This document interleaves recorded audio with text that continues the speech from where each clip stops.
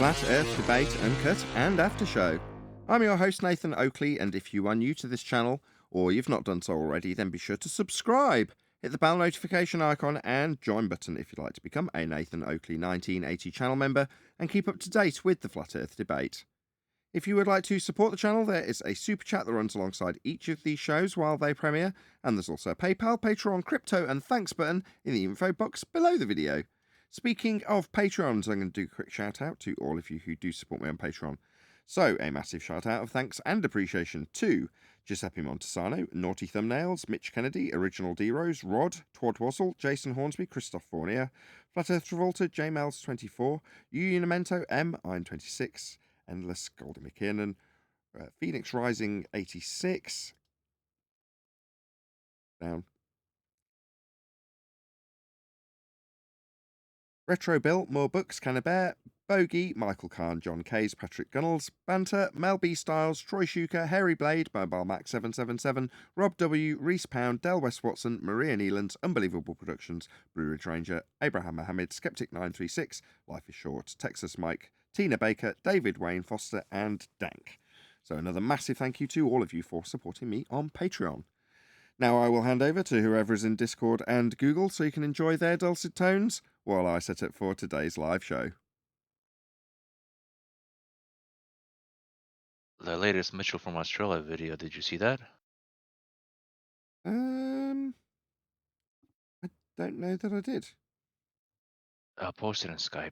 It's Mitchell and Phil Bell, or Phil something. I'll post it in chat. You know, if you cover it, then that means I don't have to watch it later. Have you not watched it? Hold on a sec. There it is. It's in Skype right now. We took this non-electric road bike and converted it into an e-bike using... I'll just go through one more time for those in the back. You have a 90-degree angle from the celestial body to the surface of the Earth. With a sextant, you measure an angle, two straight lines, from the celestial body to the visible horizon. And then you correct for the height, the dip correction above sea level. And upon doing that, that angle that you just took with the sextant is put firmly on the surface of the Earth. This is the #1 flat Earth proof. Don't mention 90-degree angles. Don't mention elevation angles. Don't mention parallel vertical lines. Those two, the zenith and the GP, two vertical lines, all only possible on a flat surface. It is a glorious time to be a flat earther. It is a glorious time to know the truth of our world, to be involved in this conversation right now. Because globe believers don't want to be involved in this conversation. They don't want to add things to the conversation. They just want to add harm. They want to insert logical fallacies that we're already living on a globe. Make no mistake, we are pulling the strings. The talk, the narrative that we're talking about right now, the sextant, is only here being talked about by flat earthers and by anti-flat earthers because we wish it to be talked about. We are pulling the strings. We called it the #1 flat earth proof. And they bit hard. The last couple of months telling us all about the 90-degree zeniths, the 90-degree GPs, only available on flat earth. Telling us all about elevation angles, only available on flat earth. Telling us all about not needing the horizon or a dip angle correction. Because guess what? If you don't need a dip angle correction, if you're using something like a bubble sextant, if you're using something like the artificial horizon, you are measuring a geometric flat plane above the surface of the geometric flat plane that we dwell upon. And we're going to go through that with 10th Man next week. Also got someone else, Professor Phil Bell. I'm hoping you just heard the terms of joining the stream. No ad homs, no logical fallacies, and no over-talking. Professor Phil Bell, what can I do for you today? Well, first of all, can you hear me? I can hear you, Professor Phil Bell. Wonderful. Okay, so Mitchell, I'm interested in the image that you had up before with the ship, the one that you used to describe the This one? sextant. Which one would you like? The one that one. that has the Right. zeniths, or the one that has the dip angle correction, the one that has actually shooting the angle with the sextant? Which one would you like? Well, they're all relevant. So why don't we just start with the first one? Absolutely. Okay, the 90 degrees for the celestial Yeah. bodies. Yeah, okay. Okay. All right, so while you've got that up, Mitchell, you said something about the sun earlier on. And let's say, would you agree that this image is trying to portray that ball up there as the sun or a star or something like that? Yep, that's what the image is for. The sun that we're shooting the angle of the sextant for. Awesome. And do you know how far the sun is? No, we have no idea. It's only an apparent size, an apparent angle, an apparent location. Do you know how far the sun is? Well, I'm just trying to find out from you if you know. You said you don't know how far the sun is. Oh, no one knows how far the sun is, but you definitely claim that we have a distance to the sun. Do you know how that's derived? But you do too. I know how it's derived, absolutely. I know how the distance to the sun is derived. You actually do have a claim on that you know the distance to the sun. Oh, do I, Professor Phil Bell? How far is the distance to the sun? Well, shall we work it out? What do you mean? You said it's my claim. What have I said the distance to the sun is? Let me share. Would you like? May I share something with you? If you would like to share your screen, go ahead. As long as it's not rude. So Mitchell's too sharp. Yeah, he's not going to let Phil present some straw-maned claim that he hasn't made about the distance to the sun.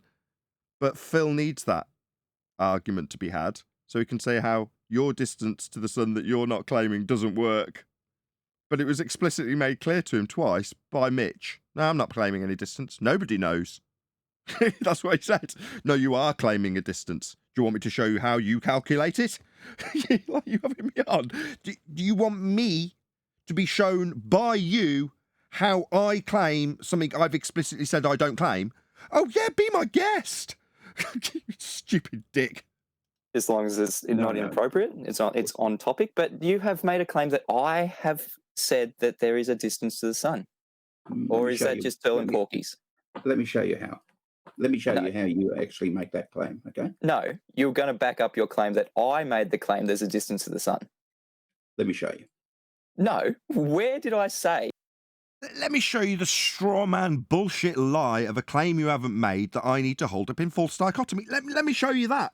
Right, Phil? You stupid dick. How transparent? Do you think Mitchell was born yesterday? That there is a distance to the sun, Professor Phil Bell. You don't say it implicitly, but you imply Okay, it. So when someone doesn't say something explicitly, you think that means that they're explicitly making a claim about a distance to the sun, do you, Phil? No, if I don't say something explicitly, I'm not saying it explicitly. Therefore, you're not going to tell me that I explicitly make a claim about it. And the same applies to Mitch. Yeah, he doesn't make a claim. He made it explicitly clear that he doesn't.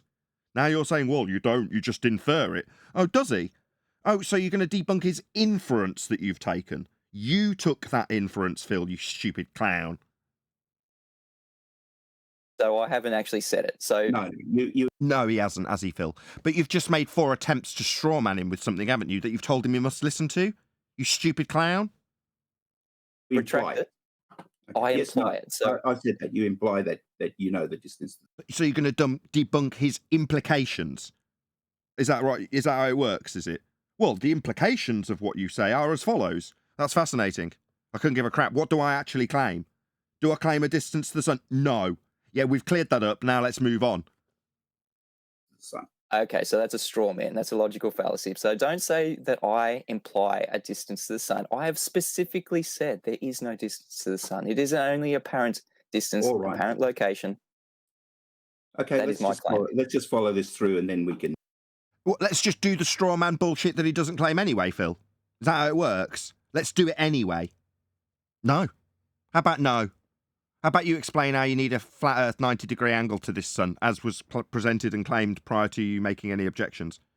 I'm pretty sure that that's what he actually presented. Do you not have the capability of listening to what he presented and then addressing that, Phil? Yeah, clearly you need your straw man. Talk about that.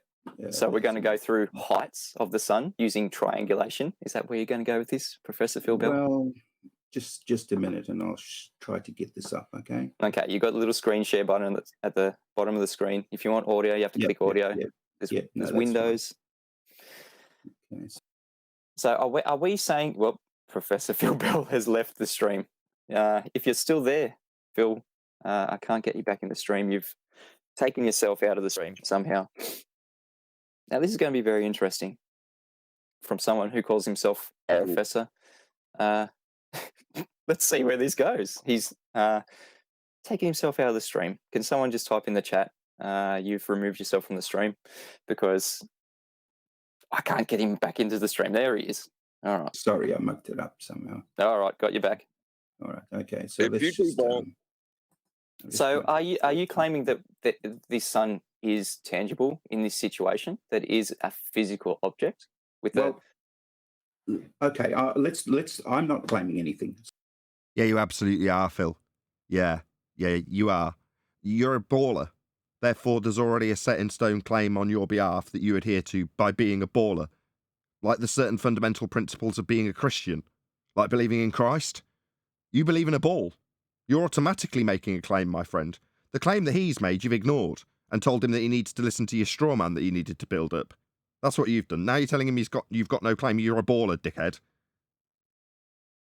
Well, if you debunk the apparent position of something, have you actually done anything? No. The not actual No. position's been debunked. Well, it wasn't the actual position. Yeah, but I've debunked it. What, the not actual position, the apparent position's been debunked?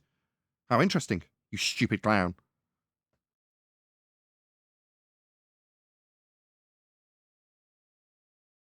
Good point, John.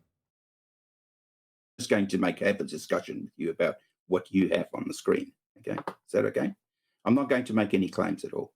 So if we've got distances to something, it must be tangible. Have you got evidence to that? Well, let's just see. Let's just discuss what you have. Okay. So I'm just trying to share something, and I'm just having a little bit of trouble with that. Okay, I'm just telling the audience what you're trying to set up here. You're very, very close to begging the question that we have a tangible sun, a physical object that we can attain a distance to. Very, very close to begging the question, Phil Bell. I'll wait for your little diagrams. Sure. That's not my diagram. It's yours, actually. Okay, cool. Has it got a distance to the sun in the diagram? Hang on a second. I'm trying to organize. I haven't used this before, so that's why I'm a distance to a tangible thing. That's something that we can go and poke, something we can go and arrive at, something we can put a flag on, something we can get close to, something that doesn't just move away from us as we move to it, like a rainbow, just an apparent thing. Just trying to fill the dead air here, Phil Bell. We're all in suspense. Maybe I'll just try sharing the screen. I thought that's what you were doing, sharing screen. As riveting as this is, we all know where this is going to go.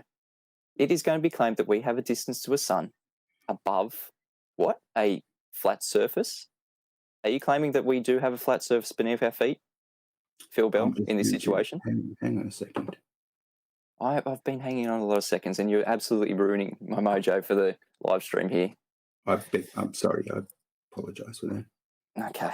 Well, would you like to come back in when you're actually ready, or are you ready to go? All right. I'll just keep. Just a minute. Okay. I'll just keep. Okay. You can keep talking while I'm doing this. Okay. I'll put you on mute at the moment, Phil Bell, because you're absolutely not adding anything to the stream. So I was just talking about how we are controlling the narrative. We are controlling what is being talked about here, measuring a horizontal plane with the use of an artificial horizon. That is the claim on the table at the moment. Did you want to add something, Tenth? You got your mic open, and I just went to grab a coffee and left it playing. Yeah, I do. Go to Master B for a minute. I got 4 slides to back up what our dear friend Mitchell is saying here. Okay, I'm on the first one. Yeah, altitude or elevation. These are synonyms for the angular height of an object above your horizon at any given moment. when a star is on your horizon, so that it is either just rising or just setting, its altitude or elevation is 0 degrees. And when it's directly overhead at the zenith, its altitude or elevation is 90 degrees. Keep in mind that this is an angle, not a physical distance. And it shows a diagram below. Next slide. The sextant is one of the most important instruments used by navigators. It's fundamentally a kind of telescope for measuring the angular height of a celestial body, such as the sun, a planet, or star, above the horizon. This height is not measured in feet or miles or inches, but in terms of angular degrees. Next slide. For purpose of obtaining this distance accurately, the sextant was invented. This instrument measures the height, altitude of celestial bodies above the horizon. Our overhead point is 90 degrees above the horizon. Therefore, the distance between a star and our overhead point would be 90 minus the star's altitude. Of course, we are really measuring a distance in the sky, really measuring a distance in the sky, but an angle. So but we're back to angle, not the actual distance. And the last one from Smithsonian, a sextant is used to measure an altitude of a celestial body above the horizontal line of reference. Pretty clear. Altitude in this case is a special use of the word describing an angular measure, not a distance in feet above sea level. I'm done. Perfect. Moment from people like Mr. Sensible. We don't need the horizon. All we need is something like a bubble sextant, something that makes its own level horizontal plane, something that doesn't need a dip angle correction. Because if we do not need to correct for dip angle, we are already shooting an angle Now, from where are we? the We're on sextant third, right? to the celestial body, Where do you gotta go? and he's going to be making a horizontal You gotta plane, turn up its there? own Okay, so you're horizontal gonna plane. leave- Type it Neil, along, gives me your mic. $5 to say, Sorry. I found this in the couch, give it to Professor Phil to buy a glasses to find what he's looking for. Yes, we'll check back in with Professor Phil Bell. Professor Phil Bell, we're still not seeing a screen share from you. Oh, there we go. Now we've got it. All right, I'll add it to the stream. All right, you ready to go? It's up on stream. Sure. Can you still Let's hear see. me? I can still hear you, Phil. Okay, so let's. This is the photo that the image that you've been discussing. Okay. Isn't it? So the No, it isn't. So what's now been presented on screen is not the image that was presented. It's been added to by Phil. So line number 1. No, that's not the image, because if it was the image, you'd be discussing the point that was raised alongside the image. You've now made alterations to the image and now want to argue about the alterations, no doubt. What bloody outrage. A liar. That's not the image, is it, Phil? You've added to it, mate. Yeah? Do you not understand that stating it's the same image would mean that you'd address the points that he raised alongside it, and you're not going to? first thing I can see glaringly, parallel rays, that's not what I'm claiming here. This is what globe believers like Mr. Sensible have said, that we have a zenith, and from that zenith we can derive a distance to the GP. So that one on the parallel line on the right, that's not a parallel ray, that's a parallel line. Okay. So Call it what where you are we like. going with this? Okay, so call it what you like. Okay, it's the fact is it's parallel, isn't it? It's To the parallel one at with GP, right? yeah. So we've got two 90-degree angles only that- possible on a flat So surface. on a Someone was explaining to me the other day that their parallel light negates them acquiring a triangle at all. Now, I've forgotten how it was explained to me, but I can't remember who it was that gave me that information. I'll have to chase them up on that. There's some discrepancy with parallel light not working full stop with triangulation. I can't remember how, though. Can anybody on the panel remember? I can tell you that the lines will never meet if they're both 90, so you'll never be able to triangulate the position. However, to measure two 90-degree angles, he's assuming they're flat. Phil Bell is. Yeah. Yeah, it's just a cluster screw. It's stupid. I mean, it's Flat surface. obvious that if the star's zenith is 90 degrees over the Earth, and that's GP of the star, and it's, say, 3,000 miles away from the observer's GP, who's also got a zenith at his 90, that's two 90s. How do you do that on a curved surface? Surface to 90 degrees must be parallel, right? Correct. Okay, terrific. Okay, so the other thing that you said, probably on the last stream that you did, and you agreed that every degree of latitude is 69 miles. Oh, no, that was something else setting up people like Sean Hawkins for. We absolutely do not see 60 nautical miles every 1 degree. Have you seen the video by Sleeping Warrior of the stars I when don't they get closer to the... I don't listen to idiots, okay? Okay. So Okay, we're not idiots. We're Aussies. Ad hom number one. Please don't ad hom anyone. We're not... No, I'm not ad homing you. No, it is an ad hom, and I don't appreciate it in the stream because I'm making the example of someone... All right. When we view stars closer than 15 degrees to the horizon, we absolutely do not see, for every 1 degree, 60 nautical miles.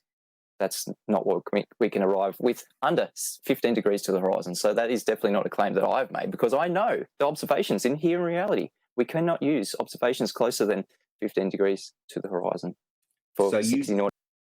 Not strictly true. It's avoided, but it's not impossible to use stars that are closer to the horizon below 15 degrees. That's not strictly accurate. Well, hold on, but you don't get 1 degree equals 69. Oh no, I'll take that back. You're right. I immediately take that back. I missed the point, and I'll take it back immediately. His point was, no, we don't get 1 degree for every. We don't get 60 nautical miles for every 1 degree below 15 degrees. That's correct. Take it all back. My bad. Mitch, you're ahead of me, so good on you. The staple. You don't think the staple of 69 statute miles per degree of latitude is a thing? That just covered that. I missed it. So did Phil. That's been used for hundreds of years. That just doesn't exist. Is that your claim? The claim is when the stars get closer than 15 degrees to the horizon, they do not move 1 degree every 69 miles on the surface of the Earth. I'm talking about above that. Above, let's say above 15. The reason it's 15 degrees was because... So no, then. So let's say with this caveat. Oh, right. The one that he gave you, the one that Mitch gave you. I see. Seems he knows this better than you do. Because of refraction. But let's go above that. Let's say 45 degrees. So if it can't be used once, why can we use it anywhere else? You can't. Why does it hold true? You can't use it at 15. You could, but it'll be inaccurate because of refraction. So we can't use it. Yeah, that's real refraction. That's actual refraction. Yeah, like something relative to the horizon. Mitchell, just hang on a second. Hang on. Don't be challenging me on the things I've said. Let me get all the bullshit out all at once. What's this challenging me with the things I've said after I've said them? Just calm down, please, Mitch. You know, before this little interlude between the two of them, right? This back and forth, Mitch had said that he's in complete control of this. We, flat earthers, are in control of the way the conversation's going. Never a truer word was spoken, Mitch. The best preempting to this conversation you could have had. So, Mitchell, it's you asked me a question. You said, why can't you use it at below 15 degrees? No. You asked him a question. Would you agree that it is 1 degree or 69 miles for every 1 degree? And he said no, and then showed you how it wasn't. Then you said, well, obviously not conceding your caveat that you told me that makes my question wrong, and a good reason for not conceding that would be the case. You haven't said any of that. You just moved on like indignant Phil has somehow got an issue with a problem with his own example. Maybe concede that you should have put the caveat in that he gave you. It's because you're arrogant, Phil. You can't tolerate the fact that Mitch has corrected you on your incorrect assertion that you asked him to agree to, and he wouldn't for very reasonable reasons which he gave you. It's not wise to use it below 15 degrees if you're out at sea, because you could be wrong quite a bit. So in answer to your own question, no. Now, if you want to pick an object that's If you want to think about this before you actually make the statement and ask him questions to agree with that you couldn't agree with for the reasons he gave, you might not end up stuttering your way around the example that you were supposed to give, but he gave you the caveats that make the example wrong. Then you wouldn't be stuttering, Phil. much higher, like 45 degrees or something like that, then that refraction isn't going to be a problem. So let's go with the 45 degrees. Is that okay? Why is that, by the way? Why is it that in celestial navigation, we know that they would say that, no, you don't have to worry about the slowing down of the star towards the horizon below 15 degrees. If you're above 15 degrees, okay, yeah, we can agree to that. It's part of the process of measuring a flat Earth and navigating a flat Earth with celestial navigation. Yeah, we can all agree to that. However, that is not the process of doing ball mechanics or navigating a ball. But in your ball, that we aren't navigating in this instance, you've got always, in effect, sphere-shaped air. So you're saying that at 45 degrees it stops being sphere-shaped air? It just seems to me that your sphere-shaped air that's always, in effect, always refracting everything always, somehow doesn't comport with us not having refraction at 45 degrees? It's just because we're not doing this on a ball. If we were, we'd damn well be accounting for the fact that you say we've always got sphere-shaped air, always, in effect, refraction. Therefore, we're not going to be drawing straight lines at 45 degrees if we're considering that we've got atmosphere, sphere-shaped air oxymoron, Phil. But that's not what we're doing, are we? We're not dealing with a sphere. We're dealing with a flat Earth, so 45 degree straight line, no worries. No sphere-shaped air needs to be accounted for, because we're not on a bloody sphere. But if we were, like you claim we are, even though you're saying we've got no claims, then you'd have sphere-shaped air to account for, Phil, at any degree. It's always sphere-shaped, according to you Muppets, so you better damn well account for it, at 45 degrees or any other degrees. Because if you've got ball-shaped air to account for, you've got ball-shaped air to account for. So damn well account for it. Just don't tell us how it's not in effect when we're measuring a flat Earth. Because who cares? From your ball position, it means nothing. It just means Earth's flat. Let's go with it. Where's this going to go? Okay. Well, you can see from the diagram, I reckon that anybody just looking at this diagram would know exactly where we're going with this. I don't know where you're going. You haven't gone there. You've stuttered and stammered around an incorrect question that you asked him to affirm when he didn't. And then you started stuttering. What I see on this diagram is 90 degrees below the GP position of the sun. Therefore, this is a flat Earth diagram. The triangle that's being drawn and is practically used for navigation requires Earth to be flat, as drawn in this diagram. So no, Phil, I've got no idea where you're going with this flat Earth diagram that needs Earth to be flat and wouldn't give you 90 if it wasn't. Further to that, the 90 has got an angle coming off it from the boat. Yeah? That other line that isn't the baseline would be going through sphere-shaped air if we're on a bloody sphere. So how are you getting a straight line to anything ever? You wouldn't. So I don't know how this is anyway going to affirm a sphere. It isn't. It needs a flat Earth. That's what this is showing, Phil, so I've no idea where you're going. So if we got 69 miles per degree of latitude, which is a staple of navigation and has been for hundreds of years, therefore, the distance, you can therefore know the distance from the ship, as you've got it there, to the GP. You can know that, right? Yeah, on a flat plane. Nothing to do with the height of the sun. Nothing to do with parallel light rays. Nothing to do with sphere-shaped air. Nothing to do with curved baselines. And everything to do with a triangle being drawn between you and the base of the sun, in this instance, on the ground. With 90 degrees to your position, which means Earth's flat. Yeah, we can all see that, Phil. That's why it was used. I don't know why you added the parallel light rays and started questioning about the height of the sun when you're not trying to find out the height of the sun. That's not what you do in celestial navigation. You're trying to find out where you are. With the positions on the ground below where stars are. That's called their GP positions along a flat plane. So we know what it's for. Eventually, you'll probably get to your straw man with parallel light rays or a height to the sun he hasn't claimed. And you've said that on your last stream. You said, well, that would be thousands of miles. So therefore, you know. From the nautical almanac. So we look up, we've got an angle with the angle measuring device, and we look it up for the GP of the celestial body in the nautical almanac. So it's already got it written down for us. So we've got distance to the GP. So you can know that distance, right? And absolutely, we know that it is a flat surface measuring to the GP. We're counting on the fact. Yeah, I could just pause, Phil, yeah, in between his breaths, and then point out that Earth's flat. When Mitch does it, he gets interrupted by Phil, you notice. Yeah, the summary that I just gave was about to be given by Mitch, but he got interrupted. We've heard enough of your stammering and stuttering about this flat plane picture with 90 degrees below the sun, Phil. The conclusion was about to come from your host. But you seem to feel the need to interrupt that conclusion, that Earth's flat. I wonder why. Fact that it's a flat surface. That's what you in this particular instance. So I'm going with that it is a flat surface measuring 2 no, GP. we're counting on the fact that it's a flat surface. That's what We're counting on the fact that it is a flat surface. Hear that again? can know that distance, right?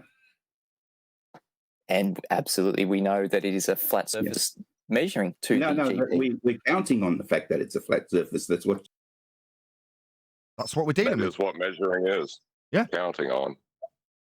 Yeah. you Good job, Phil. in this particular instance. So I'm going with agreeing with a flat Earth. You're going to agree with him that Earth's flat then. So, Phil, welcome to Flat Earth. If you agree with him, then Earth's being measured flat. you. So Is that your let's take your standpoint, though? stance. No, it's not. Of course not. The Earth is a sphere, but never mind. Sorry, you've just conceded that that's how it's done. You're relying on it being flat. What, the ground position, your position on the ground, your distance measurement along the flat surface, the triangle, the angle, the 90? Yeah, it all requires Earth to be flat, and according to you, you're counting on it being flat. But what, Earth's a sphere? Now, that's just the statement of a complete clown. You know, after showing us and demonstrating how Earth's going to be measured flat, to declare that it's spherical is absurd, Phil. It's also a baseless assertion. It's a fallacy that he should kick you out for. Go on. Yeah, Nathan, did I just hear Phil Bell say that the sextant basically necessitates a flat surface since it measures angles, but he knows he lives on a sphere? Yes. He knows it needs to be flat. He's relying on it being flat. Earth is needed to be flat to do this, and it can only be flat to get the measurements. He's relying on that fact. But Earth is a ball, according to Phil. Yes.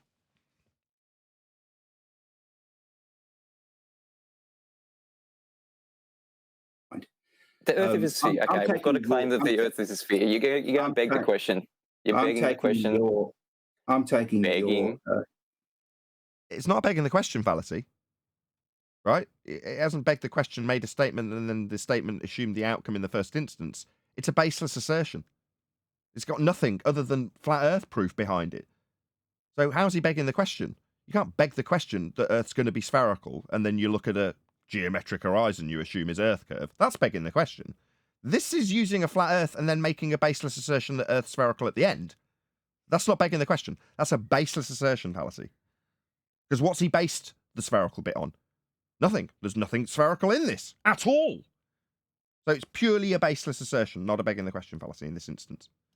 Begging the question, Phil Bell. You can't just come on here and say the Earth is a sphere and just mindlessly parrot things that everything's. Oops. To calculate the distance to it. But the problem is... If we've got an angle to something like a rainbow, can we calculate the distance to the rainbow? I'm using your diagram. This is your diagram. No, it isn't his diagram, Phil. It's the diagram you amended. Yeah? Do you need to continuously lie about it being his diagram? Did he put these lines on, these parallel lines that you need to make your straw man argument about distance to the sun? And light being assumed to be parallel. That is a begging the question fallacy. Yeah. It's not his diagram, Phil. Stop lying. Is that what you need to do? Tell him that the amended diagram you produced is his. No, it isn't. Don't lie, you scumbag liar. Okay, so... The claim is from me that the sun is apparent. Just like a rainbow, can we measure a distance to something like a rainbow that is only apparent? There are actual drops, where the sun's shining through for a rainbow. Can we measure a distance to a rainbow? Well, why not? No different to the sun. The distance to the sun and the distance to a rainbow can be both the same thing. As Arwin puts it now, one AU, one Arwinian unit. Let's get back to this picture, please. All right. let's get back to the So- picture of the apparent thing. This was your subject, Phil. You claimed that he had a claim about the distance to the sun. He said he hadn't, made it explicitly clear, then pointed out that you as a baller do. But let's get back to the straw man that you wanted to bring up. He's addressing your actual claim you said you hadn't got about your distance to your sun in your amended diagram with your parallel light rays that aren't his, that you've lied about. That's where we're at. In the sky that you're trying to measure a physical distance to. Well, so I know it's we're very having a difficult. look at y, and we're saying we can actually work out what y is. And according to your picture, you should be. According to his picture, with y diagrammed as being a height we could acquire, nobody's acquiring a height in celestial navigation. And his argument was based on his diagram that didn't have the amendments. And you'd be addressing that, but for the fact that you've now decided that you're going to acquire the height of the sun. For what, Phil? What practical application do we have for acquiring it? There isn't one. There is no practical application for doing this. It's your straw man from your diagram that you need to represent him as measuring the height off a flat plane, I might add. Well, this process doesn't include measuring height, Phil. He's made twice explicitly clear that he's not claiming that. You can do it anyway, right? You scumbag with your lies about this being his. Go on. Well, even if you give in to the idea that Phil is putting across, right, and debunk the actual height of the sun, big deal. Who has claimed the sun has an actual height? Phil has. That's where we're at. Phil has. This height that he's saying you could measure and should be measuring so you can claim it, even though you're saying you're not and you won't and you haven't, you don't need to, and it's not part of this process. Here's the height. It's wrong. That's what he's going to do. Like, okay. Well, this is your height, Phil. You're measuring it. You're getting Y. When did I get Y? When did I claim you needed to get Y? Show me where I exampled Y being measured. Show me this being me measuring it. It isn't. It's Phil doing it. So Phil can say his measurements he did that aren't needed are wrong. That's what he's doing. But then say they're Mitch's. Able to determine what y is because you know what x is and you know what the angle is. Do you agree with that? No, Phil, you're measuring Y when no one needs it. I agree that there is no apparent.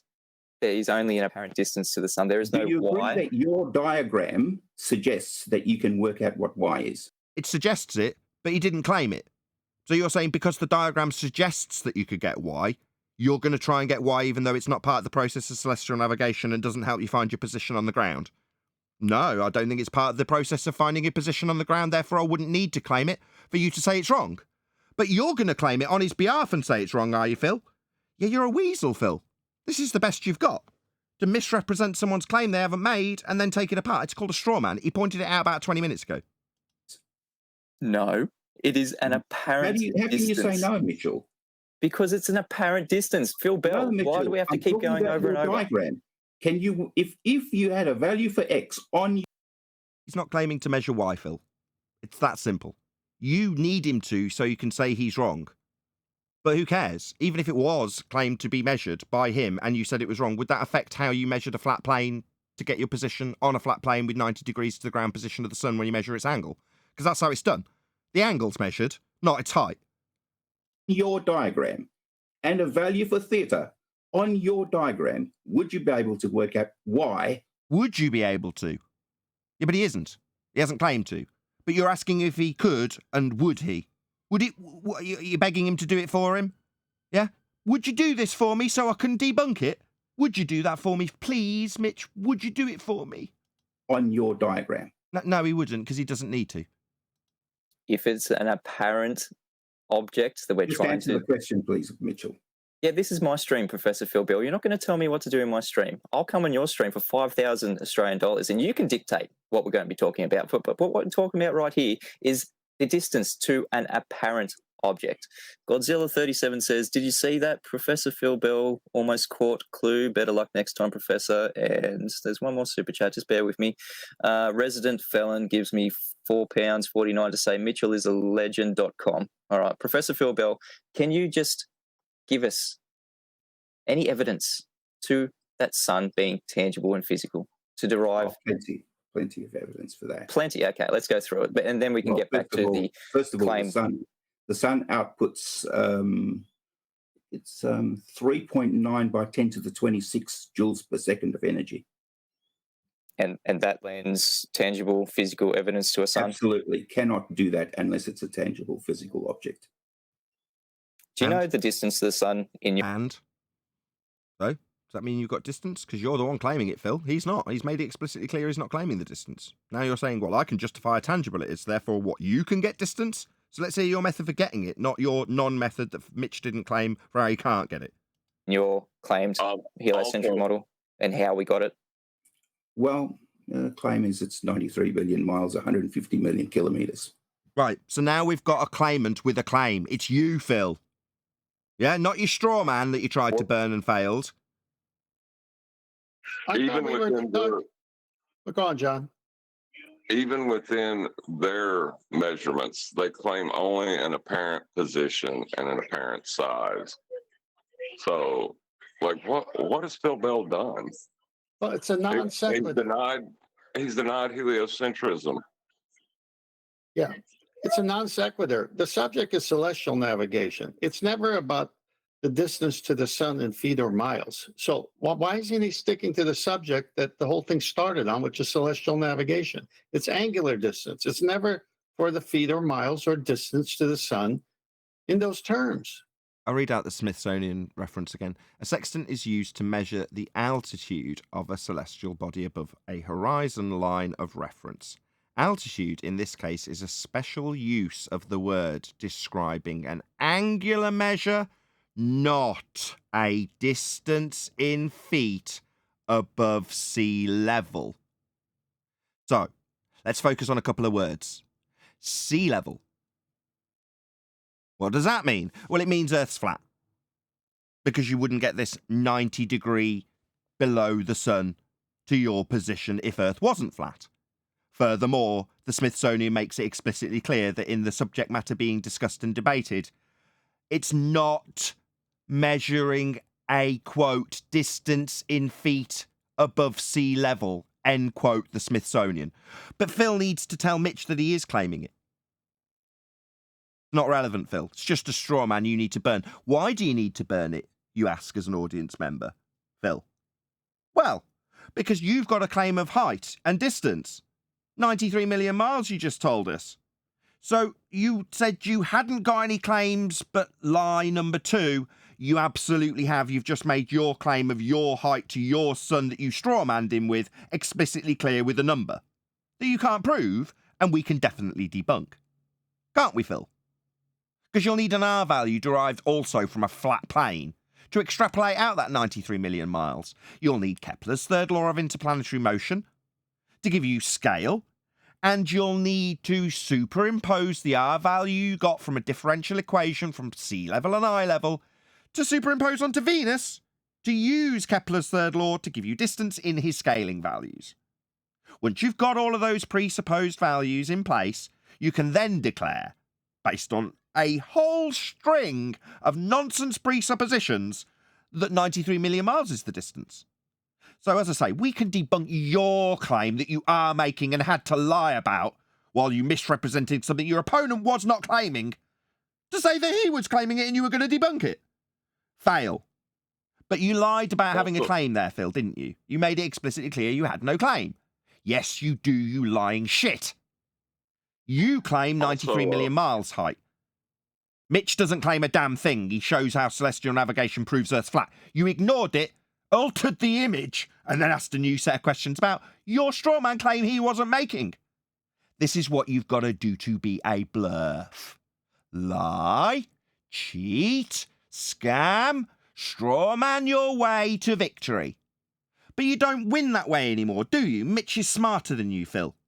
So he's caught you at every single chance you've taken and thrown it right back at you, exactly as you deserve.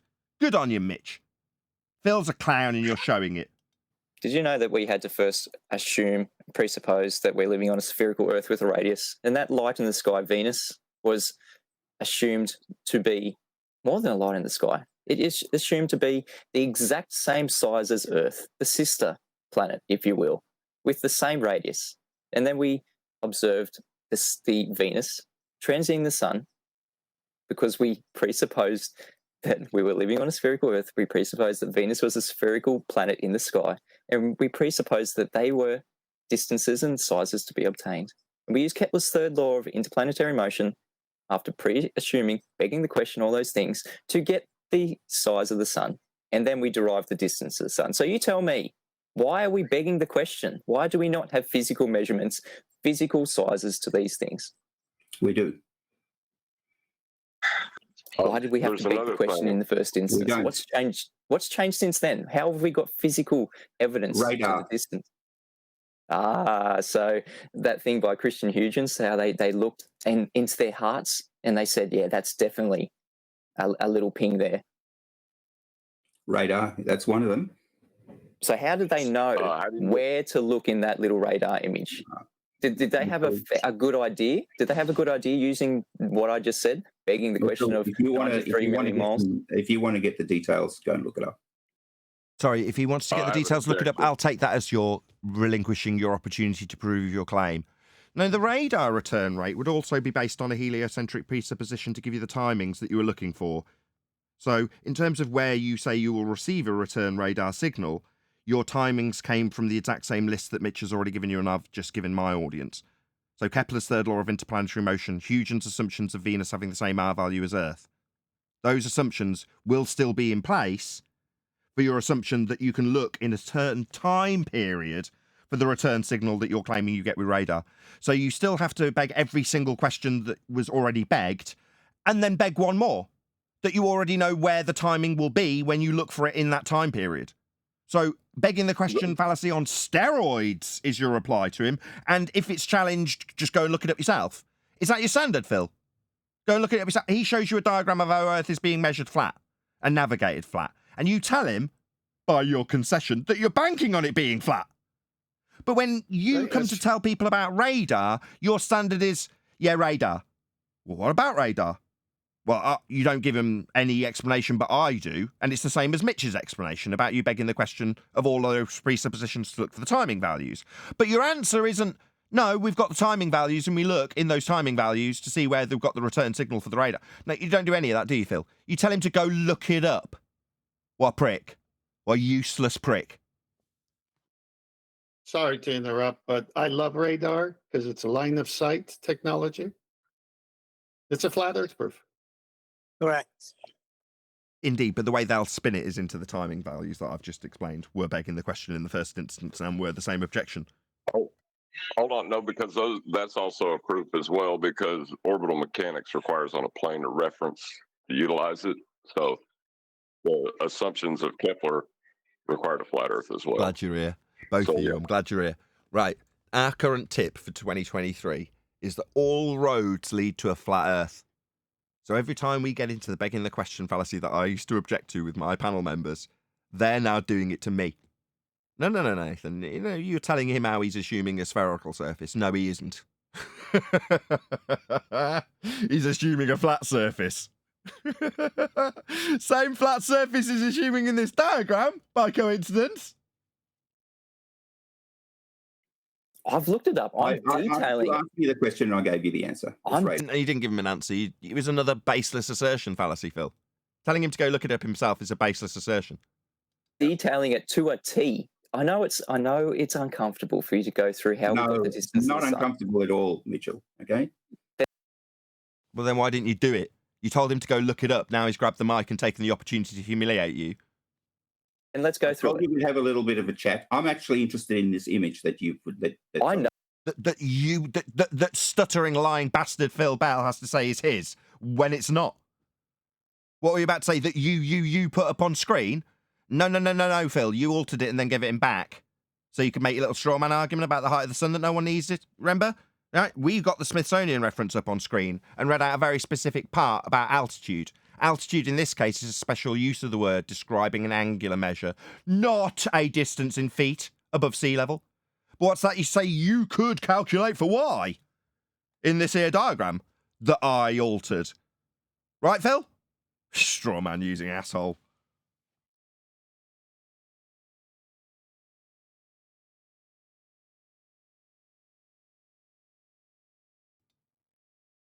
Good morning. Good morning.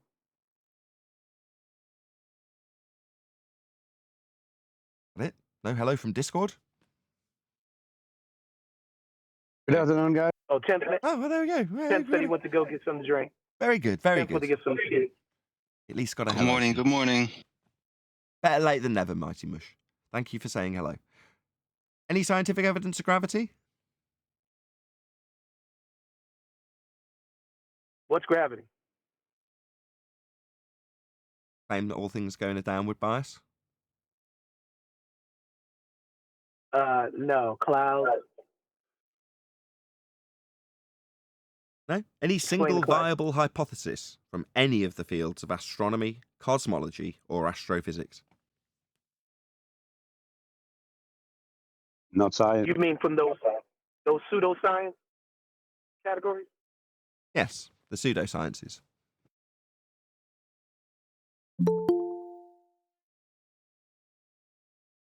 Apparently not, because they have no validity to their claims. You know? It's just rhetoric. What would give them validity? Philosophical, conceptual, conjectural. See it, and I believe it. Okay, who can answer me this? Why would we ask for 4 straight years now for scientific evidence? Why would we ask for any single viable hypothesis from any field of astronomy, cosmology, or astrophysics? Why would we ask for a hypothesis / scientific evidence? They're claimed to be natural science. Because they claim to be natural science. Okay, very good answer. Didn't think we'd get that quickly. What is natural science?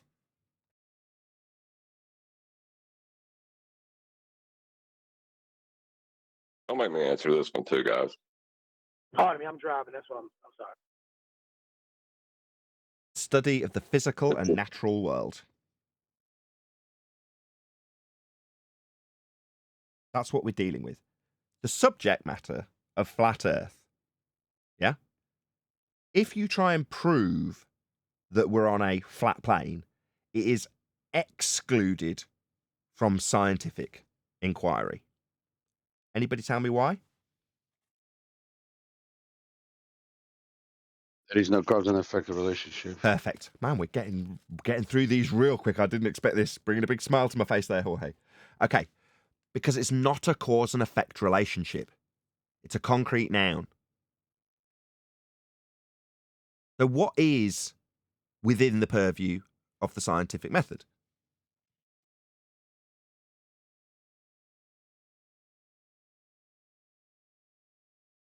The empirical method. Yeah, what's observable? Maybe it's the word purview. Observable. What is the repeatable? What would we testable, utilize the falsifiable? scientific method for? To validate cause and effect. Perfect. He's answered. He's got there. He's got there. He's got there first. He's got there. Hello. Say that again, please, Jorge. To establish a cause and effect relationship. To elucidate the cause of an effect. Okay.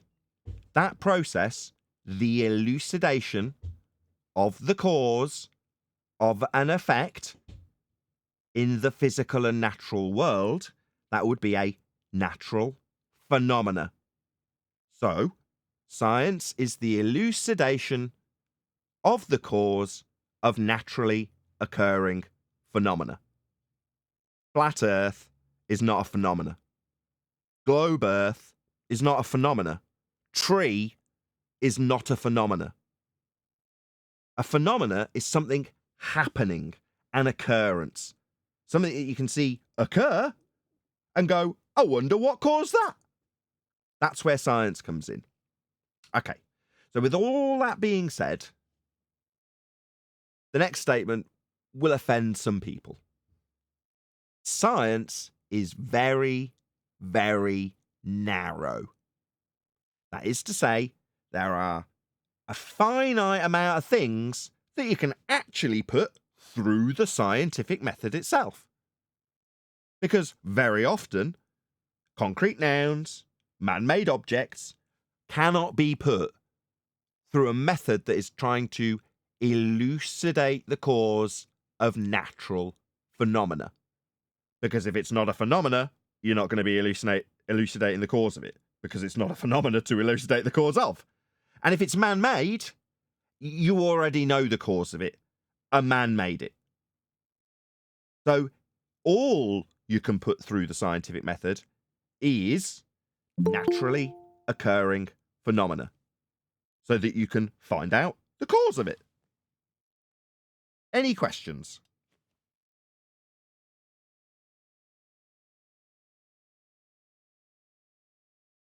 No? Fair enough.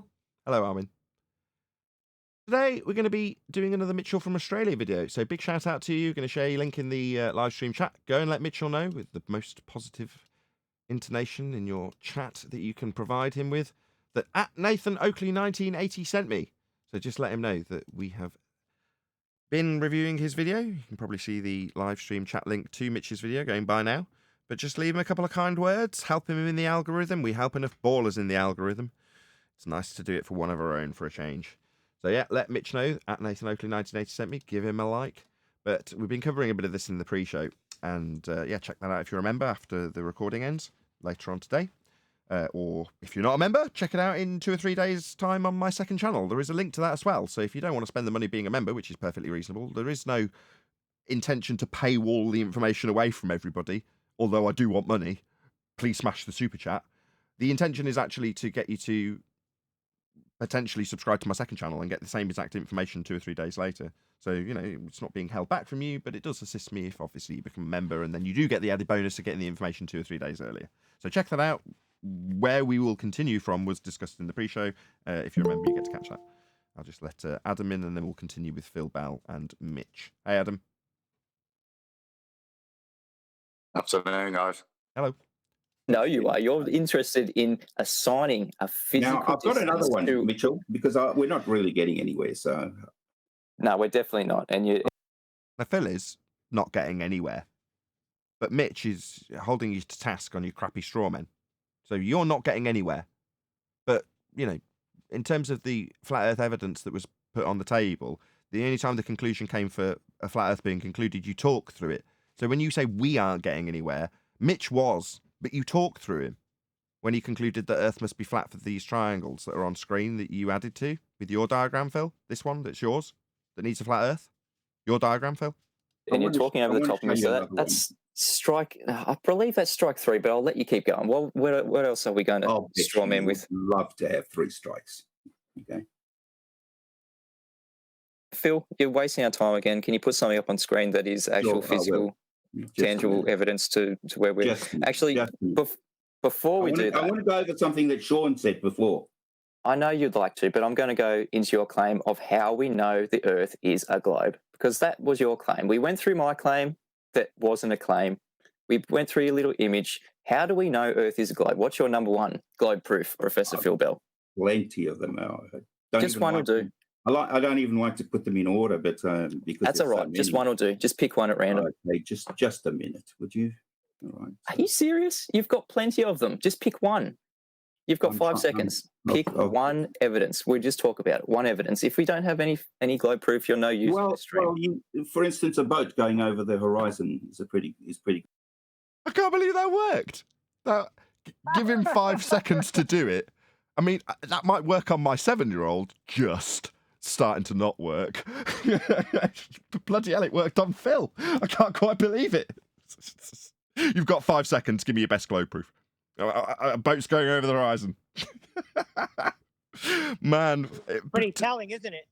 Well, it was preempted by Mitch, this whole stream, by Mitch saying, yeah, we're totally in control of all of this.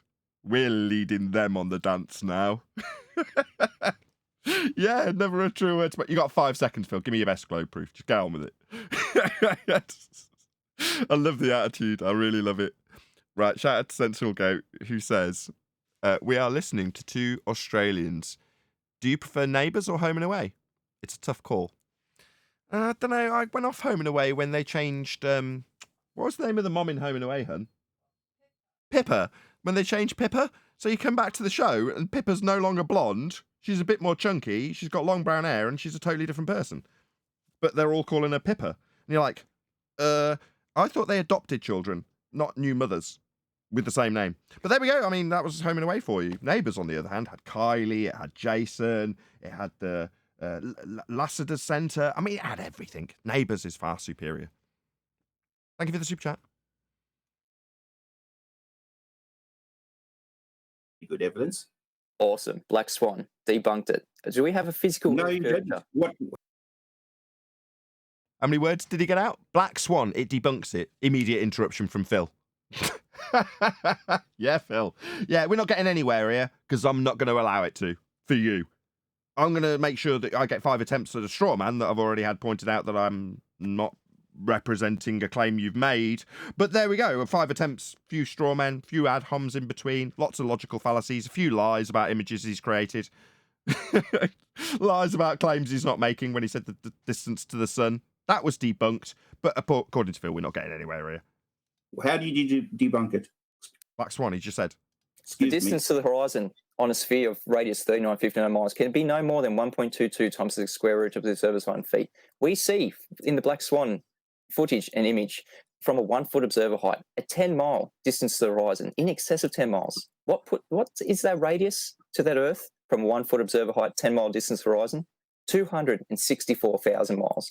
We do not have a physical Earth curvature at 1.22 times the square root of the observer's height in feet, Professor Phil Bell. It has been absolutely debunked that we have a geometric horizon. Well, I'm afraid you're wrong, Mitchell. I know you're afraid, Professor Phil Bell, but tell us how we're wrong. Okay. Can you see my screen? You've still got the image of the ship up. Oh, okay. All right. Looks like I have to undo that first. So you better give us something quick. Brian's logic gives me £4.99 to say, will 2 45-degree angles and 2 46-degree angles give you the same sun height? Radar uses the speed of light. One-way speed of light doesn't exist. Yeah, we don't probably need to go back into that. You may not want to, Mitch, but I'm going to. So what Brian's super chat was pointing out, excellent super chat, by the way. He knows how to spend his money, tight sod. Excellent use of your money, Brian. Anyway, that's not true at all. I have no idea if Brian's tight or not. It's a racial insinuation by stereotype that he's tight. He's probably not. Anyway, my point is definitely not. He's just giving Mitch money. Anyway, that aside, what he's asking is, if I observe the sun and it's, say, 40, what did he say, 45 and 46, and it's 46 degrees above the horizon with a sextant measurement, right? He even threw in another person that's also coincidentally measuring the exact same sun at the exact same time from coincidentally a similar distance away from it and also getting the exact same angle. Okay, so there's 2 people in Brian's example. They're both measuring the height of the angle in this instance. I won't go back to the Smithsonian reference. But nevertheless, he's saying, okay, you wait a little time and then you measure it again. And what do you know? It's not 46 degrees, it's 45 degrees now, right? In other words, the angle has reduced. And he's saying to Phil, given your straw man stupid nonsense about how this diagram would give you the height of the sun, does the height of the sun change over that period when you're measuring one time at 45 degrees and the other at 46? Does that mean it's lowered? Will it, by extension of Brian's super chat, eventually smash into the horizon, destroying life as we know it because it's getting lower and lower and lower? Yeah, the apparent height, as pointed out to you about 6 times by Mitchell, is lowering towards the horizon. Obviously, we're using that fact for celestial navigation on a flat plane. However, that would mean that we could no way infer the height of it because it doesn't collide with the horizon, does it? The sun's not smashing into the horizon ever, right? But its apparent position does eventually meet the horizon. So what? We can't get a height. The height isn't 0 at the horizon either, you utter clown. But your little straw man that Phil said Mitch was claiming didn't ever get debunked either because he didn't get to make the straw man claim in its entirety, even though he had 5 attempts and lies about him not making a claim, only to declare at the end by way of baseless assertion that the sun was 96 million miles away. Now, that baseless assertion, in spite of having no evidence to back from Phil, was still addressed by Mitch when he definitely achieved something, even though Phil thinks we're getting nowhere, by summarising the Kepler and Huygens assumptions to give him those distances. So Mitch has definitely made huge leaps and strides in terms of disseminating the bullshit nonsense of heliocentrism to his audience. Phil, on the other hand, has got nowhere but thinks that there's a royal we in him failing when he says we're not getting anywhere here. But thank you, Brian's logic there. That is a great point. One-way speed of light does not exist. Is this the image that you're talking about? Your black swan image? No, that's not the black swan image. That's a white swan image. That's something that appears to be showing a physical obstruction. Actually, that's a black swan as well. Maybe you didn't know, Mitch. That's also a black swan. Maybe you didn't know. Yeah, the horizon would have to be at 1.2 times the square root of the observer's height feet. That would mean that the hill that is claimed to be Earth curve would be massively in the foreground. It isn't. This is also a black swan. I don't know. I would still object, even if you could show the horizon at 1.22 times the observer's height in feet away, because it's not below sea level. Boom. Absolutely never correct. That's a flat Earth assertion when they claim that there's a physical geometric sphere edge horizon marked with an X and labelled horizon below the differential calculation that is surface level and eye level in their Earth curve maths. So when they calculate the differential between surface level and eye level, they assert that there's a second horizon that appears below surface level at 1.2 times the square root of the observer's height in feet. That's right, John. So they'll need a flat Earth for that assertion too. All roads lead to a flat Earth, ladies and gentlemen, including their assertions of physical geometry and Earth curve edges. They need a flat Earth to be asserted too. Nathan, isn't that in respect to the horizon? I have no respect for the horizon. It's owing me money for quite a significant period of time. Go to Master B, please.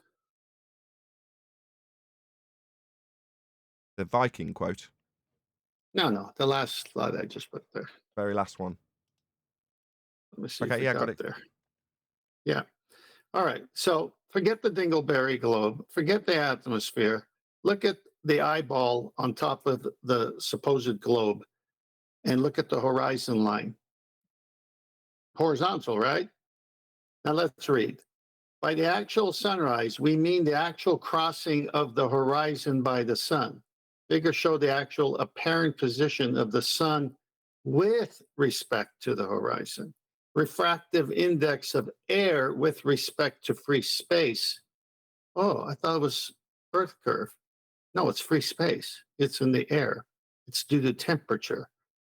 Due to this apparent shift in the direction of the sun is about half a degree, and the corresponding time difference between actual sunset and apparent sunset is 2 minutes. I thought it was Earth curving away. No.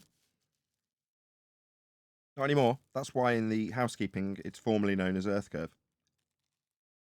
The ballers may think they've got Earth curve. The anti-flat earthers who have it pointed out that there isn't tell us we wouldn't expect to see Earth curve. Nobody's expecting to see Earth curve. Who's claiming the horizon's Earth curve? Earth curve only exists in the maths. That's what we have been told as a result of pointing this out to them. That's where we're at. But here it says refractive index of air with respect to free space. Prior to that, it's respect to the horizon. So it doesn't even their own stuff debunks them. Right. But the black swan image breaks that physical obstruction limit. So why are they different? Why are they different? Because of conditions of the day. Well, why do you think they're different? What's the conditions of the day cause them to be different? Do you know what a black swan analogy is? I certainly do, Mitchell. So where eye level meets the sky is different from where eye level meets the sky on another day. How does that help you? That the horizon is not Earth curve. Yeah, it's eye level. You're still dealing with a flat plane. Whether you're seeing further on a flat plane one day and less far on a flat plane the other day, it's still not helping you assert the Earth's curving. So why bring it up? Because he doesn't realise, like we do, that all roads lead to a flat Earth. He thinks that somehow will be used later on to infer sphericity. But I want you to I want you to explain why the image that you call the black swan and this one are different, given they're taken from the same location at the same height above sea level? The claim is that there is a physical. Number one, Mitch did address you. So the conditions on the day have changed the view. You didn't address him at all. You repeated it. Geometric obstruction. 1.22 times the square root. Now, fortunately, he's smarter than I am, Mitch, that is, and he's ignored it entirely. Your repetition and ignorance of his response to your question was entirely ignored. He's just ignored your repetition of it and then reiterated the claim in which you responded to him about something non sequitur and then repeated it when he addressed it. So now he's back onto the claim again. Good on you, Mitch. Of the observed swan feet in all instances. When we observe the black swan image, when we observe the other black swan images, other ones I'm going to bring up on screen in a second here, that absolutely debunks the notion that it is 1.22 times the square root of the observed feet. The black swan analogy is that the claim I've told is... you why it is. It's because of refraction, Mitchell. Hang on. But it's not Earth curve then. Okay. So the horizon is a refracted, non-geometric position, not a hill, not geometric in nature, not measurable as a hill that would block your view. Okay? So refracted isn't geometric Earth curve, Phil. Game over. So the horizon's not Earth curve. Okay? Yeah, we knew. Game over in the first instance as well. If it changes with the weather, and the black swan it could be no more than, based on their radius. I mean, that blows it away right there. Right. Hills, physical hills that block things, don't move with the weather. If the horizon's claimed to be a hill that blocks boats and buildings, marked with an X, labelled horizon in the begging the question proof of nothing perspective hijacking Earth curve calculator at 1.2 times the square root of the observer's height in feet, then that is where the hill will be, always. Because it would be a physical hill in your way. It isn't. It moves with the weather. It's definitely not a physical sphere hill getting in your way, because it would just be in the way. Yeah, but it still seems to block things bottom up, though. They love to pull that one back in. So it's like not a geometric bulge that sticks out obscuring things in the distance, but instead it will express itself by things being disappeared visually bottom up further into the distance. Meanwhile, hills are always in the same physical location because they're hills. Bill never claimed any of that. He claimed, why is sea level blocking it one day and one day it's not? Yeah, that's true. Bill. Okay. Hang on. The black swan analogy is all swans are white. It only takes one black swan to disprove that notion. So the claim on the table is that all horizons are physical. 1.22 times the square root of the observed feet. It only takes one observation, one black swan, to absolutely debunk that notion, Professor Phil Bell. Why is this different from the... You asked him that 3 times. Conditions on the day. He answered you. Then he's pointed out that your globe Earth horizon that physically block things because it's a hill is debunked. Why is this image different? So do you think it's going to change his answer? Well, the conditions were different on that day. Meanwhile, it doesn't matter what bloody conditions are. If there's a hill in my way, it's in the way if it's foggy, if it's clear. It doesn't matter what the bloody conditions are. The hill's always in the way. Now, if Earth was spherical and produced a hill tangent point in your way, it would always be in the way. It wouldn't change with the weather, Phil. Wait, you never experienced a weather front where you would actually be able to suddenly look behind a hill? Because there's like this refracting layer of the water or whatever. No, Arwin. No, suddenly when it gets really foggy, like really, really unclear, and you, according to them, get the most refraction, you don't suddenly see the houses beyond the hill because it's really foggy and there's a lot of atmospheric refraction on that day. But maybe as a mirage. Did Phil claim an actual hill? Because I heard him say level. I heard him say level 2. You're never going to be wrong about this, John. What Phil has actually claimed, both in phraseology and in literal terms, because the calculator is a differential calculator, is why does sea level block it differently on a different day? Why does the flat Earth block it differently, is what he's asking, in literal terms, isn't he? Yes. Yeah. But is that a rebuttal? No. Proving Earth's flat. You call the black swan. You said the conditions. What about the conditions? Hang on, I'll just pull up my black swan so we can compare What about them? They're different. What do you need? it to what? His response was to say you only need one black swan. If the hill is in the way because it's a hill, it's always in the way. You only need to show once that it's not a hill in the way to stop it being a hill claimed to be in the way. Karl Popper's Yes, example Nathan. with you only need one black swan was his response. Now, Yeah, after but three attempts of you asking him, and then finally acknowledging the first response he gave you. Yeah, so what, it needed repeating 3 times for then you to respond with his response that he already gave you? To keep the straw man going. That doesn't respond to the black swan claim that your horizon as Earth curve is debunked, and you now, in response to the 3rd attempt, and total ignorance of the response, pointing out that you only need one. It doesn't need to be shown multiple times to not be a hill in the way. Once it's not a hill in the way, it's not, oh, well, it kind of looks like a hill again today. Yeah, so what? It's not a hill in the way. Yeah, but Nathan, it's really important now that he heard about the black swan to point out that, well, why does the beak of this black swan look slightly more orangey than the other black swan, which is a little bit more yellow? It's a total Why is nod, that, yes. flat earther? With the sarcastic tone in tow, that's a very good pointing out that it's a non sequitur fallacy. Yes, indeed, Darwin. What we're actually share screen. Here we go. This is the more recent black swan, the updated black swan. I hope you have seen it by Why are you BMPSB69. obfuscating on this one? Because I'm showing you there's multiple. But how is him saying the conditions were different on the day?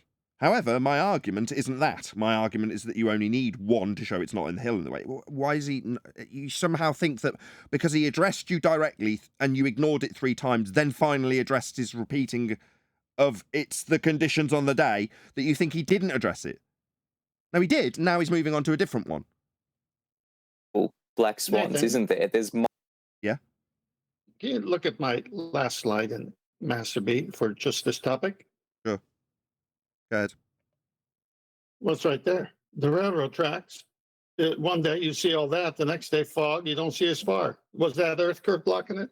Sorry, no. The things that are beyond the railway tracks and beyond the hills are now in view on the right-hand side because of the super terrestrial, begging the question, sphere-shaped air. Super refraction on the right? No? Oh, my bad. So yeah, hills that get in the way don't change. That's the argument. In actuality, Phil, you haven't addressed that. He's addressed everything you've said. Yeah, what you've done is ignored him. And then said, we're not getting anywhere. No, he's getting plenty. You're ignoring him.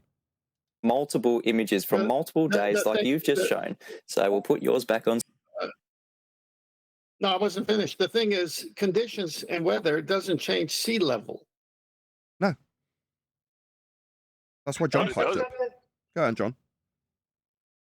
But it does change where it renders with the sky, or where it appears to meet the sky. The conditions on the day does change where sea level renders. Doesn't change sea level. Correct. Correct. So Phil Bell has conceded this argument and doesn't even know it. On screen. Yeah. This is yours. Mm-hmm. This is the more recent one. Why are they always changing? Because of the conditions. Yeah, what about the conditions, Mitchell?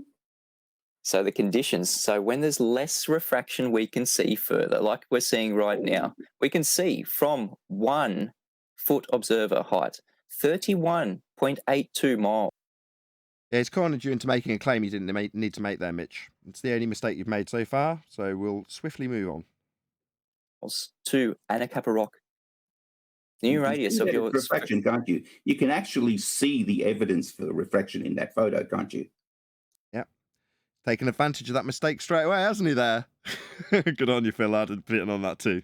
You can actually see the physical Earth curvature, can you, Phil Bell? That is question on the table. But Mitchell, why would you pick something that's obviously so distorted?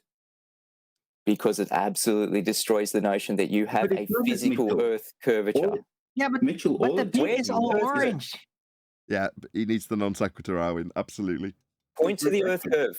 Phil Bell, point to the Earth curvature. Yeah, he's right. Mitch is absolutely spot on. He said the argument on the table is about the leading edge of your sphere. That's the argument. Oh, why is it so distorted? Right, the argument's about the position of the horizon, though, isn't it? Your Earth curve edge. That's your primary claim being challenged head on. What about the bendy cranes? What about the orange sky? No. The horizon is the argument.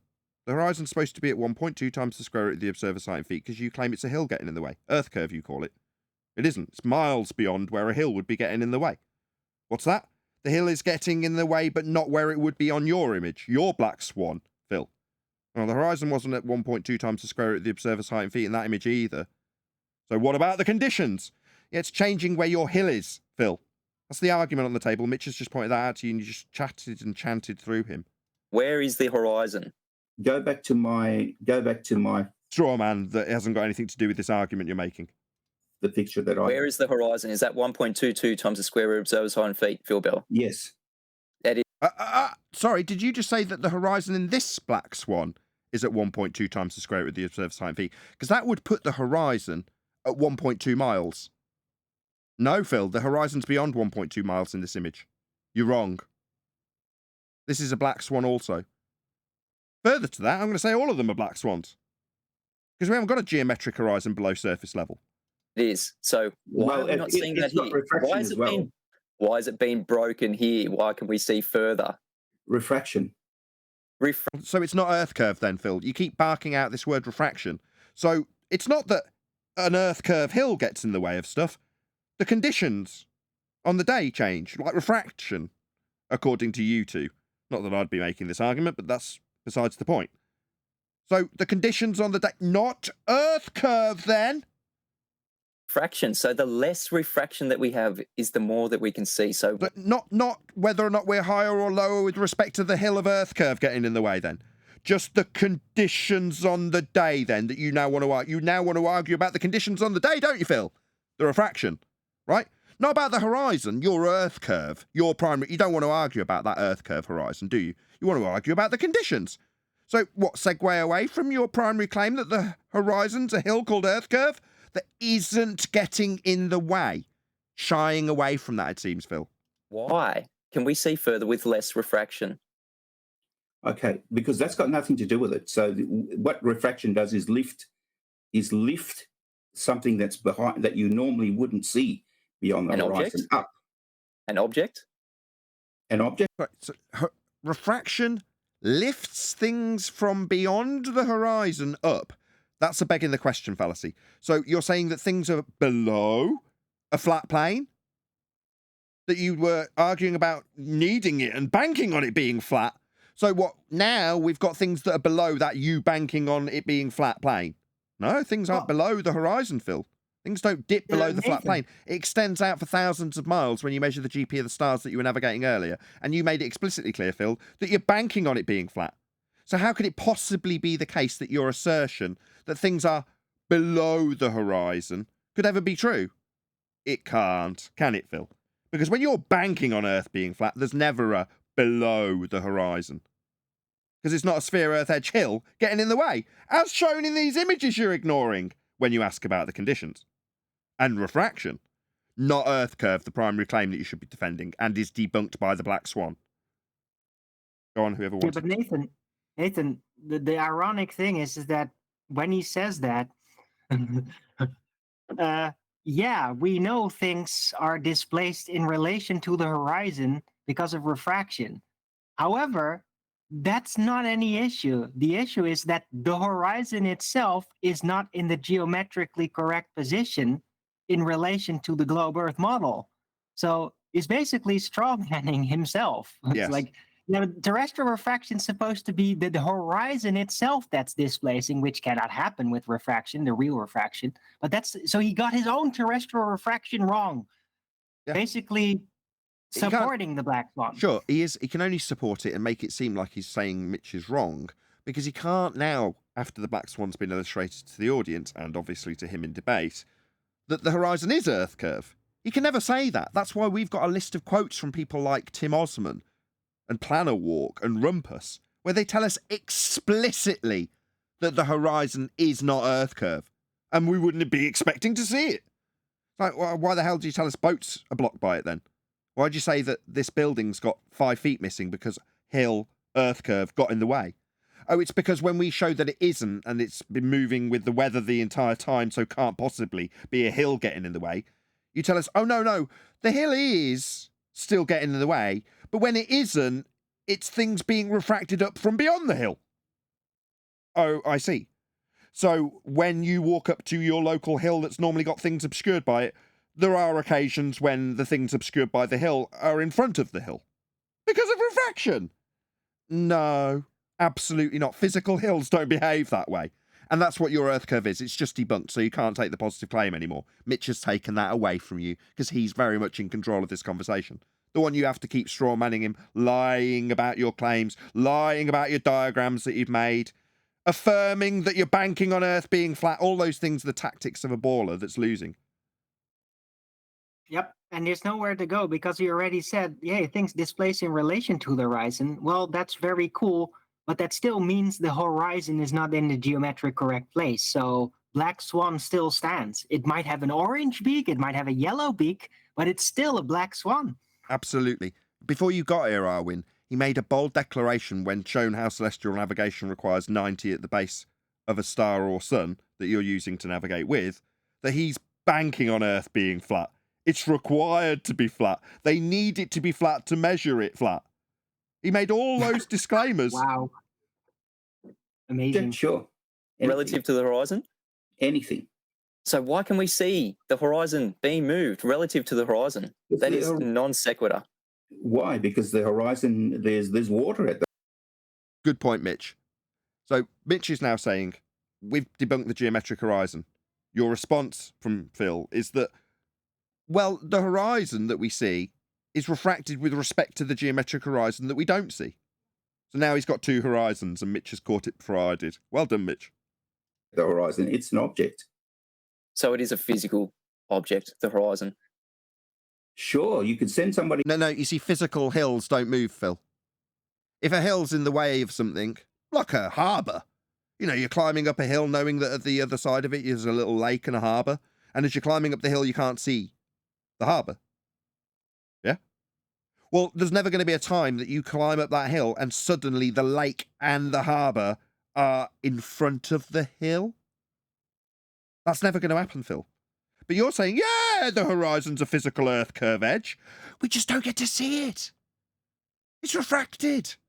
So definitely not the claim that it's blocking things with its physical nature, its physical Earth curve bally nature, marked with an X and labelled horizon in your Earth curve maths. No, definitely not that, right, Phil? Yeah, we know. Out there. If you're claiming refraction, we do not have a physical Earth curvature. Are we looking at the geometric horizon ever, Why not? Professor Phil Bell? Why not? Because refraction isn't a hill. Hill, getting in way, that's something physical. Refraction, that's not a hill getting in the way, Phil. Why not? Are you dumb? They are different things. You claiming Earth curves getting in the way at 1.2 times the square root of the observer's height in feet, precisely as claimed in your Earth curve maths, is you claiming a physical hill gets in the way. You saying, oh no, we don't get to see the physical hill. In fact, we might see things that should be blocked by it and we would have been claiming were blocked by it, but when they're not blocked by it, we're not seeing the hill, we're not seeing the effects of the hill. In fact, we're seeing mirages beyond the hill that we shouldn't see. Because of the hill. The hill's refracted up with refraction. Yeah, it's total nonsense as detailed by Mitch back to you. It's absurd. You have just said refraction. The hill just flattens out, just like that. Yep, like, the hill just now the hill disappears. is flat. Oh, it's formed into a hill again. Yeah, the hill that was blocking it, it's not a hill in it. It's not blocking it. It's just how it works in the world. That means we are not looking at the physical Earth curve edge. Mitchell, it's no different than... That's a yes, Phil. That's right. We're not looking at the physical Earth curve edge then, marked with an X, labelled horizon in your Earth curve maths below the surface level. No, we're not looking at that, are we, Phil? You're just a weasel and failed to concede. Earlier you said we're not getting anywhere. Mitch is getting plenty. It's just you're a weasel who can't concede when you're wrong. So when Mitch points it out to you, you don't concede, you move on immediately. So the horizon's not Earth curve, Phil. I'll reiterate it till I'm blue in the face, over the top of you ignoring it, and point out to my audience that Phil's a complete coward. That when the logical inference is drawn by Mitch, He ignores it because he's a coward. What he's got is to maybe assert that nothing's been done here. And if you climbed up a hill, you would see further away. But if you climbed up the hill, would the things behind the hill be in view? Because that's what you're saying is happening, Phil. It's kind of the same thing. Kind of, other than if you're climbing up a hill with a lake at the top of it, you're never going to have the lake between you and the hill you're climbing up. It can't happen, Phil. But that's what you're saying's happening. The Earth Curve Hill that blocked boats and buildings back in 2014, 15, 16, 17. It's just moving with the weather. It's not actually an Earth Curve edge, and when it's pointed out to you that it's not Earth Curve, you just stutter and stammer your way around to a different subject. Are we still looking at the physical geometric horizon when we climb up a hill? It's water, isn't it? It's coming back. How do you think you... Is that stuttering bitch Phil Bell not answering the question? No, it isn't, Phil. If it was, it would be marked with an X and at 1.2 times the square root of the observer's height in feet, as your maths says it will be. It's marked with horizon in your maths. But we've got two, have we, Phil? The refracted horizon that we're seeing that's not Earth curved, that you just can't concede to because you're a coward. And the other one, the geometrical one, the one we can't see that's Earth curved that used to block things because it's a hill that we're not seeing and things that should be blocked by are beyond it. See things, Mitchell. With Isn't our it eyes. Isn't it because light is reflected of those things? Brilliant. So we're getting into it's optical instead of it's geometric. No, Is that how the horizon... we're discussing how you get to see something, Mitchell. Refraction, optical effect. Are you just not capable of just staying on this on the topic, please? No, it's geometrically refracted. Pure projection, Phil. Yeah, it's absolutely staying on the subject while you try and get away from it. So I see projection from ballers all the time, and this is a classic case of it. Phil is desperately trying to flail his way away from the fact that he's been asked, specifically, whether or not the horizon's Earth curve. It isn't. We've clarified that. He's told us it moves with the weather. He's asked Mitch why it's moving with the weather. So it's definitely not Earth curve. He just can't concede it. So what does he do? Non sequitur and flail his way away and then tell Mitch that he's doing that. Yeah, right. Pure projection, Phil.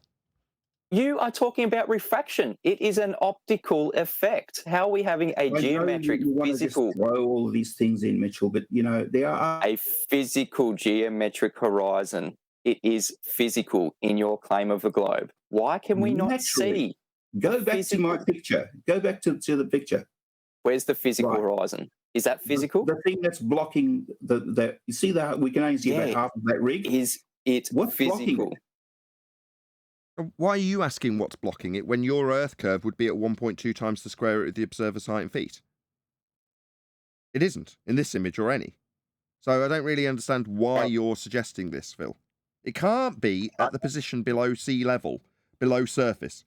It's not possible. Go on, whoever.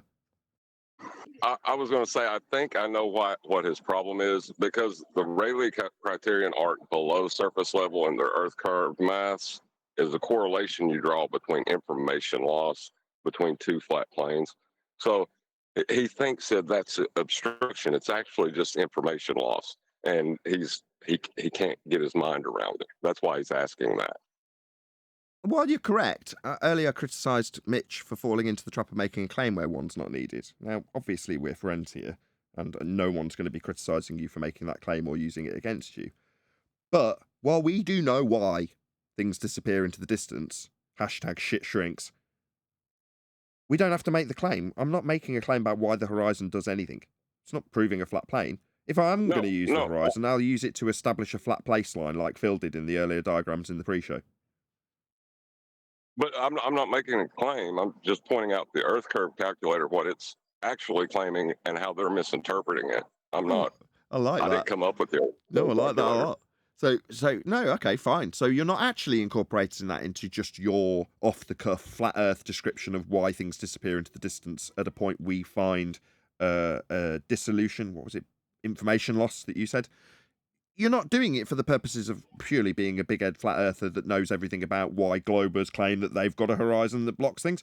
You're actually pointing out how the differential calculation utilises the point of dissolution in the Rayleigh criterion when calculating the difference between those two flat planes to make the assertion that we've got a horizon below surface level, which is actually just pointing out how the Earth curve maths works as opposed to utilising it to make a positive claim about why the horizon does anything.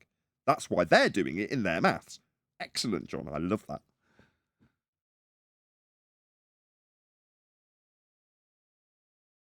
Is it physical? Is it an Earth curve? It's physical. So what happens here? How can it be blocking it if it's not physical? Right, why are you asking him? Your claim is it's physical and it's moved. Hills don't move. Game over. Oh, it's refraction. So not a physical hill then, like he's asked you 6 times. Unlike you, when you ignore the response, his response, Phil's response, hasn't addressed the question.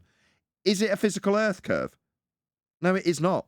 It cannot be. We don't have 2 horizons, one geometric and one refracted. There's only one horizon. It's just not your horizon marked with an X and labelled horizon in your Earth curve maths that's claimed to block things, Phil. We can show it doesn't. And when it does move with the bloody weather, you ask him why it does it. Who cares?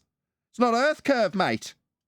Optical refraction, you just said. No. Refraction. It's What are you talking about, Professor Phil? You're meant to be a professor.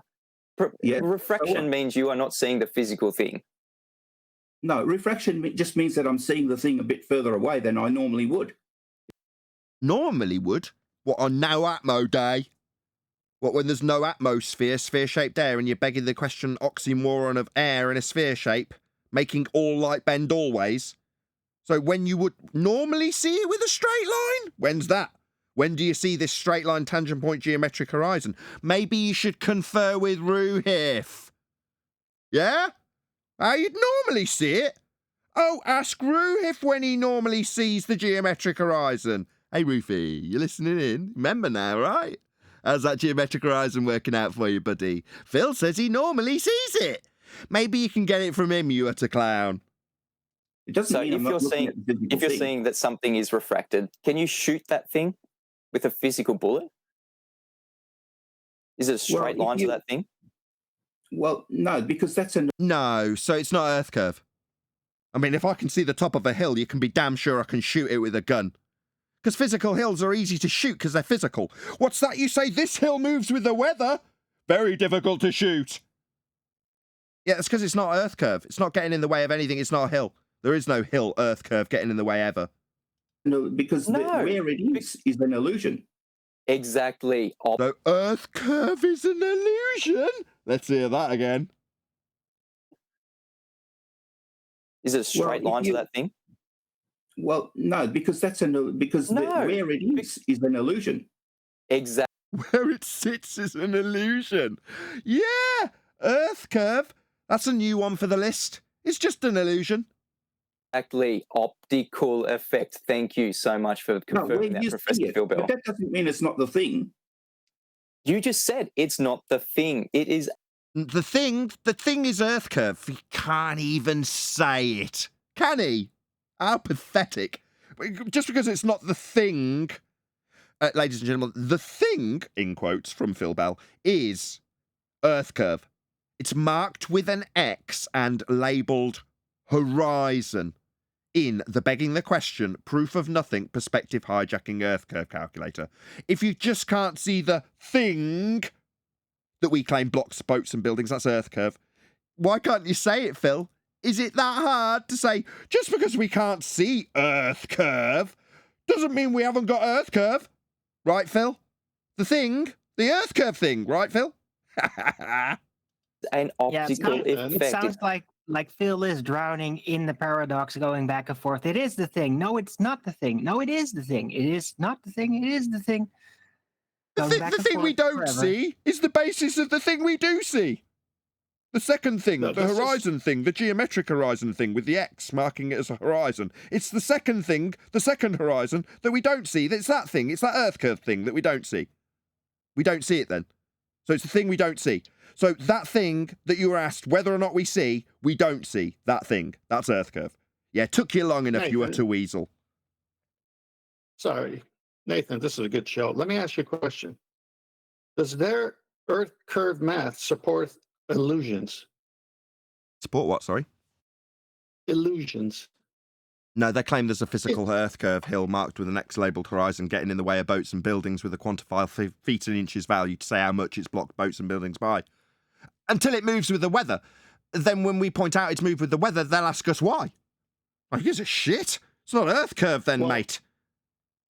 Well, if their math based on the radius can't support the illusion, then it's a thought experiment because it never could be seen as below sea level.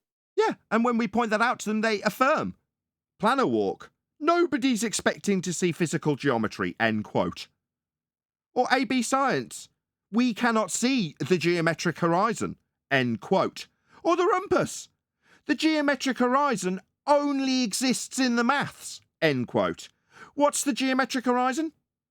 It's that thing that Phil couldn't say. It's Earth curve. Only exists in the maths. Nobody's expecting to see Earth curve. You can't see Earth curve. That's the quotes we get back from them.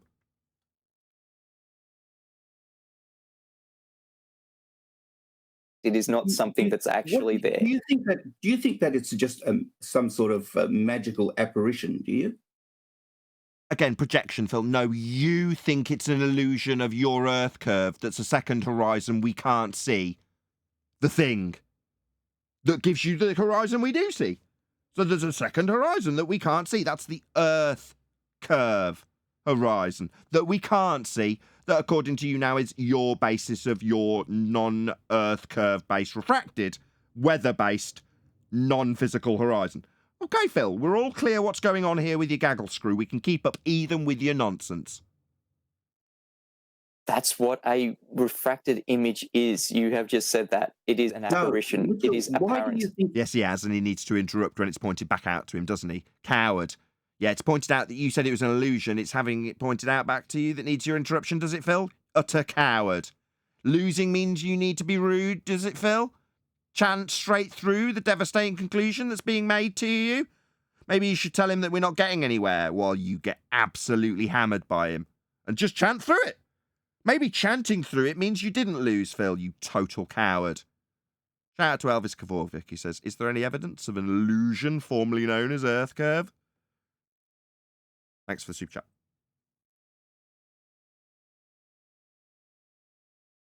You can see it. Because we're looking at it? Because What does it's that actually... mean? What does that Because mean? it's actually... Okay, What we'll does go through mean that. when you look While he's replying, Phil thinks, what does that mean is needed repeatedly 4 times. Is that right, Phil? You need to chant that through him. It's called chanting. It's what fundy ball believers do when they lose. Chant. Yeah, at it. it's the rumpusing That is phase. actually Yeah. physically there.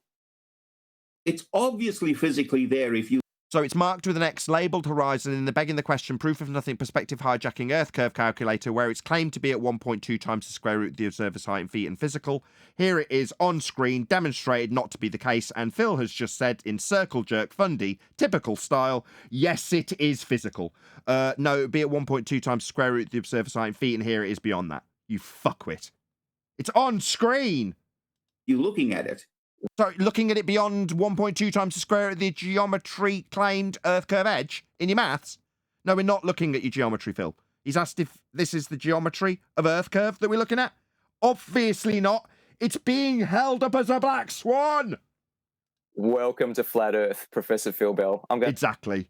to shout out Titan Long, gives you $5. I think Professor needs some help from... Okay, don't...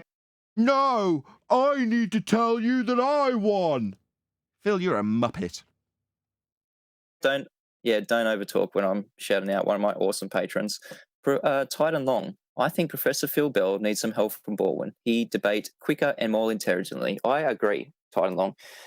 Professor Phil Bell, what else do you have to bring to the table? Where is your globe evidence? Because we've absolutely debunked the notion that... No, you haven't done anything of the sort. All you've done is obfuscate. When he said that if the Earth was a sphere with a radius of 3959, then every distance to the horizon could be no more than 1.2 times the square root of the observer's height in feet, and then gave you 2 examples, including a third that you presented, where the horizon was beyond the limitation of a sphere Earth radius 3959, and you now claim that all he did was obfuscate. No, when you talk through him, Phil, it wasn't you not getting the information. It wasn't him not delivering the information. It wasn't an eradication of the information that hammered you. It was you chanting through him so that in your deluded pea brain, you could state now, with some deluded belief of being true, that he obfuscated. No, he didn't, Phil. He concisely ripped your stupid ball belief to pieces. You, on the other hand, told lies that you hadn't got a claim. 93 million mile sun, Phil, is that a claim that you made? Yeah, you fucking liar. You're just a liar. That's all you are, Phil, demonstratable. No claim. I've got a 93 million mile sun. After spending a significant period of time telling a man who made it explicitly clear he had no sun height claim about what his claim was going to be. Because you didn't have one, right, Phil, you lying shit? That's what you got to do to be a globe believer. Lie continuously. Say that your opponent hasn't addressed anything and obfuscated when he's directly addressed the flat earth requirement in every aspect of your claim that you lied about, Phil. So no, he hasn't obfuscated. It's just another lie by you. Or maybe when you chanted through him, you actually thought that was you responding. Or him not having a conclusion. Because, oh my God, I chanted through it, so he didn't really make it. Yeah? You coward. Obfuscate. We're talking about a physical geometric curve compared to... So he needs to interrupt the repetition of the thing that wasn't an obfuscation, the direct address to your Earth curve edge horizon. Maybe if you chant through it while he summarises it for a second time, it will be an obfuscation. Yeah? No, Phil, you're just scum. Lying, globe-believing scum that absolutely requires lies. No, Phil, your obfuscation of his points are what you are now projecting onto him.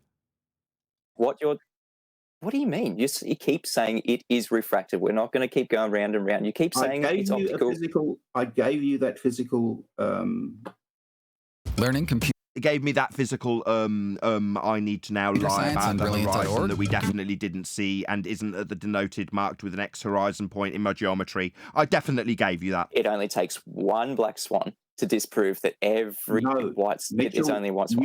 You are... So do you think chanting through him the third time when he summarises that which was not an obfuscation, that it will still remain an obfuscation as you've claimed, Phil? Is this the only tactic you've got? No, you didn't address any of my points. You obfuscated them all. What's that? You want to repeat the thing that addressed it? No, I'm going to chant through you. I'm 6 years old. If I talk loud enough over you. You total coward, Phil. Is it scary? Is it scary when he summarises that which you've claimed is an obfuscation? Is it scary? You need to talk through him again, do you, Phil? Total coward. Ignoring the fact that refraction is a thing. We have gone through what... Refraction being physical geometry. Refraction isn't physical geometry, therefore he won his argument. We can't see physical geometry, we can't see Earth curve. That was his point. No obfuscation, made his claim, proved it. What a liar. Gotta lie to be a globe believer. That's where you find yourself when we, like Mitch correctly identified, are absolutely in control of this conversation. So after the fact, I can point out where you globe-believing scum have to lie.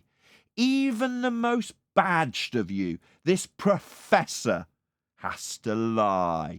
And then project his ineptitude onto his opponent after his total failure. Obfuscation, you say, Phil?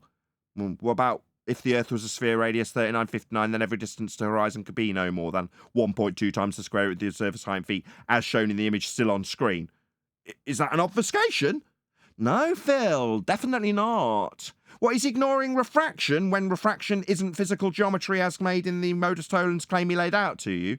Again, not an obfuscation. And not only that, I got you to actually admit that it was refraction. So not Earth curve geometry then. Not physical hills, but refraction.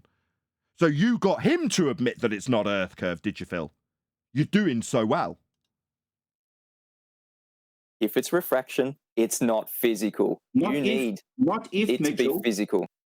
So he's summarising the non-obfuscation you claimed he gave you. If it's refracted, it's not physical. Yeah, physical Earth curve, Phil. Yeah? But unfortunately, he didn't seem to quite get to the end of that conclusion that you claimed was an obfuscation because you talked through it. So it seems that you're claiming obfuscation when in fact it's fuckwit interruptions from you. Isn't it, Phil? You need it to be physical to be Earth curvature. We do not have a physical Earth curve horizon in the Black Swan. That is... Tell him he's obfuscated. That's why it's so devastating to you, Professor Phil. No, Mitchell. It doesn't matter how often you say that. It doesn't work. But was it not an obfuscation? So it doesn't matter that he said it repeatedly and you claimed he had obfuscated. So that makes you a liar. So you heard it repeatedly then, did you, Phil?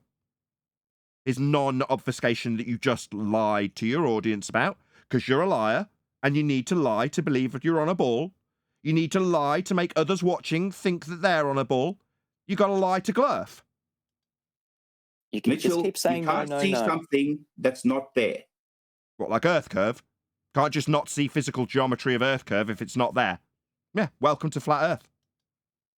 So why are we seeing it? Is it actually there? Because there's no geometric horizon to block The light is still coming from that object. It's Sorry, so we've got two horizons, have we, Phil? We've got a geometric horizon that we don't see that we've got light coming from. How's that geometric horizon working out for you, Phil? You say we can see it. Do you want to show it us? The second horizon that's geometric and a hill that just coincidentally isn't blocking things today because of refraction. just that where you Nathan. see that object. Nathan. Mhm. He just said, how can you see something that's not there? A few minutes ago, he said it was an illusion. Yeah. He's asking Mitch how you can see something that isn't there. Well, the thing that isn't there is Earth curve. That's what we're not seeing, Phil. Yeah, we know we can't see it. We're showing you how you can't see it, and you're telling us that we're obfuscating. Yeah, Phil? That's the situation. Is different. That's all. But Yeah, it's still we're the actually light seeing coming it. from that object. Us as flat earthers can see that object because it's coming straight to our eyeballs, not because it's refracted. It's not because coming it's coming straight to you. It's not. It's coming from. It's coming from so every Ben's area. lines. So not a straight distance, not a straight measurement when we're using the horizon. So what's the sextant used for, Professor Phil Bell? Going back to the find- sextant. It's it's used to find your latitude.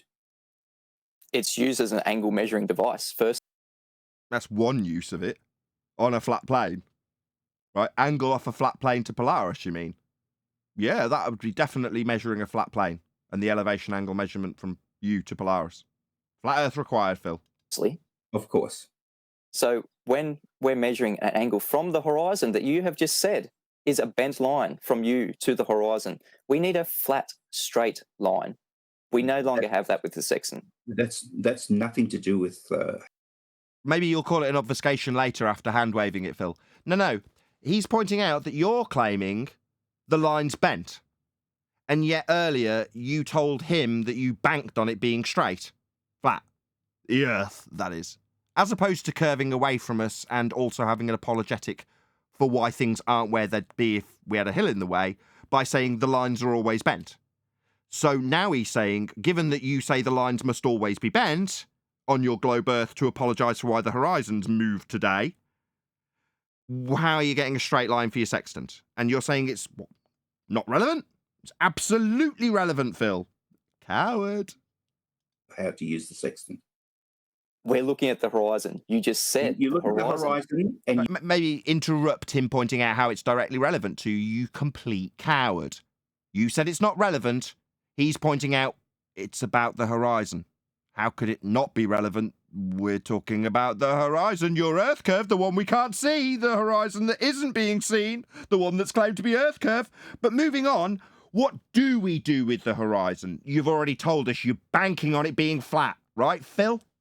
Yeah, it's definitely relevant, but what we'll do with the horizon isn't assume bent light, isn't assume we've got a horizon that's Earth curve that we can't see, and not assume that we've got bent lines through atmospherics when we establish straight, flat baselines, Phil. It's completely relevant. you measure the dip angle to the horizon. And the reason that you measure So you're telling him how relevant it is then?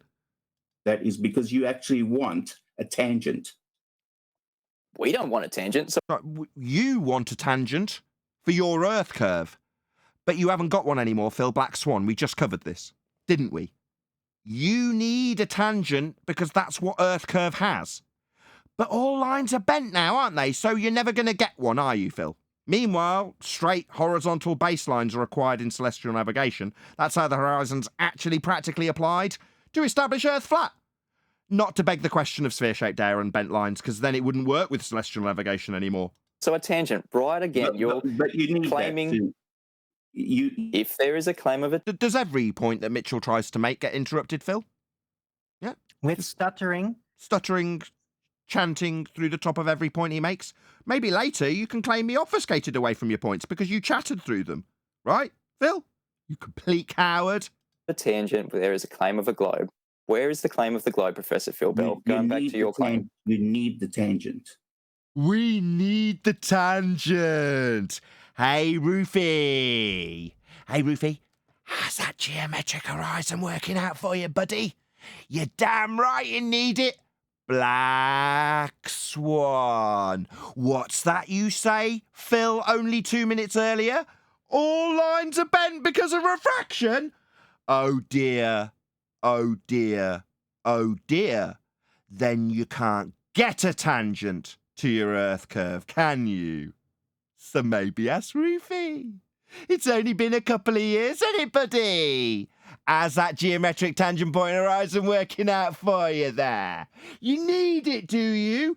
Yeah, that's because it's Earth curve, Phil. Yeah, you need the horizon to be a tangent point called Earth curve. It's marked with an X, labelled horizon, in your Earth curve calculator with a tangent to it. And yes, you need that. That'll be Earth curve. The thing, right, Phil? Yeah, you do need it. You haven't got it anymore.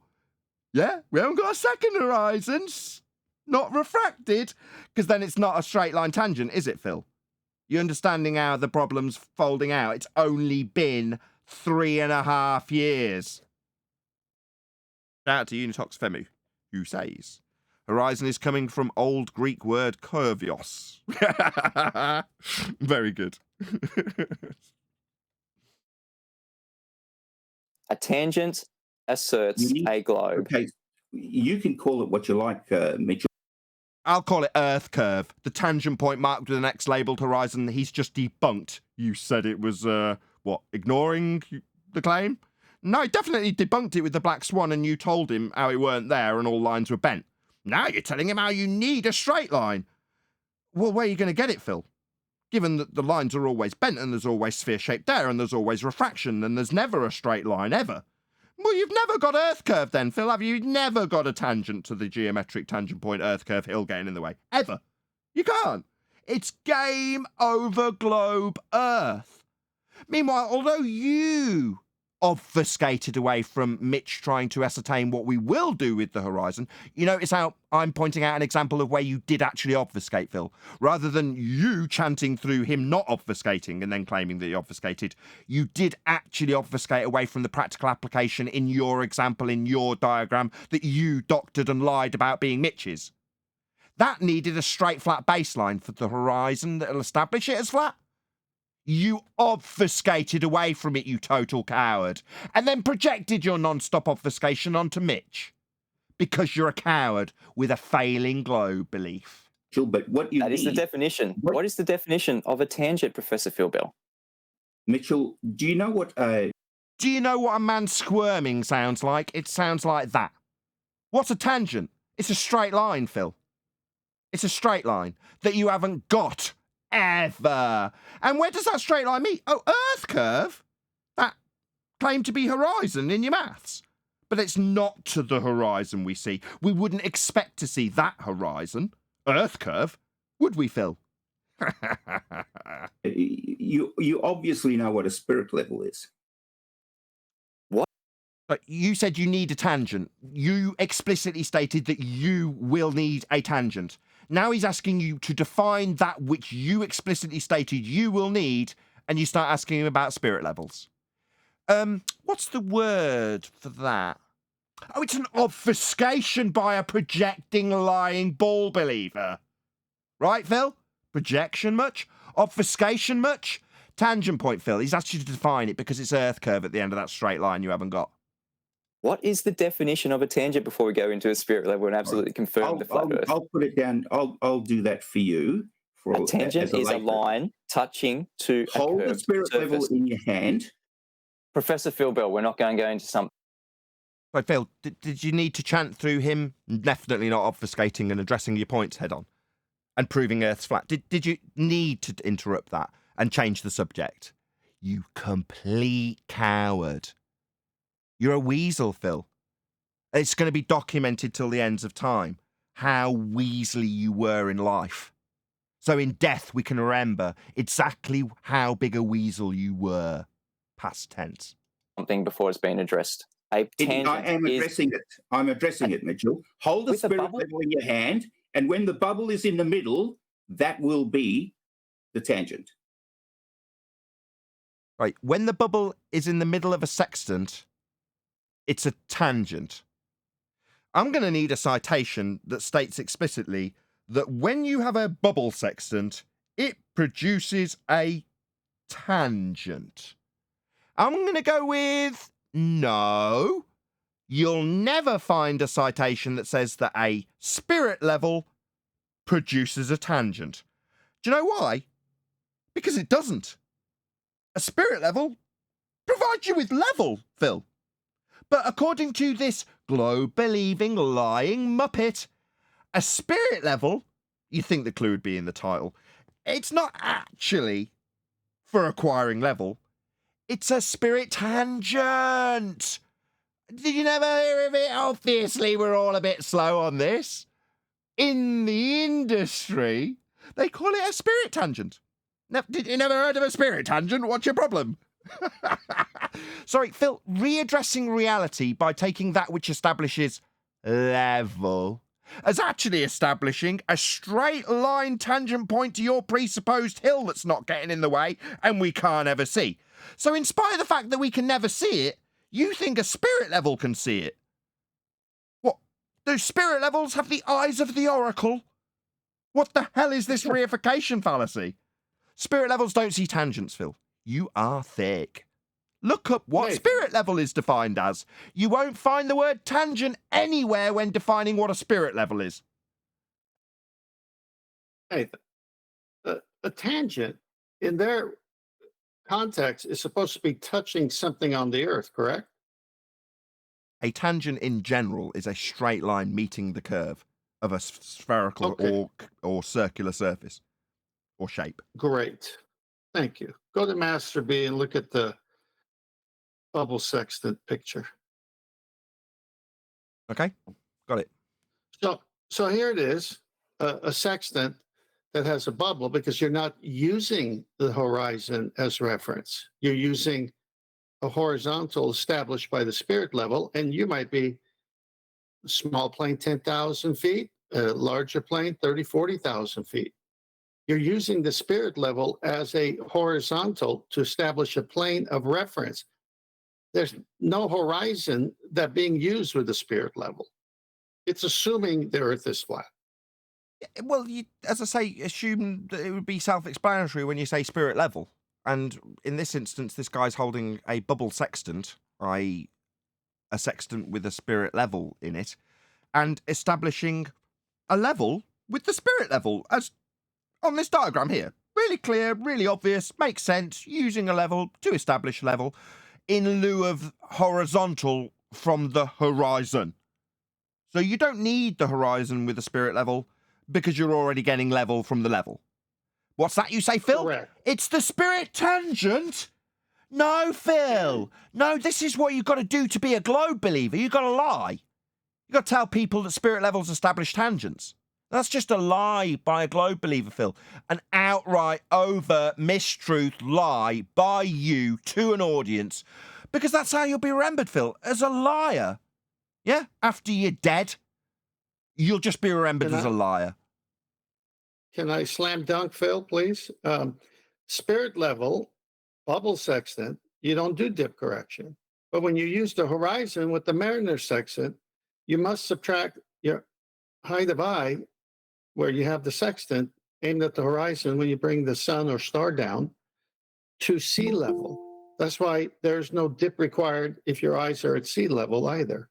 Good point. So, to bring us back on track. it's over. So what he's attempting to do is establish tangent points with spirit levels, even though the whole point of using a spirit level, if you're establishing a horizontal plane of reference with the level, your level giving you your level, shocking, isn't it? Well, he's saying, no, actually, tangent points acquired from the non-needing to do dip correction, because that's where he led in. Dip correction. No, you're negating dip correction when you use spirit level. So, yeah. Again, you've got to lie to be a globe believer. So, yet another lie from Phil. So, when doing dip correction with a level, you don't need to, Phil. Ignorance or lies? I'm going to go with lies based on the amount of lies he's told so far. We can only assume that one does as they do. The beast does as it thinks makes itself successful. And in this instance, lying continuously and projecting one's own lies onto one's opponent is how Phil does this. That's his MO. So that's going to line up with the horizon? The bubble level is always going to line up with the horizon? It won't line up with the horizon because the horizon is dipped below that. That's why you have a dip angle. So we've got two. Another lie. So you don't have a dip angle when you use the bubble, Phil. I've just pointed that out, and as did 10th Man first, preemptively, before I would have obviously got there as well. You don't need to do dip correction, so it's a complete non sequitur. Well, we'll just call it another lie from Phil. So when utilising a bubble, you're going to account for the fact that the horizon's dipping away from you? No, you're only using the bubble because you don't want to be using the horizon. For whatever reason. So no, Phil, definitely not. I mean, they might use it above the cloud line in a plane when they establish the angle to the star to figure out their position along a flat baseline. That they'll establish with the bubble when they can't even see the horizon, Phil. So it's done to negate the need to have a horizon. But you're saying when you use the bubble, there's a dip to the horizon. Who gives a fuck? You lying, scummy old ball-believing liar. Two parallel planes then. Using the bubble level, we've got a parallel plane above the surface of the parallel Earth. Two parallel flat planes. The spirit level that you're holding in your hand, that spirit level is giving you the tangent that you're looking for. No. We heard your baseless assertion the first time, Phil. Then we all laughed at you. No, the tangent is a straight line to the edge of a curved surface. That's not what a spirit level is doing. What do you think the spirit level is doing? Sorry, who cares? You claimed it was ascertaining you a tangent point. Black Swan. If the Earth was a sphere with a radius of 3959, then every tangent point could be no more than 1.2 times the square root of the observer's height in feet. And the claimed to be tangent point of a sphere Earth in the Black Swan is beyond the limitations of a tangent point on a sphere Earth radius 3959. Do you notice how I changed Earth curve or geometric horizon into tangent point, Phil? It's because they're all the same thing. You haven't got a tangent point. That's his argument that you are, what's the word, obfuscating away from, Phil, you projecting asshole. The spirit level is giving us a horizontal flat plane. That's and obviously, that's all we want. Horizontal flat plane. Brilliant. And we've got a horizontal flat plane beneath our feet. All we want is the horizontal, yes. That's right. So no tangent points dipping below surface level to imaginary horizons that we can't see and aren't blocking things because of the weather. Yeah. Earth curve has been undone, debunked, killed, shot in the face, buried, and is now being pissed on. So the tangent isn't... Nathan, yes. Nathan. A minute ago he said Earth curve is an illusion, and now he says all we want is a horizontal. Yeah. Cognitive dissonance is a bitch if you're a baller and you're having to fight with us. Because you're having to concede left, right, and centre how Earth's flat. How all we need is the horizontal. Oh, so we don't need anything beyond the assertion of horizontal by way of a spirit level to establish a horizontal plane of reference to navigate the Earth with. Because it will be parallel with the Earth. Same as if you establish the horizontal plane of reference with the horizon. Shocking, innit? Yeah? Well, that's not going to be providing you with a dip tangent point when you've got bent lines to everything always. Because you haven't got a straight line. And the tangent point exists below surface level in your maths. And according to you, it's an illusion. And according to all the other people who have the Black Swan put to them, they tell us that we wouldn't expect to see the Earth curve horizon. That it only exists in maths.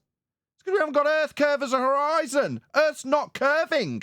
If it did, we'd have a hill in the way. Exactly as you claim. And later deny and call illusion.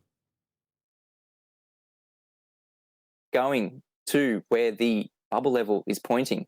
The tangent is a straight line to the curved surface of something like the Earth here. something that is not attainable. We have a bent line if you're claiming refraction. This is going round and round in circles. John Furr gives me 20 Canadian dollars to say, thank you, Phil. Every alleged globe proof leads to the flat Earth. Absolutely. I'm not talking about the water, Mitchell, okay? What are you talking about? You just said the horizon is the water. Line. How do you get a horizontal? How do you know that it's horizontal? It's look at the bubble in the middle of your spirit level, right? Absolutely. Horizontal. How do you know that it's level? The clue's in the title. How could it be level when it's a tangent bubble, right? Phil, is that your logic? It couldn't be possibly level because this is a spirit tangent. My God. Is defined by now. All right. Now, from that point to the object in the sky, that's the angle you're interested in. What, from the point on a flat baseline to the object in the sky? Yeah, that's proving Earth's flat, Phil.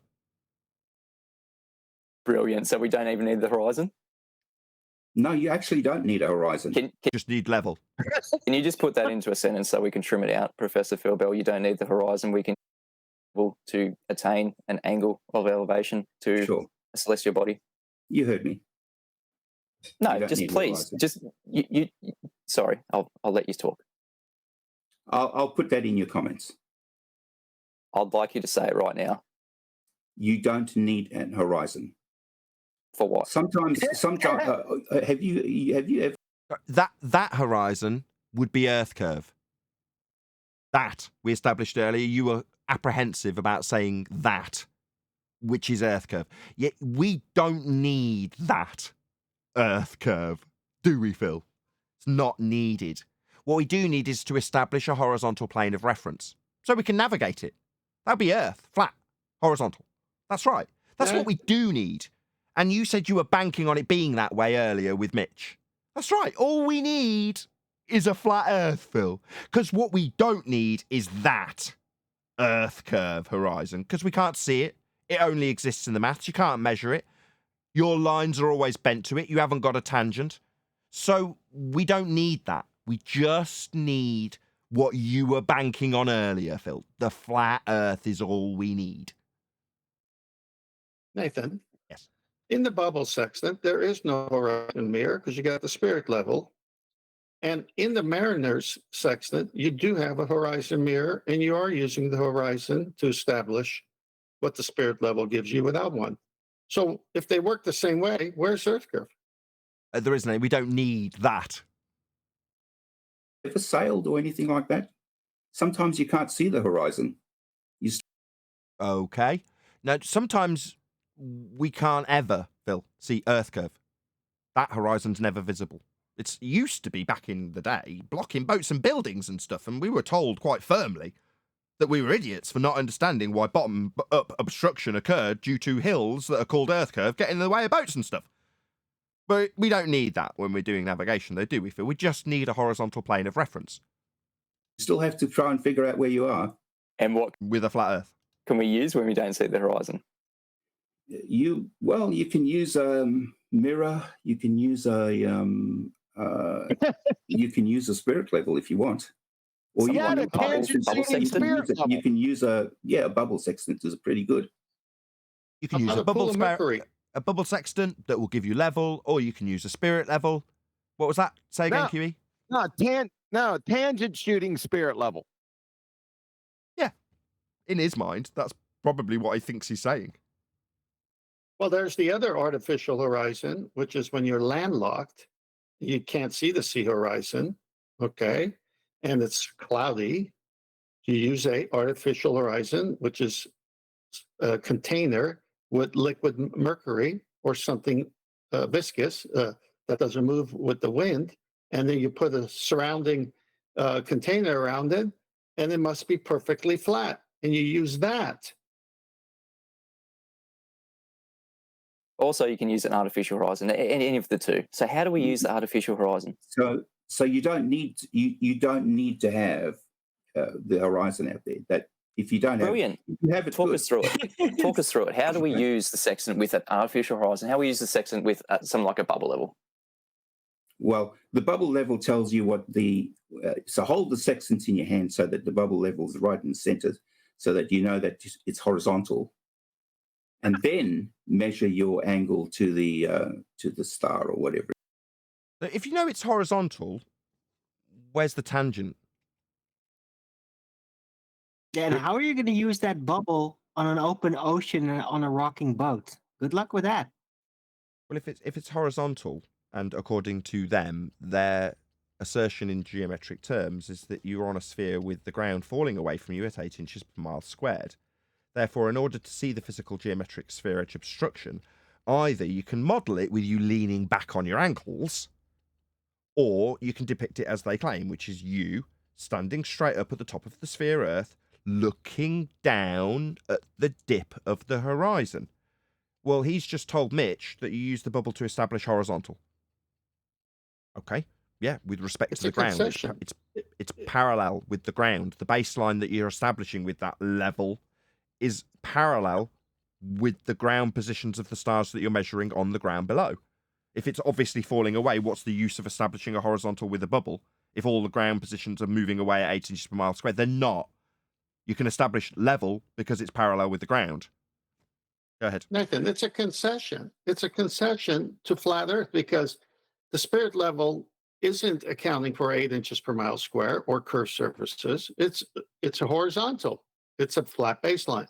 And then the eye-line horizon, sensible horizon, where the navigator has the sextant, and the sea surface, that's a depression angle. And so dip is really height of eye correction, and you bring your eyeball to the level of the water, and you match what the spirit level did up in the airplane without using the horizon. So telling that sea surface is flat all the way to GP to star, just like the spirit level, and the plane's telling you the same thing with the spirit level. Yeah, but Nathan's question was right on point. Then why do you need a tangent? Correct. Why do you need a tangent once you establish horizontal with your level? He's right. Nathan got him. Why do you need a tangent then, Phil? You retard. Double speaking idiot. You've decided to shoot to.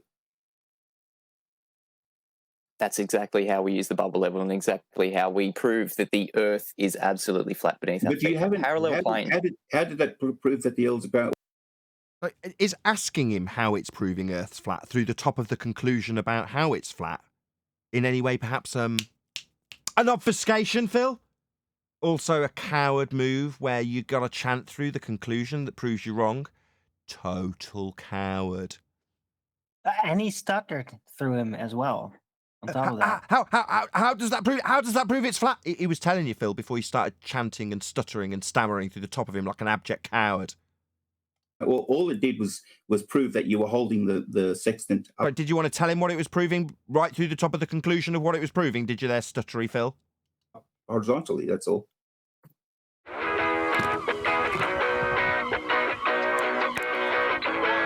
Did you just say We'll go back all to the it proved images. is Nothing you're else. holding? Yeah, I think we should listen to that again. Plane. How did that prove that the Earth's about? Well, all it did was prove that you were holding the sextant up horizontally. That's all. Yeah, because when you're doing celestial navigation, really you only give a crap about your position holding the sextant and whether or not you're horizontal with respect to vertical. Because that's all that's important, your position. It's got nothing to do with the line that you're trying to establish between you and the base position below a star that you're shooting. Nah, it's got nothing to do with it. It's just about you holding it level, isn't it, Phil? Why would you need to hold it level? Oh, to establish a horizontal plane of reference that's not a tangent, that's not a ball, that couldn't be a ball and wouldn't work if it was? Is that why I hold it? No, it's just so it's level. No, it's just so you are actually holding it level. Yes, so it's creating a baseline, Phil. That's the point. You're shooting a star with Nathan, a stupid idiot. Nathan, don't say 90. Well, he's inferring that it's just your point being level where you hold the sextant. No, Phil, you're holding it level so that you've got 90 to the base of the star. And then that line runs between you and it. Level. Yeah, like you establish with the tool to establish level with a bubble in this instance. That's why you do it, Phil. So you've got 90 at the base of the star, so your maths is right. So you can not die at sea if you're lost. very important that you establish a flat Earth with the spirit level, Phil. Of course, you chanted through the top of Mitch stating that. Maybe it's because he obfuscated your points, you total coward. Also, right angle triangle. If you go back to the Amelia Earhart slide showing the bubble sextant, the star in question would have to be directly over the Earth somewhere, and that creates a right angle triangle, which they deny. We'll go back to the images. Nothing else. Go back to these images. I don't have it right here. We'll go back to the images that I had before that when we're using this sextant with the horizon, remember those images that we had up before that you put on screen? Yeah, absolutely. Yeah. So when we're actually accounting for dip angle correction, we're putting that onto a flat geometric plane. And if we have you've got that upside down, buddy. And if we're using something like a bubble level, something like an apparent horizon that doesn't need a dip angle correction, we are measuring a parallel flat geometric plane above the geometric plane of the Earth.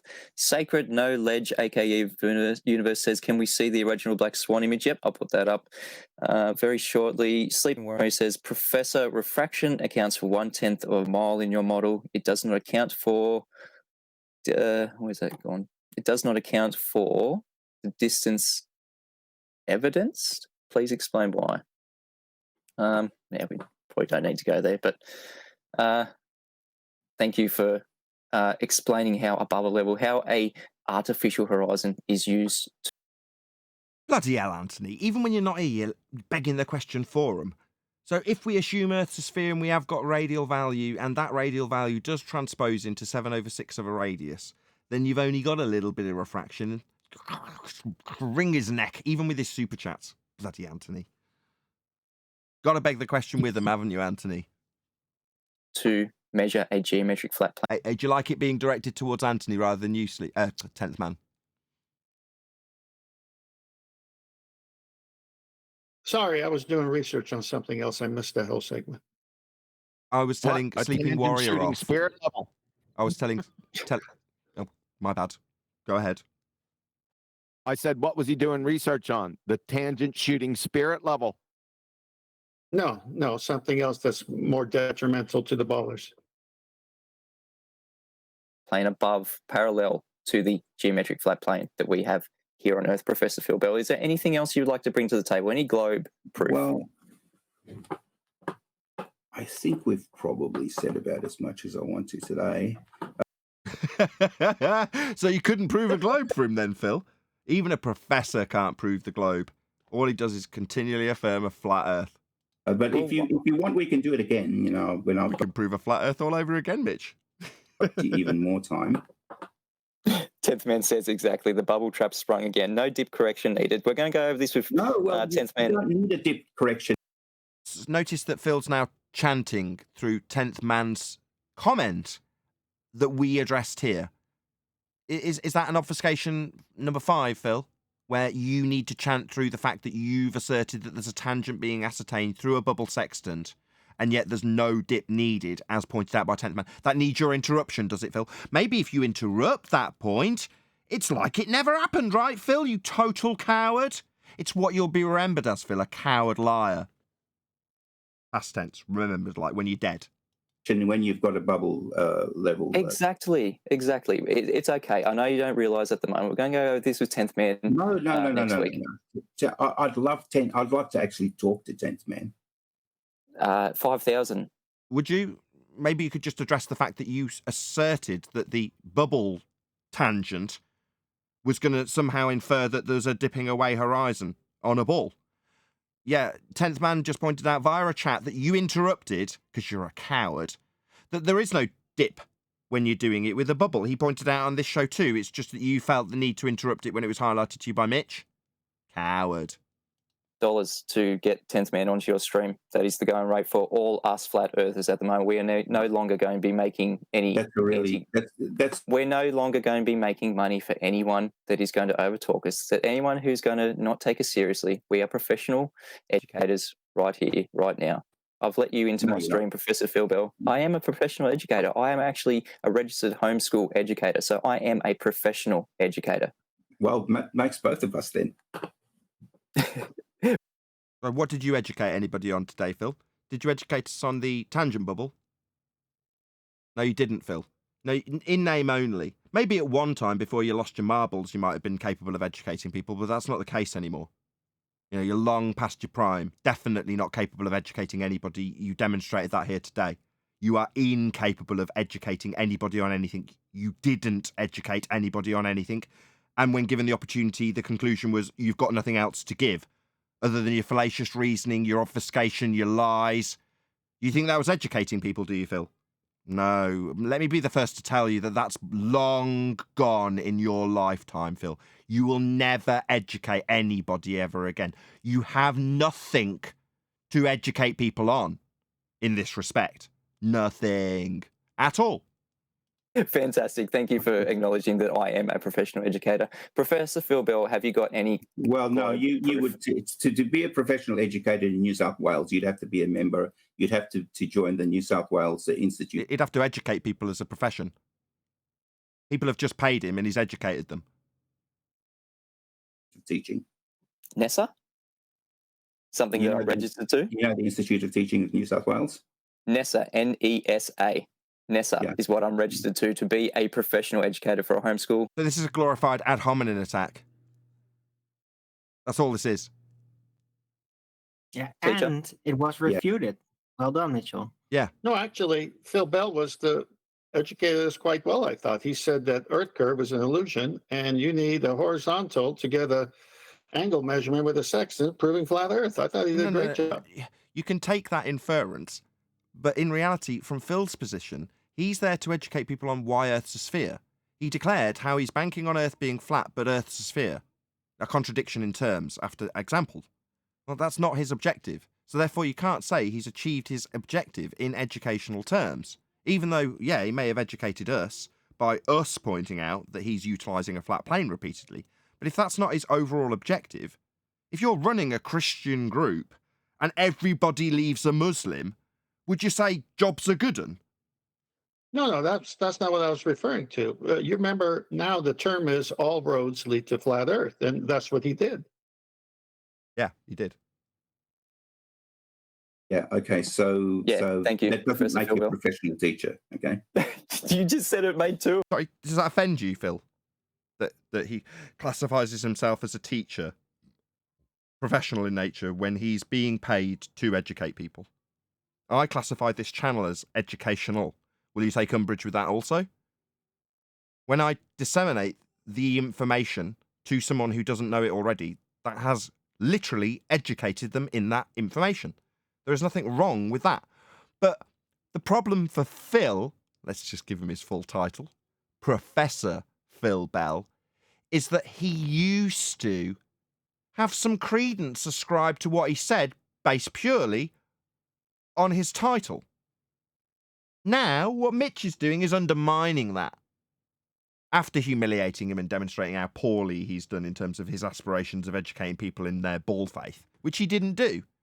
Now he's like, no, I take umbrage to you calling yourself an educator, having educated me, because I have a title. Oh, really, Phil? I will acknowledge that title when you actually disseminate something that you intended to educate people with, because you didn't do that here, and you've never done that in my experience ever. So while you might think you're an educator, because in some long period of way back when, somebody idiotic qualified you as a teacher. Yeah, I mean, that was a long time ago now, wasn't it, Phil? Now there's a new bunch of newer, younger people who will and do and can call themselves educators when they disseminate the truth of things like celestial navigation, with old, dusty, crusty, lying bastard ballers talking through them, who want to call themselves educators because of some dusty old title they had years gone by. Well, don't delude yourself, you crinkly old cunt. You're not an educator anymore. Two of us, but anyway, getting back to your globe, Professor Phil Bell. Just being facetious, okay? I know you are. Professor Phil Bell, Your self-admitted facetious nature, right, Phil? Yeah? Yeah, that's what you have now. Said you had globe proof. Just give us one. Okay, so I did give you one. Globe No, you didn't. More lies. Got to lie to Glurf. What was it? The tangent bubble? proof? What was it? Yeah, I gave you one. I told you that ships go over the horizon. No, what, over the 1.2 times the square root of the observer's height feet tangent bubble horizon that is always bent? No, Phil, he addressed that. And you hand-waved him and told him that he obfuscated by way of projection because of your constant interruptions of those points that maybe you didn't hear because you were interrupting him when you obfuscated his points that you didn't acknowledge. You're a poor student. Let's just get it clear just before you do. He's a poor student. That's what Phil is now. He's been reduced to a crap student. That's what he actually is now. Go ahead. Phil's number one globe proof. Ships go over the horizon. Oh, it's worse than that. It's worse than that, Kiwi. He said that the horizon was an illusion. So ships go over an illusion. Yeah, there you go. The geometric Earth curve edge that was debunked by the Black Swan. Is there anything else that you're going to... We've been through all of that already. I know. I showed that you were wrong.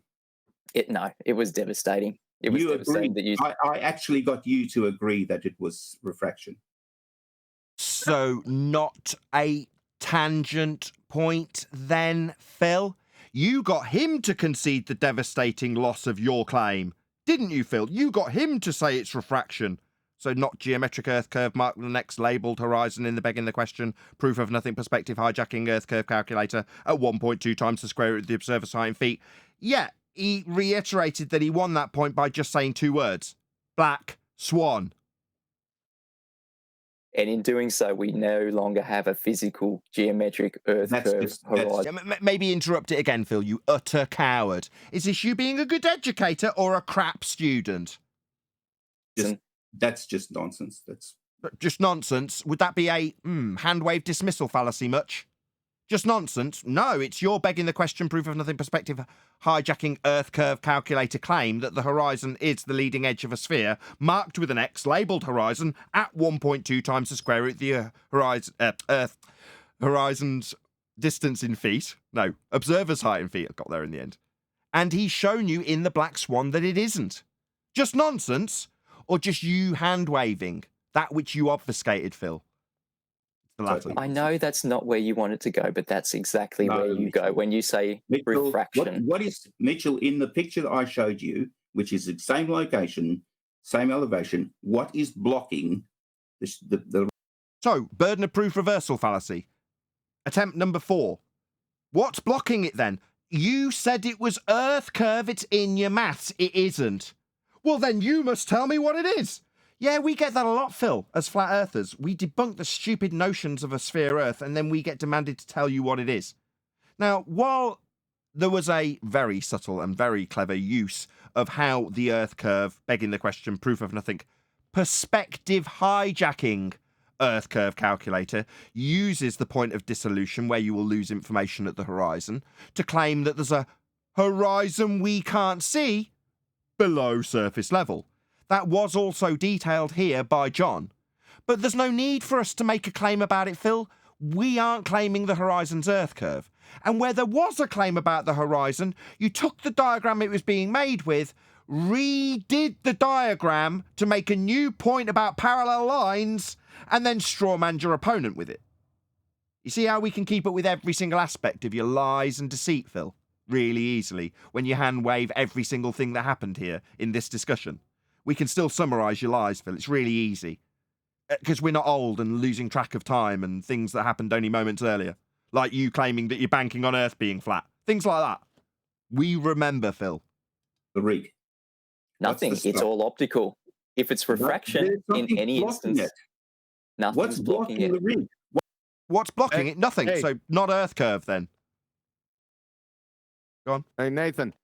Yeah, there's two photos. His photo that he keeps in his dossier that he keeps running around for the past 3 years, right in Discord. That's his photo. You could post both of them. Go over them real quick. Yeah. I'd love you to go over the latter because he presented a similar picture and claimed it was a white swan and that what we were seeing blocking the boat blocking platform habitat, the oil rig, was Earth curve. My immediate response, no, the horizon Earth curve, geometric in nature, with a tangent point that we can't have because it's all bent, would be at 1.2 times the square root of the observer's height in feet, and that is not the distance in the right-hand image, or his image that he presented. This is also a black swan. Yes, sir. Yeah. Phil presented something next- that didn't show physical geometry and said that it did. Another lie. Got a lie to Glurf. Yeah. The he next actually one. Go on, sorry. The next one. Yep, got it up. Yeah, Baltards. Guess what this is? Question mark. It's another black swan.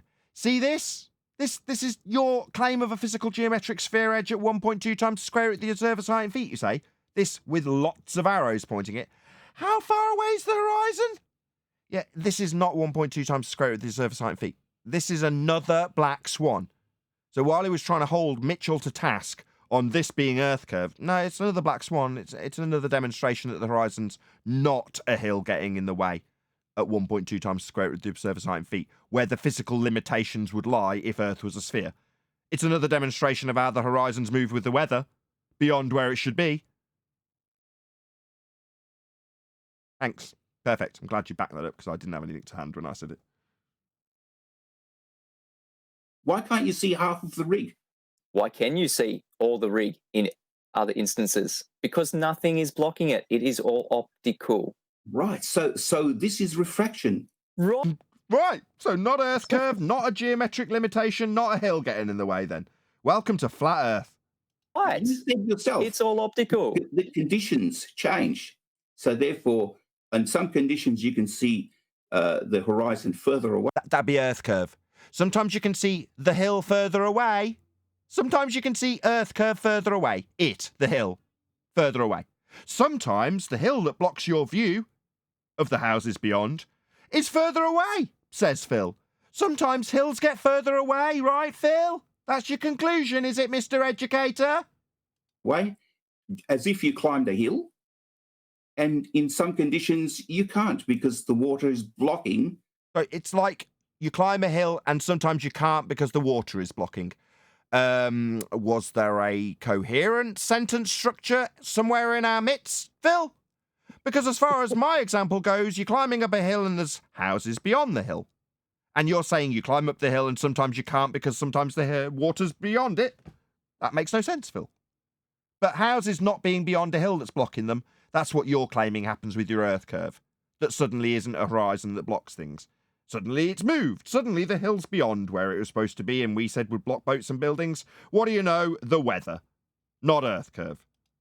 The horizon is blocking the rig. That's why you can't see it. That's a Optically physical blocking? thing. It's a physical thing now. So you said absolutely it is an optical blockage, and then you said it. So it's a physical marked with an X labelled horizon with a tangent point to it, is it, Phil? No, Phil, you told us the lines were always bent, so how could it be a straight line tangent point? Is it no Atmo day on your sphere? Yeah, not bent lines always. It's now your tangent point physical horizon again, is it, Phil? Just going to keep going around in these circles, are you, Mr. Cognitive Dissonance Educator? It's a physical blockage. Wasn't it an illusion before? Yes. He's also said it's an illusion. It's water that's doing the blocking. The physical water or the refracted would you agree water? that it's water that's doing the blocking? Man, this is a far cry from the positive claim of Earth curve blocks it. Really? You think he'd be really positive about this? Did you hear him say, is it the physical water or the refracted water? Yeah, I had Mitch. Is it the physical water or the apparent water? It's physical water, you know, because you won't be able to see something that's... When it's refracted, is it still physical? You need an object to see it. When it's refracted, is it still physical? Of course. The cognitive pain is strong with this one. All right, we've been going for 20 minutes over what I usually go for. Professor Phil Bell, thank you for coming in. I may open it up to people to join my stream next week, but for now, I'm going to end the stream because we've been going 20 minutes over. Thank you, Professor Phil Bell, for coming in. If you feel like the Earth turns on you, turn to Flat Earth School. It is around us 24/7 since the beginning of existence. I've been Mitchell from Australia. He's been the globe defender who has failed miserably, who has confirmed the black swan is an optical effect. No geometric horizon ever seen. If you like my work, if you like to support my work, the links are in the description below. PayPal, Patreon, you can purchase my wife's book, anything you'd like to do. Thank you, everyone, for being here. Yes, 10th Man, he admitted that you need a horizontal plane to achieve an angle with the bubble level. It is brilliant. We're going to be talking about this next week with 10th Man. It is going to be an entire week just full of sextant proofs. Until next time, go out and experience your Flat Earth School. It is the best teacher we could ever hope for. Thanks for sticking around, guys. So there's a link going by right now. Let Mitchell from Australia know. At Nathan Oakley 1980 sent me. Leave him a positive comment. Let him know how well he did. To be fair, there was literally only one criticism of everything that Mitch did in that. I'm pretty sure if I was doing that, there'd be a lot more than one criticism. So I'm going to give him top marks for that. That was ace. Really well done, Mitch. Handled him beautifully. Okay. I want to see that tangent shooting spirit level. That's what Me I too. want to see. Definitely. But with that, I'm going to say if you are watching this on either Nathan Oakley 1980 or Nathan Oakley Premiering streams, then stay tuned as there will be an after show to follow. And grab onto some of these killer arguments, right? Yes, Neil. Hey, Nathan, that It's not show even was really arguments good. anymore, like John says. It's not even an argument anymore. Hold on, Neil. There's a much more important compliment coming my way. Go ahead. No, I was gonna say I caught the show. I listened to it like the entire show yet from yesterday. I was gonna say that was like a really good show, man. That was like spot on. Just congrats. You'll have to remind me what yesterday's show was about. I'm really sorry. What was it about? You were talking about science. Oh yeah, I clipped out a bit. Really good. I agree. You'll know I think it's a good show because I'll clip something out from it. So yeah, I even published it immediately, which tells you I'm ultra keen. Normally I'd keep something like that in my back pocket till the weekend, but I thought, no, it's too good. I've got to publish it. So I put it out to members, and then like 20 minutes later, I'm like, I want to put this out to the public. It's too good. No, yeah, it was a really good show. Like just everything. You were critiquing stuff, so it was like really good. But yeah, I owe it that's the all kind to of the panel. content that's good. All down to the panel. You were Yeah, it was good critiquing stuff. somebody's idiocy on the scientific method. Yeah, you were covering like that TED Talk video, right? It was like so right. good.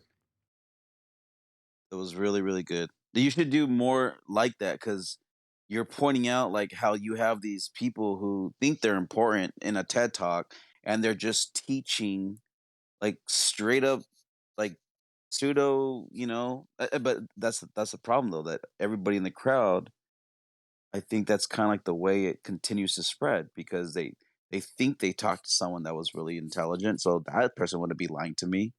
Then they go off, and then that's why they believe the dumb shit they believe because they think that that's what real science is. I think if you could find more like TED Talks like that, where there's people just straight up spewing lies, like just wholeheartedly, like that would be cool to find more like that. That's kind of that's all. Cool. No, I'm glad you enjoyed it. Make you I like them doing it because then they get mindless retards to come in and just it. And then I just take them to the woodshed. And well, not only me, but the rest of the panel. No, yeah, for Do sure. you That's what I'm think, saying. Like, if you guys can find more like TED Talks where you catch people just straight up lying to the crowd, like that would be fucking awesome. Just the way you guys did yesterday, that was fucking perfect. We should see more of that stuff. That's what I'm saying. You think We do it with ballers all the time.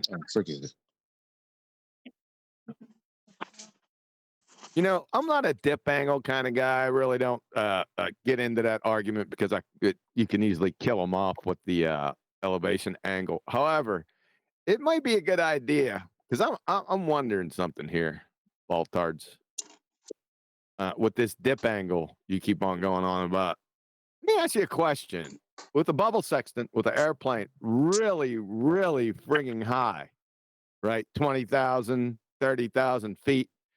You'd think if you're on a sphere tard that they would have to deal with more of this dip, like horizon dip that you think it is, which it really isn't. But they don't use a dip angle correction. That's kind of perplexing. All they use is a spirit level, not the tangent shooting spirit level that Phil's got, but, spirit level.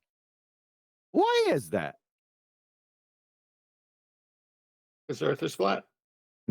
Thank you. Did you I'd want like to add hear that answer from Baltard. Did you want to add something? The upside down Australian.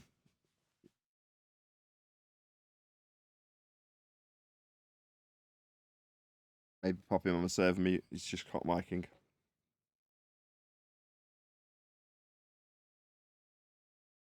Thank you. I wanted to say something, but then a helicopter flew over. But I wanted to say that I thought that Mitchell was what really stood out to me is that I'm so impressed in how much live patience he really had. It's like dealing with a mental patient, and like, man, if he could do that professionally. No, but laugh. I mean, it is funny, but he was so incredibly tranquil. Like, that really stood out to me. And he picked up on most issues, I'd say. He was very strict to the flat Earth debate guidelines, as you could call it. And I think he did a fantastic job. He does, and he did. QE in Master B is Adam's slide for that show I did with Mitchell, and Adam was on it too. To dip or not to dip, that is the correction. Whether 'tis nobler for the sextant to suffer the limitations of artificial horizons, or to take the eye against the sea of troubles, and by opposing end them, to define a level. Okay, you could put new in there. That is the new direction. What? Make your own slide. This is classic. It would be better if it had a new direction in it.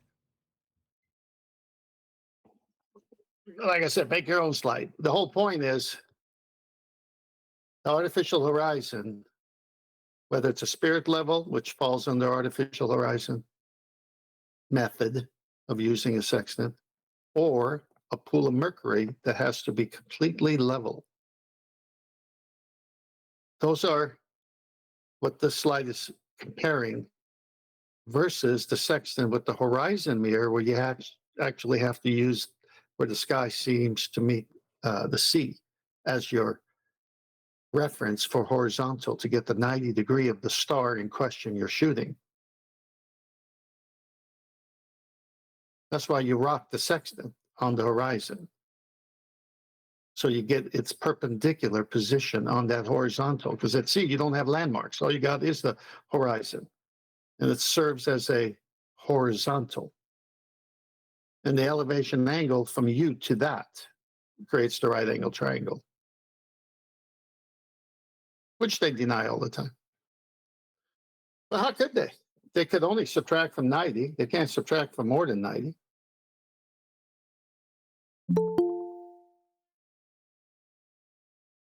Okay, right. Stop talking about Brian now that he's just about to join, because he probably wouldn't appreciate it. Just talk to him about it later. Yeah, well, Brian found everything a couple of years before we all did. That's what We don't want to antagonize him. Just drop it.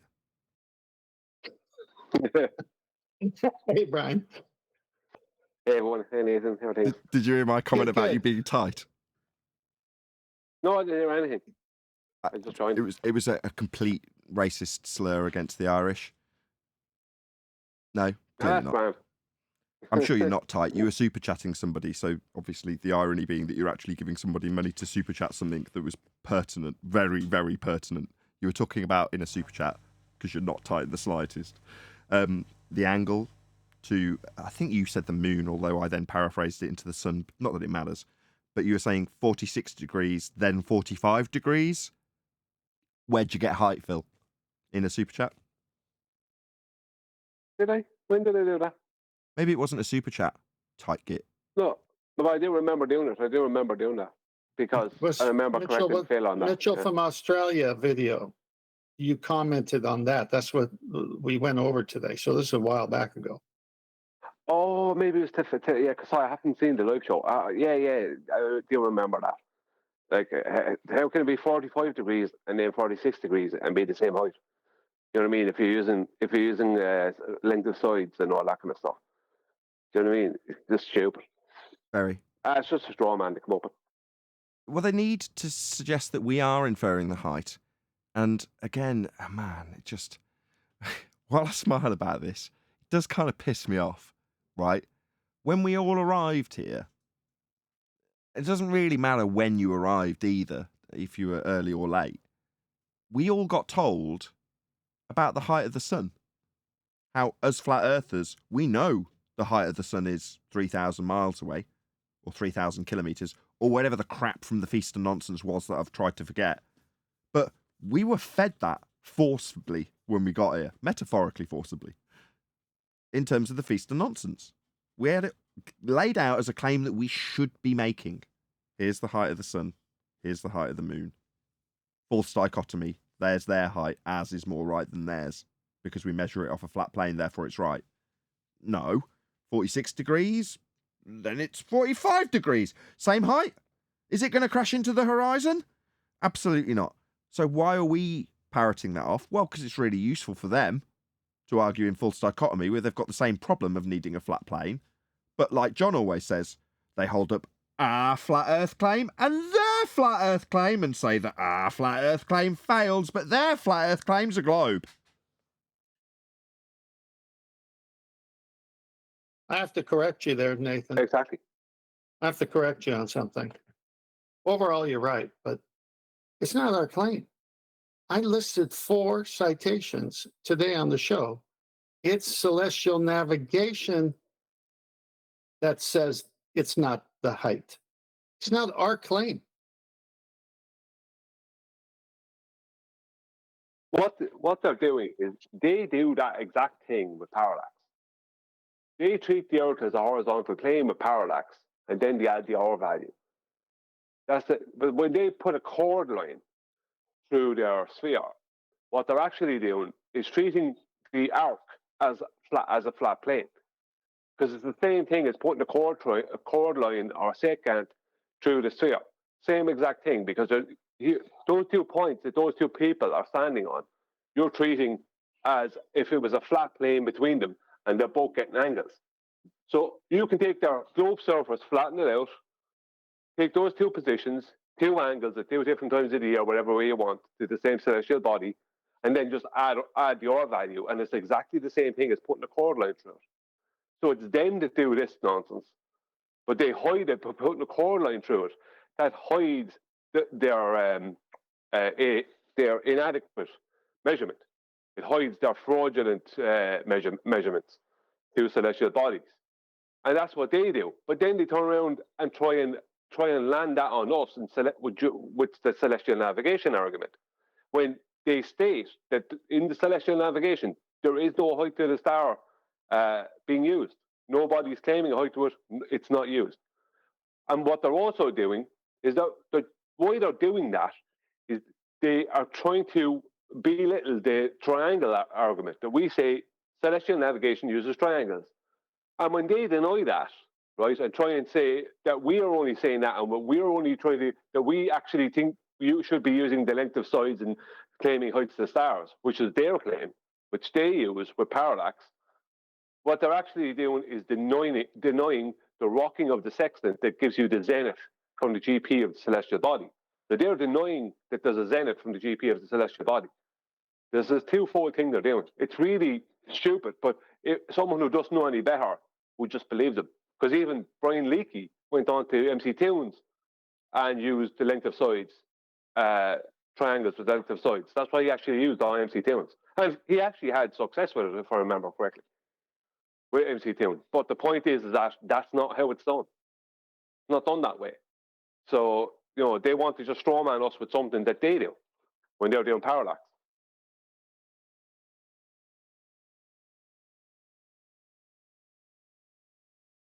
Trying to find a picture of Mitchell in like one of his videos. Of course, he's always hosting the Flat Earth School in his live videos and pointing the camera outwards. I can't find a good picture of him for the thumbnail. You will on Mr. if it's still up there, or if you go to his channel and he has the Mr. Sensible debate. Okay. He's on camera in that. Okay. I'll find that. There was that famous one with him and Fight the Tight Shirt and Mr. Sensible, that one. Yeah. You remember that one? The best yeah, you've done. At best, you've debunked the radius.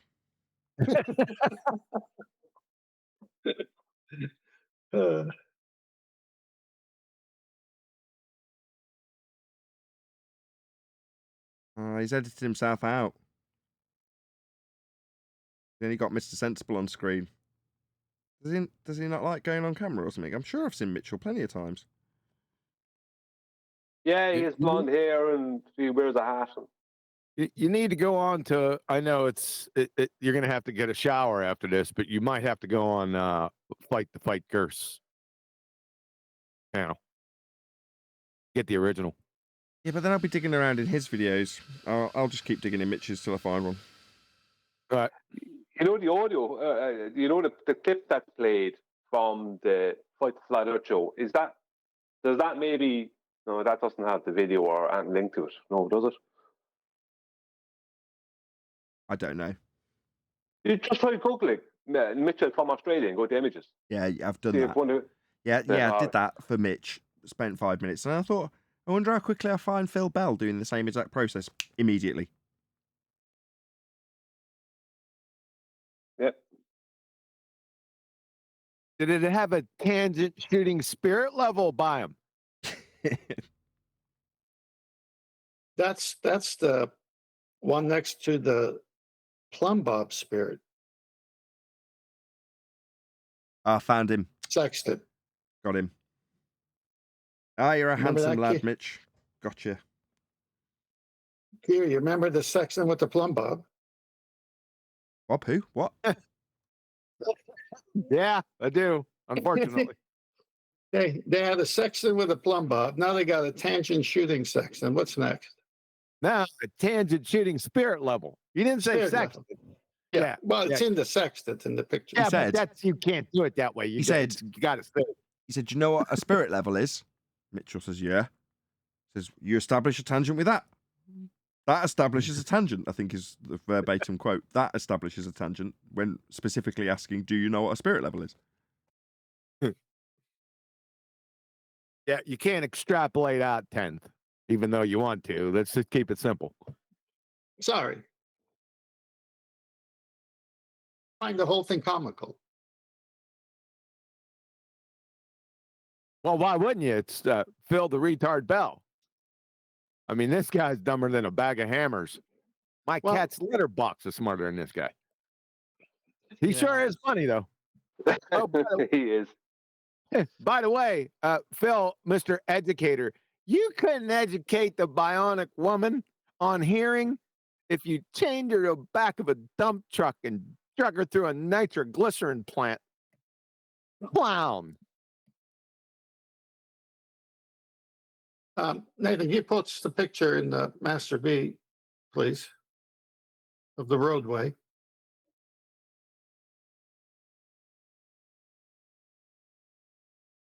Yes, it's up. Yeah. Well, the ballers keep telling us level is curve. But, I did this a few years ago, but I said, you know what? I'm just going to go find another picture. So here's a roadway where it's a level curve horizontally. Okay. So yeah, that's not that. I'm I going to know. interrupt you. I'm gonna getting interrupt there. you. Go ahead. Yeah, that's not curve being level. Don't conflate curve with curvature. Be careful with that. Oh, I'm not. I'm just saying, right. They're saying level is curved, which is terrible. And so when I see that you can have a level curve horizontally on a road construction, that's not what they're saying. Because level is no point higher or lower than the other end. So they're screwed no matter how. They're changing language and definitions.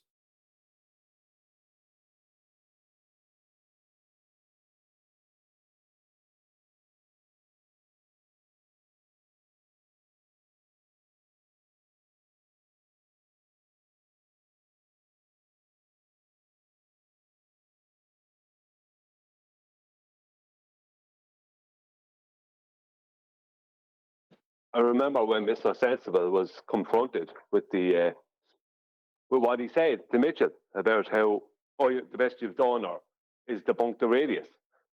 And he tried to get around it. He said, I was taken out of context or something like that, right? What I meant is it could be like a little bit bigger or a little bit smaller. You know what I mean? It's just like, no, he's referring to the black swan. I mean, it can't be just a little bit bigger.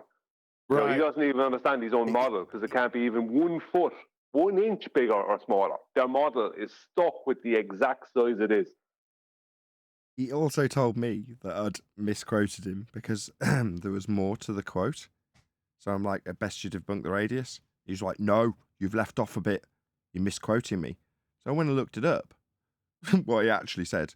And he actually said, at best you've debunked the radius of the Earth. That changes things. What a geometric nincompoop. What he was actually doing is if the horizon was just a little further away, the radius would only be maybe 2 or 3 miles away. You geometric nincompoop. Sensible. You pretender clown fraud. All you baltards are exactly the same. I'm going to eviscerate all of you. You got that, sunshine? Well, I already done that. Yeah, I mean, this can only leave them in quite a significant amount of cognitive pain. You know, this is going to affect your sleep. I mean, I remember the days of debating over the Isle of Man and how physically draining it was. The stress of it. Well, we don't have that anymore. They do. They've got to deal with that daily. Unlucky. Well, the black swan and elevation angles, as Mitchell said, is we're running the narrative. They're hitting the walls. They can't figure out both of them in their fairy tale ball. What did Phil, the numpty dipshit, also say? That refraction, it pushes objects further away. I thought I heard him say that in there. Phil, you dumbass cracker. On your next stream, does he do streams anymore? Does anyone know? I don't know. I'm Who not a big follower of Phil, I gotta be honest. Yeah. On your next appearance, can you post a citation with refraction, the type of refraction, the mechanism, and show and demonstrate that refraction takes objects and moves them 10 miles further than they should be?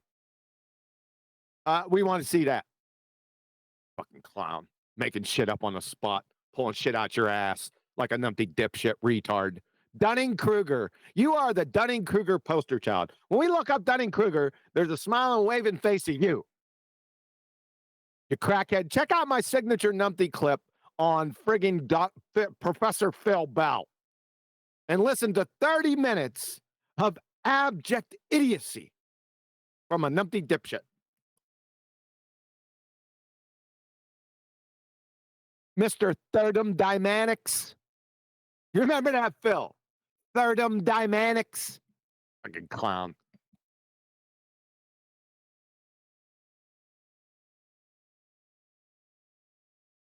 What do you mean, clown? He came on Flatzoid show and gave a whole class on second law thermodynamics. Really? Thermodynamics. I bet you they were lining up for that one. Actually, falling asleep for that one. Ask Nathan. He was there for 2 minutes. Nathan was there for 2 minutes.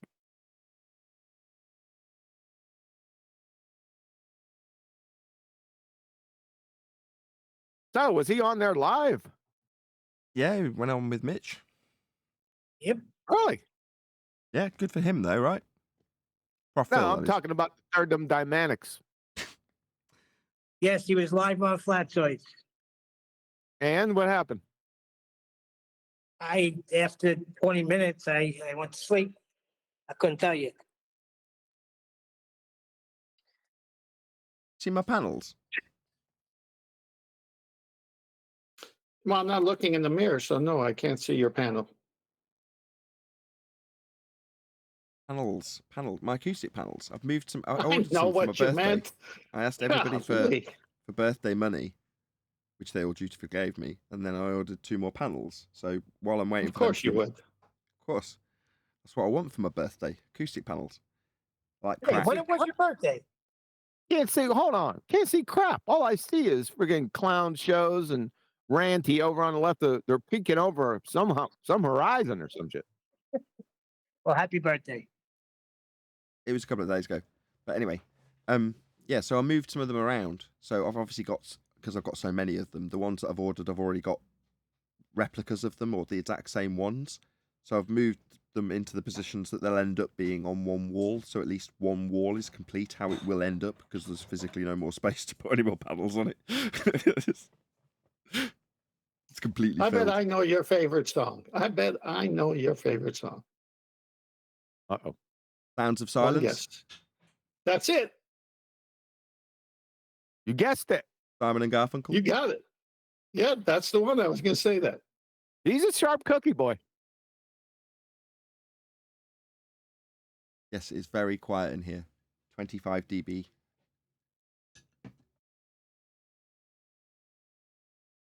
Yeah, most of my friends say that. Hey, how's your day going? 25 dB. Can't complain.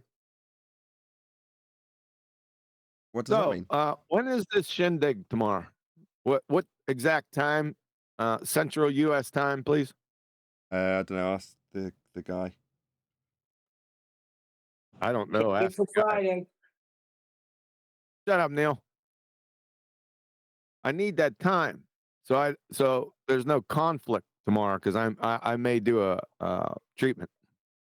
That's no way for a father to speak to his son. Yeah, Dad.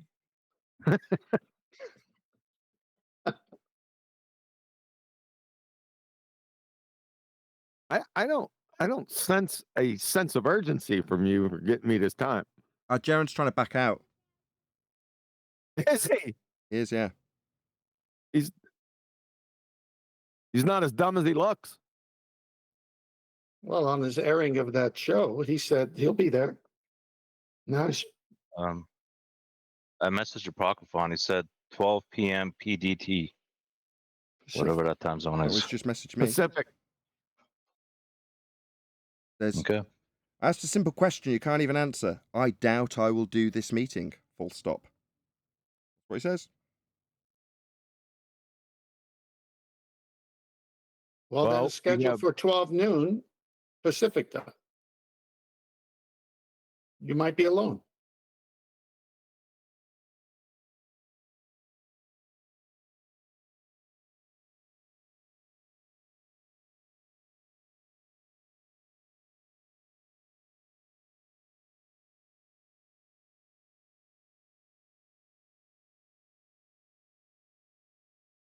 Did you say 12 noon Pacific time? That's what Righteous said. Oh, That's then what PDT means, yes. I'm in the clear. Yes, I know what PDT means. Okay, then yes. Ever since he got DDT, he knows what PDT is.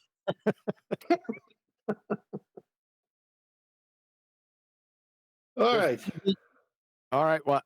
I gotta get out of here. It's too quiet, and I got things to do. Yeah, golf.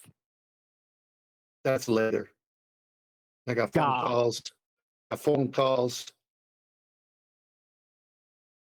Golf.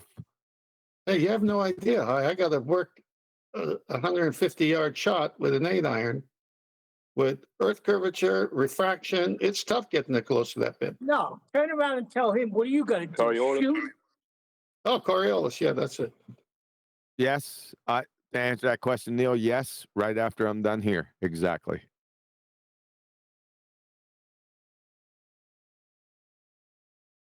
Catch you all mañana. Well, Yeah. At least it's Say that, better man. than see it, then. At least it's better than kicking carpet like I am. My knee is throbbing.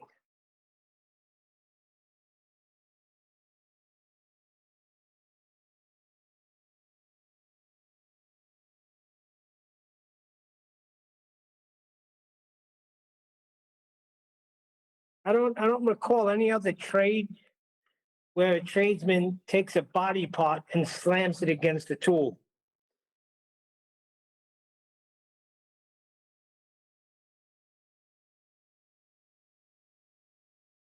Huh? Do you know of any tradesman, any trade, where they take a body part and slam it against a tool?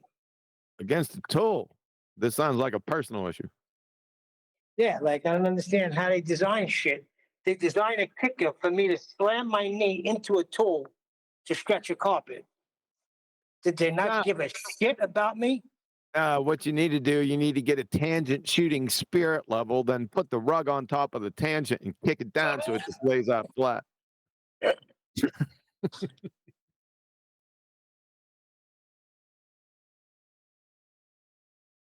ever heard of knee pads? Yeah, but they get in the way when you're kicking. They don't protect like that. You're actually kicking with your thigh. So, but this shit didn't bother me when I was 20 years old. No shit. You're preaching to the choir, sunshine.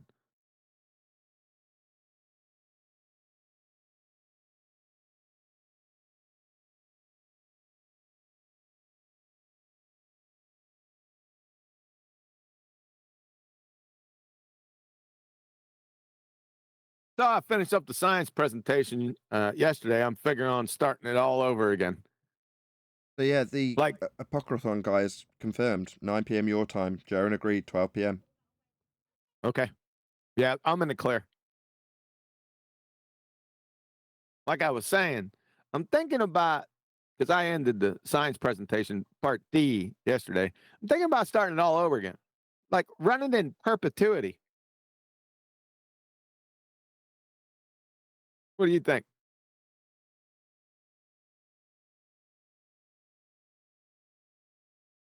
Well, thanks for that. I think that even though what you're doing is right because people aren't getting it, I think that what it will result in is people just being resentful. Oh, there he is. He's doing that again. He's trying to he's trying to ram it down our throats. That kind of attitude, as opposed to getting it. You know what I mean? While you're doing it. So that's what I'd say about it. That sounds like a vote for me doing it more. Yeah, it has to be. I asked the teacher, why are you teaching the same thing over and over again? He said, because you ain't getting it. Yeah, because you're poor dumb bastards. Right. So they're not getting it. So keep going with it until they get it.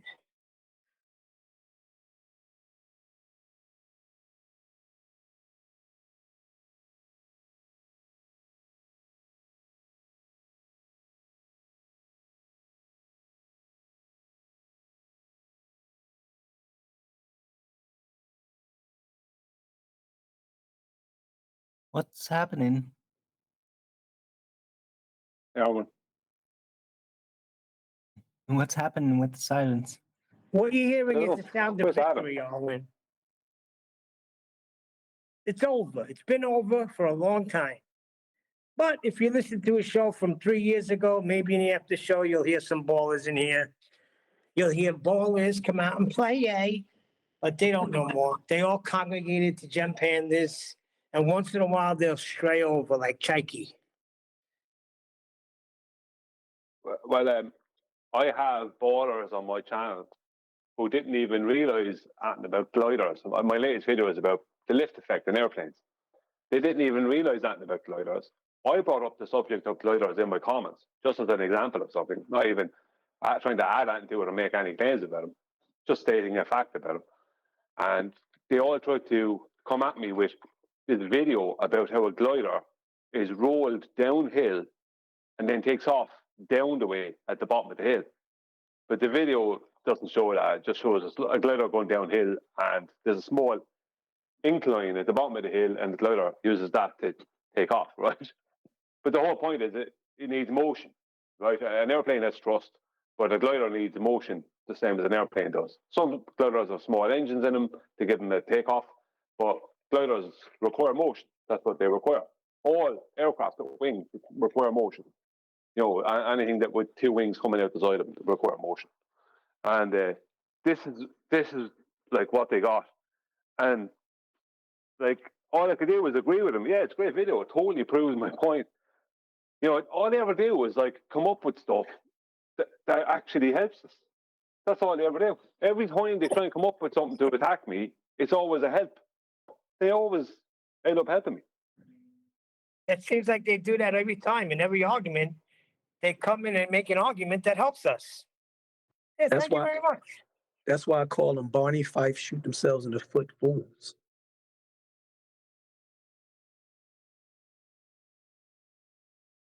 Barney Fife, while you're dating yourself now, buddy. Andy! You already know. We in the 50s, bro. Come on. Nah, he was the best in Three's Company, though.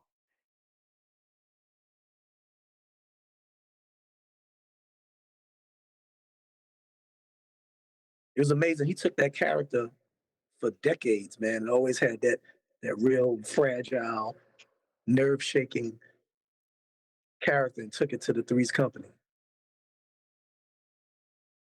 But if you watch him, you ever I watched had him no idea interview? that, what's his name, Kramer? Remember the guy who used to play Kramer on Seinfeld? Yeah. I had no idea he had a meltdown 7 years ago, live. Yeah, it was about the N-word and the stand-up comedy. Yo, I never knew that, man. That messed him up, man. He forget it. He ain't recovering from that. Yeah, career suicide. Yeah, because I seen him on Seinfeld. He does that comedians in cars, and he had him, and they talked about that. And then he went to when he went on David Letterman had him on, and he's trying to like explain himself badly, but you could tell he was distraught, and the people in the audience were laughing. Was that in him getting angry while he was Yes. at a person in the audience or something? At a heckler, yeah, he handled the heckler the wrong way. I didn't hear about that until South Park did a thing on it. I didn't hear about it till my brother told me yesterday. Now I heard Louis C.K. he recovered his career after he had a personal situation. Oh, and rest in peace, Pee Wee Herman, man. But really, that word, man, I'm sorry. Well, Pee Wee Herman, or rest in peace? No, the word that we're talking about really annoys the shit out of me.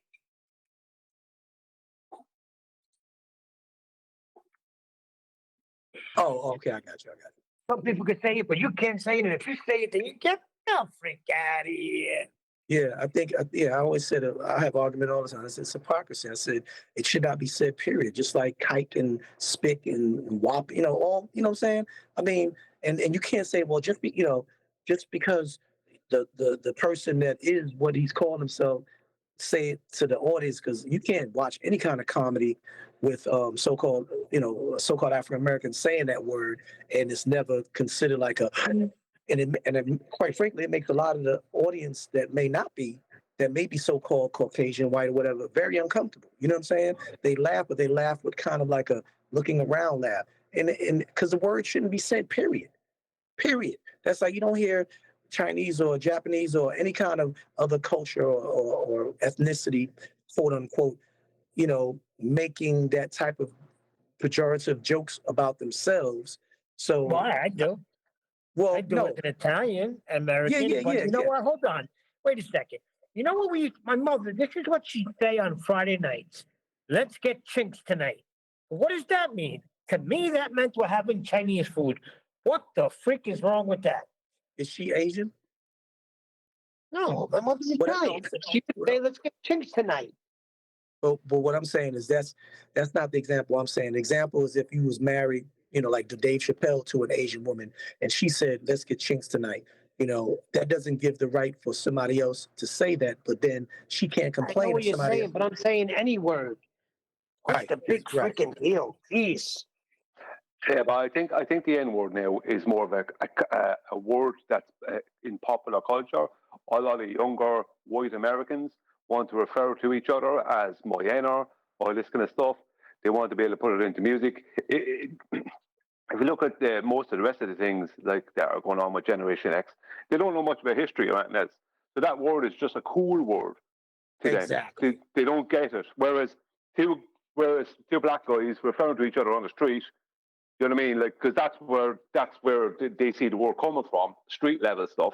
Where there's two black guys, whatever, referring to each other as that to each other. They want to be like that. Do you know what I mean? They want to have that type of.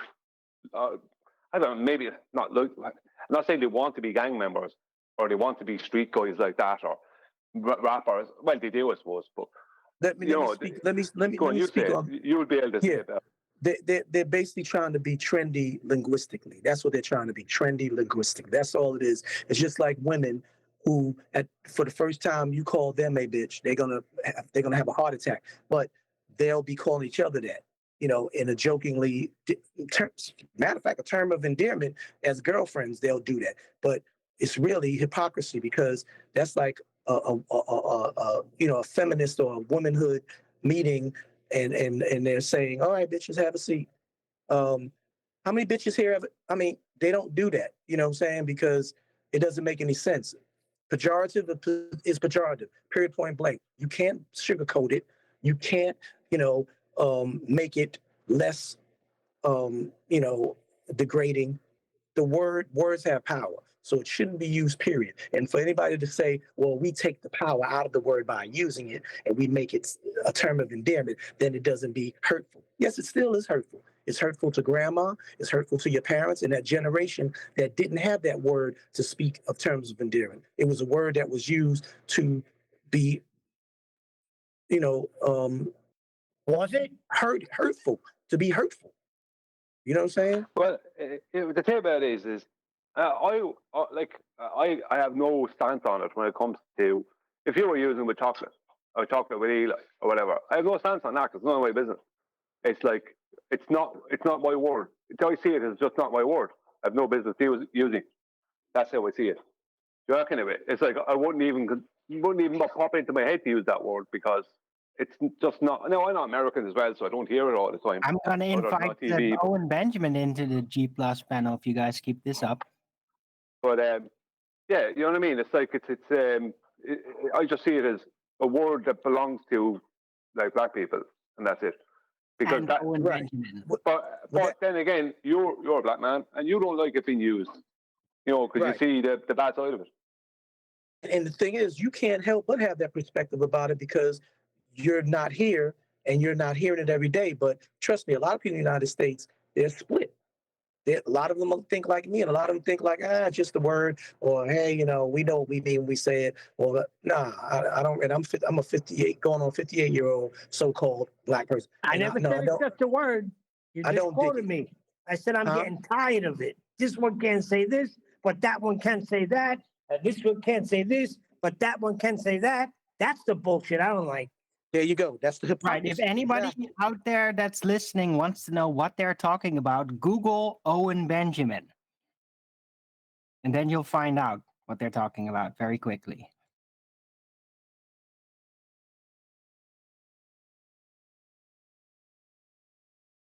Why would we go to Owen Benjamin? We're having a conversation right here.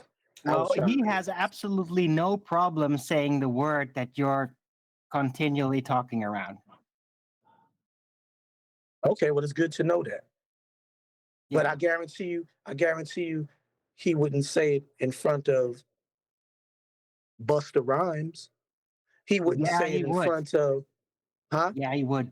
Oh, he would? Has he done it yet? So don't say what you don't know is going to happen, because I guarantee you, Busta will take his 50-carat ring and bust his mouth open.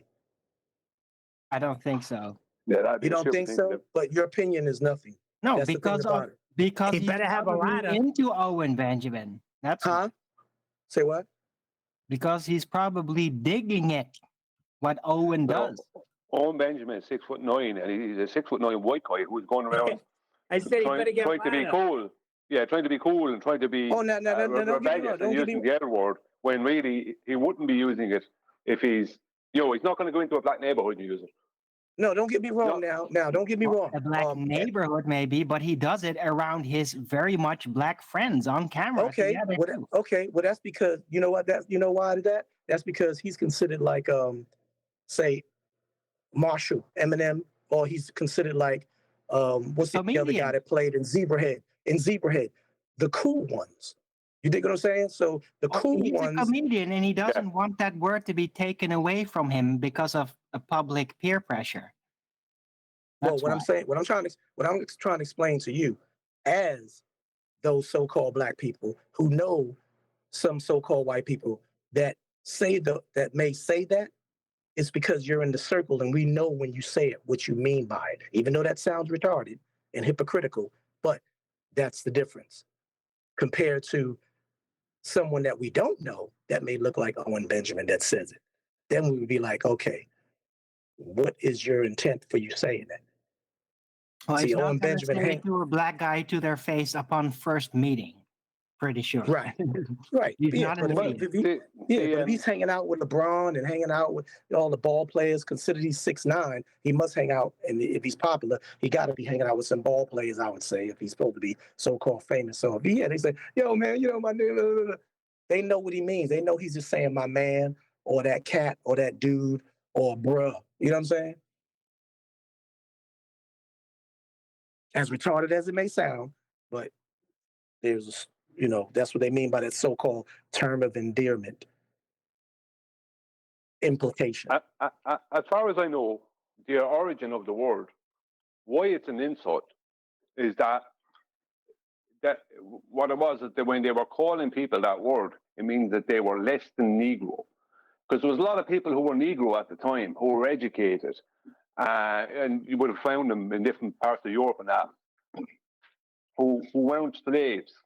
So it was like they were calling people less than Negro, if you understand what I mean. I remember reading about it before, and I don't know how true that is, but it makes a bit of sense that it's saying you're less than Negro. You're not able. You're not even able. Or how would I say it? No, it's Portuguese.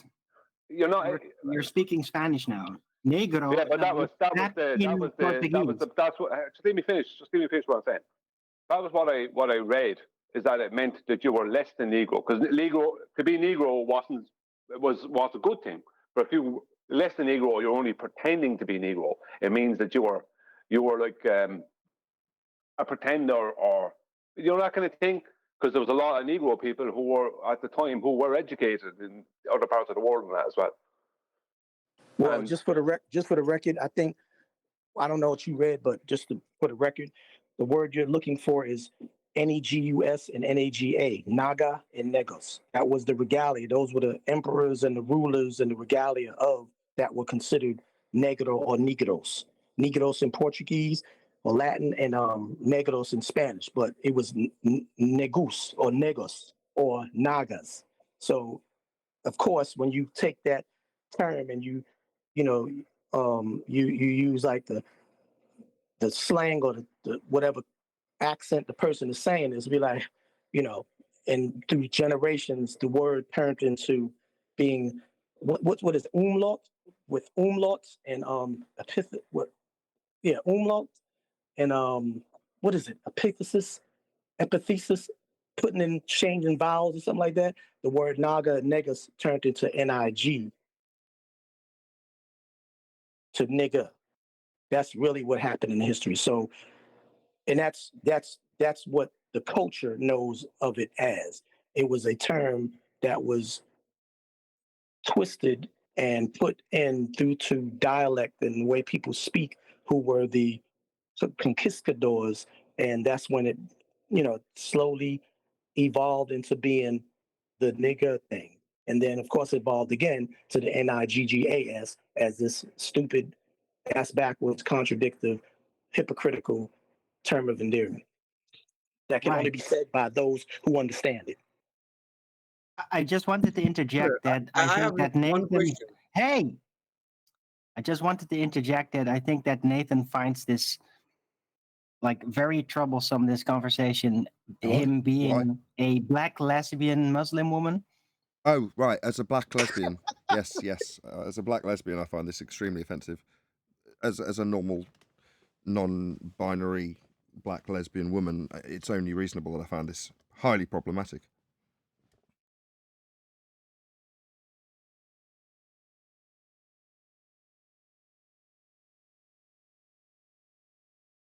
Please continue.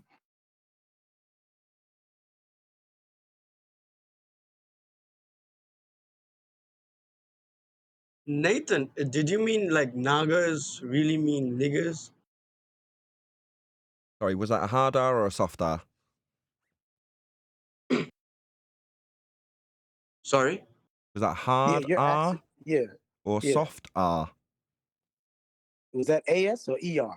The way you said that, because your accent kind of exposes you. Good subject. Hopefully it doesn't get me any grief from YouTube. Hopefully contextually I don't see any reason so far to get me any grief from YouTube. Nah. They play videos with the doggone word all over the place. I watched Subtle Infinity yesterday, and he was playing a load of like blaxploitation clips, if you want to call them that, from like the late 70s, early 80s. And there was one clip that he played where the guy is in trouble for some reason. He's going to court, and he, in front of the press, said, "I'm being treated like a black man." That's what he said to the press. I mean, obviously, that's why Subtle Infinity's used it. What treated like a black man? I'll have to dig out the clip. It was yesterday's video from Subtle Infinity. If you go, it's about 20 minutes into it. It's about half an hour long of clips. And I was just listening. It was just all in the background. And then when I heard that clip, I was like, oh my God. So I rewound it, thinking, I wonder what the context is. It's maybe just someone that's been caught saying that because they're an overt racist. No, he's doing it at a press conference. I was like, my God, how times have changed. Now people just say it under their breath. Racists, that is.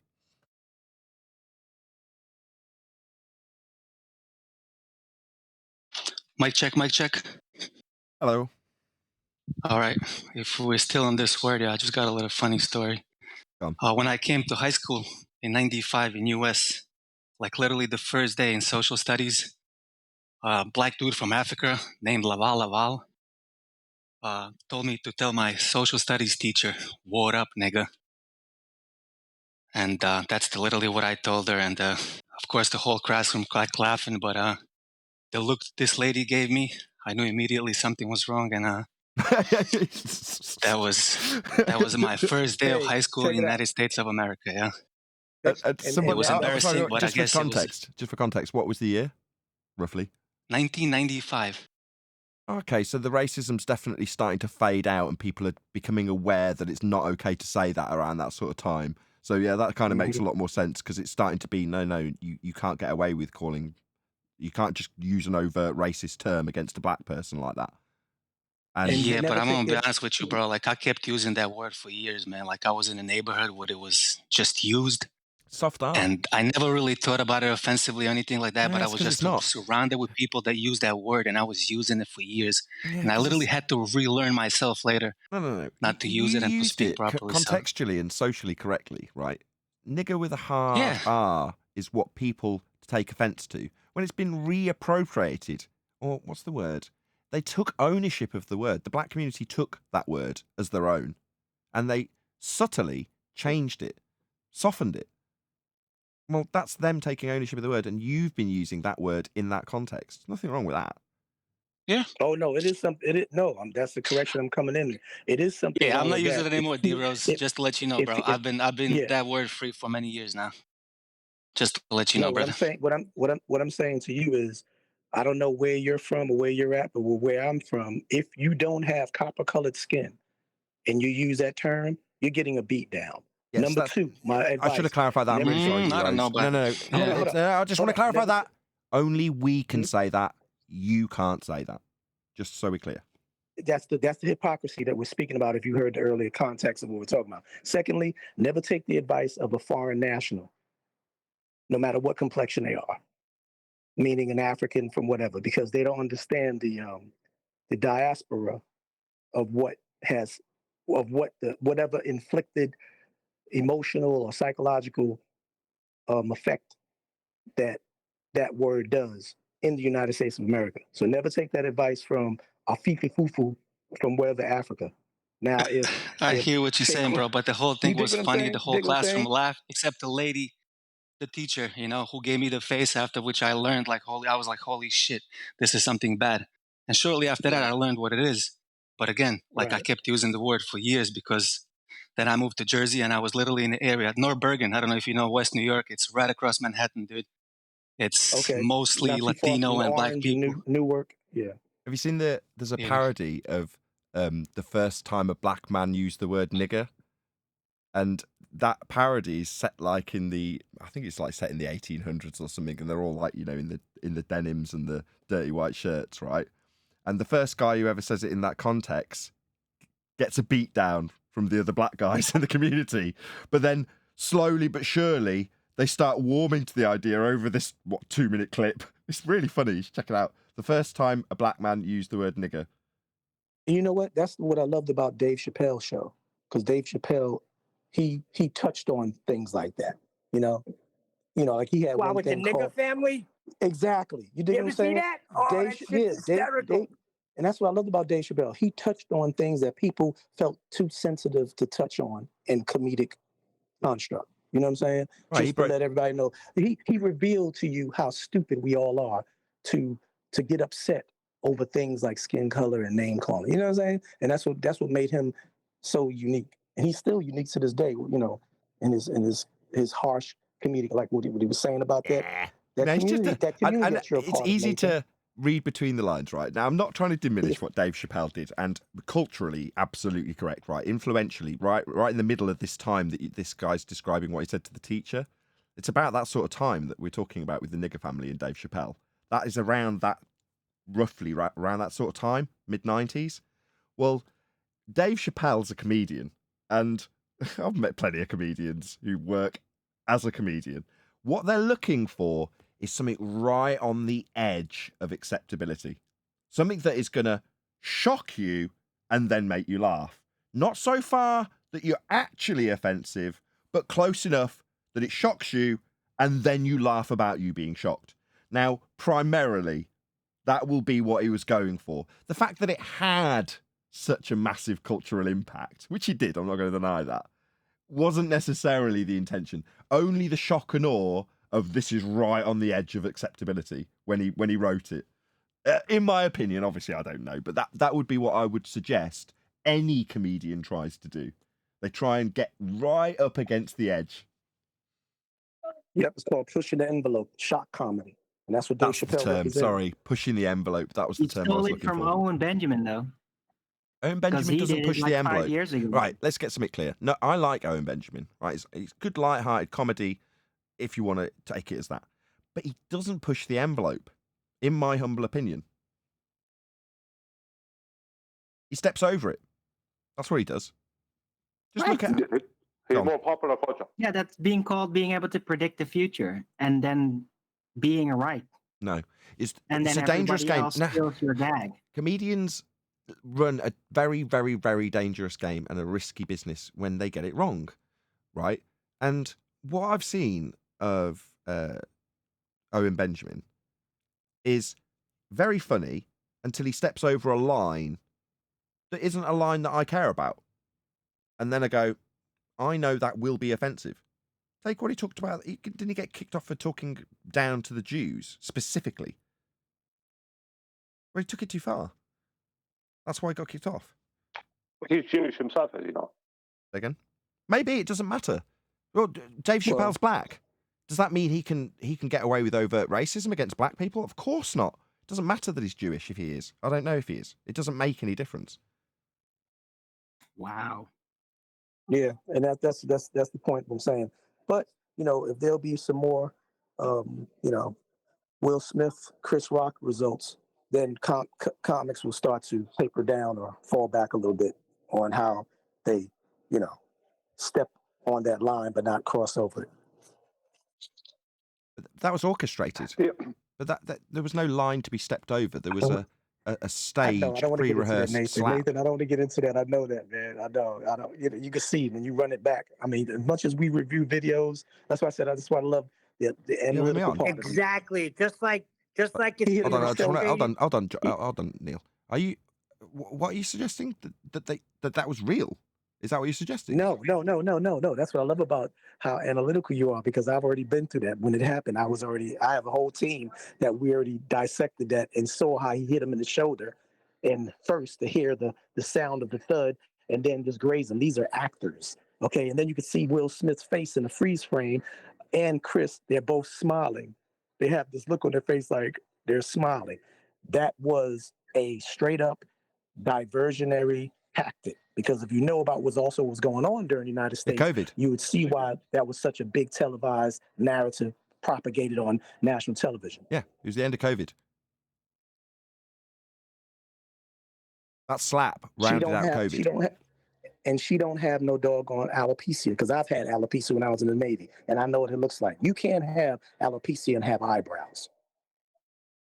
Okay, that wasn't necessarily. I was going to, yeah. But the slap itself, I mean, that's not necessarily because of high degree of discernment. I went through performing arts school. You know what I mean? I learned how to do those.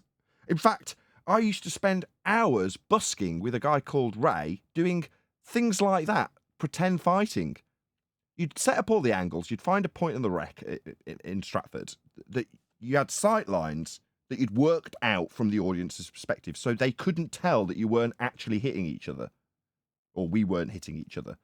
So yeah, I mean, I've talked before about busking and juggling and doing magic tricks on the street for money. But in this instance, me and Ray would practice this stuff for hours. In other words, you'd go to the college and what you would see would me and Ray looking like we're beating the living crap out of each other for hours and hours and hours and hours and hours at a time. And it was tedious and it hurt because the process is rolling out of positions and getting into positions and making it seem like you're hurting each other. But obviously you're not. It's called slapstick. Why is it called slapstick? Anybody know why it's called slapstick? Anybody? I'll tell you why. The reason it's called slapstick is because when you do stage fighting on a stage, off stage, there's a man with a long pole with two pieces of wood attached to it that's sort of sellotaped together, if you imagine. You've got a broom handle and then two flat pieces of long wood, say 20 inches long. And what they do is they hold one end of the pole, and when you go in to slap somebody, they slap the slapstick against their hand. And it goes, so that when you, from the sight line of the audience, look like you've just taken a big strike against your opponent's face, and they react with absolutely perfect timing, so it looks from your vantage point like they've just been smacked in the face because they've reacted. I'll just add something in here, a side note. Reacting is far harder than throwing the slap. In other words, to do what Chris Rock did and make it seem convincing is much more difficult than the person that throws the slap or throws the punch. Yeah? Same with wrestling. The guy being chucked and landing on his arse in the middle of the ring, that's harder than the guy who chucks him, both physically and in terms of rehearsal. Anyway, slight deviation. But yeah, that's what a slapstick is. That's what you have to do, create the sound. And if you can't, like me and Ray, we had to figure out a way of doing the slapstick without someone noticing. So we had to figure out where on our body our hands could meet naturally without the audience noticing. So you could slap your thigh as you're turning, and it's the old magic trick. You wave your hand in the air so that people watch that hand, and then slap your thigh with the other so that it looks like you've just rotated, slapped someone in the face, and you hear the impact. Well, to make it more realistic, get someone else to do the sound effect off stage. Then you don't have to slap your thigh. Make sense? That's a slapstick. That's all that was. Slapstick has become an exaggeration of itself when you see Bottom or The Young Ones, or what's an American equivalent with slapstick humour? I can't think of one off the top of my head. But anyway, that's become an exaggeration of itself, slapstick humour, where they over the top exaggerate so that you know that they're faking it. But everything in Hollywood movies is the same. It's just slapstick. Because they're not really hitting each other. It's just stage fighting. That's all Chris Rock and what's-his-face did. Will Smith. Stage fighting. Of course, they're trained actors. Do you think they would allow some random member of the participating audience, in that case, to start yelling out profanities and then walk up and deal with a host of the show? The security guards would have been absolutely all over him in a heartbeat. It doesn't matter that it's Will Smith. Will Smith's lost his nuts. Get on him, get on him. This isn't part of the show. Get on him, get on him. That's what would have actually happened if it wasn't part of the show.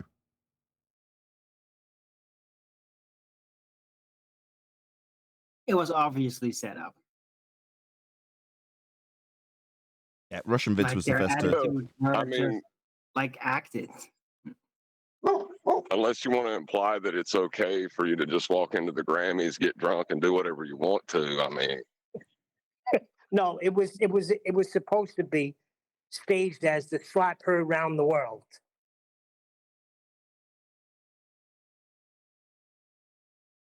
Anyway, well, a load I'm of sure old it's bollocks. easy to get into the Grammys. No security whatsoever, right? Lies on TV and the Yeah, truth you in know, like- movies. RV got this right. Right? So RV recently did a video pointing out that Alex Stein was on with Roseanne Barr, and to his credit, actually did credit where the citation or quote came from, or what would you call it, catchphrase, turn of phrase, that came originally from Russian Vids, or RV Truth as he's now known on YouTube. So subscribe today to RV Truth. But yeah, lies on TV and the truth in movies.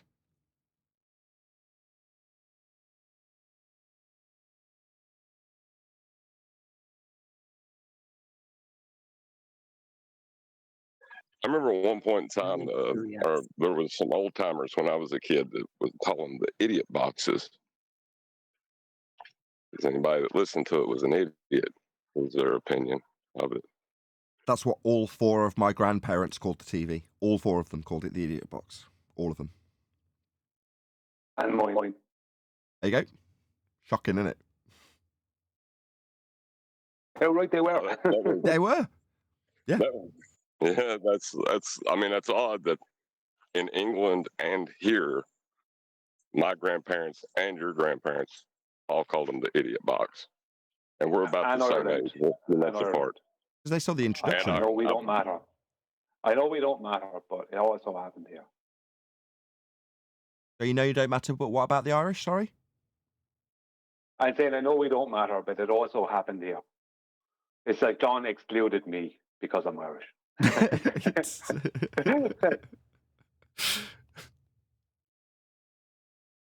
Oh, there's some martyrism reference that I could have tied to something Irish. I just can't do it quick enough. Yeah, I'm having a little moan from myself. Yeah, I remember my grandparents telling me that why it was the idiot box as well, because it's all nonsense. That's what they used to tell me. Right again. But they saw the introduction of I it, was right? told So as a kid that everything on TV was a lie, that I should, per default, assume that before investigating. But everything is a lie on TV, even when it's presented in a documentarian style. So when I was doing the Gadget Show, what they had on a script was what they wanted to be scripted, regardless of what they were doing. They had a beginning, middle, and end all planned out in the script. Well, in one instance, I'm sure maybe I've told this story before, I can't remember. there was an event that they put on the Gadget Show where they did 2 parties. So there was our stereo, because it wasn't a studio system, it was a proper domestic hi-fi that you could actually put into a normal house. But it was worth about £250,000. It was expensive. That was in one room. By room, I mean one end of an enormous, great big space that was used typically to store taxis in. It was massive. But they split it off into 2, and on one side was our system, enormous. And on the other side, they had all of this ring of Sonos systems, like multi-room little boxes, plastic crap. But they had loads of them. Anyway, they go through the process of showing both systems, right? And at the end, they asked the audience, or the guest host, who was a celebrity, although he wasn't asked and he wasn't in the script, asked the audience to vote which one they thought was better. Now, that wasn't part of the plan, but it ended up getting filmed, right? And for whatever reason, I was there and found out that that was going to make it into the edit. So while that was going on, I bent the ear of one of the producers to change the outcome. I was like, this isn't acceptable. Look at the amount of work I've put in, right? No, I'm not going to have the crappy plastic boxes win. You've got to change this outcome. And they did. So what they did, right, to alter the outcome, because it had been filmed and obviously it was kind of incorporated in, they had to cut out a fairly sizable chunk to change the outcome. And what they did was they hacked out every little bit that he had done at the end of this process of looking at these 2 systems. And then what they did in the presentation to the audience was cut back to the studio. And then, in lieu of the celebrity saying something, they had a smoke machine that they just let off. And they went, and now we'll decide who the winner is. And then the smoke machine went off. And then they opened an envelope and went, and the court system wins. Well done, wonderful, the winner is. Because it had been somehow incorporated into the narrative by this stupid celebrity that it was a competition, and it really wasn't. Do you know what I mean? So there wasn't a necessity to have a winner, but suddenly there was. So that was a problem that I was like, no, you're going to be showing our stuff in the best possible light, and that's it. Not, is it better than a fucking £100 shitbox plastic piece of crap? No, that isn't why I put all this work in. So they just changed the outcome. It didn't matter that an entire group of people had decided we want to let the world know this stuff's better than the £250,000 stereo, which was absurd. They just changed the outcome. Why? Because they can. Because it doesn't matter what history actually said. We want this outcome. So they changed history, quite literally. Yeah, that irks me when they try and match up, just kind of, it's on topic, but it's a bit of a sidebar, where they're trying to match up some totally cheap version of something that's very expensive. And they say, the cheap version is just as good, maybe better. It's like, no, it's not. It's not. It's just not. Like, you won't find a Ford Focus that's better than a Rolls Royce. You just won't. Yeah, but they both do the same thing, basically. So the Ford's miles better. Because it only costs this amount, and it's basically doing the same thing. That was the logic that was inferred by the celebrity when he kind of egged the audience on in that instance. You're like, because, yes, you could stand in a room and go, it's making a lot of loud noise. You go into the other room, it's making a lot of loud noise a bit clearer. Well, one's £250,000. So the other one's got to be better. That's the logic. You're like, yeah, but that's not why I'm here. I'm here for you to say this is the best. not comparatively the cheap stuff's better. That's not what I'm here. Change it. This is only 80. This is only $80, and it'll do you. And if you need a part, it's cheap to replace the part. So considering that you are basically poor, this is definitely a much better option for you. So that's better than that.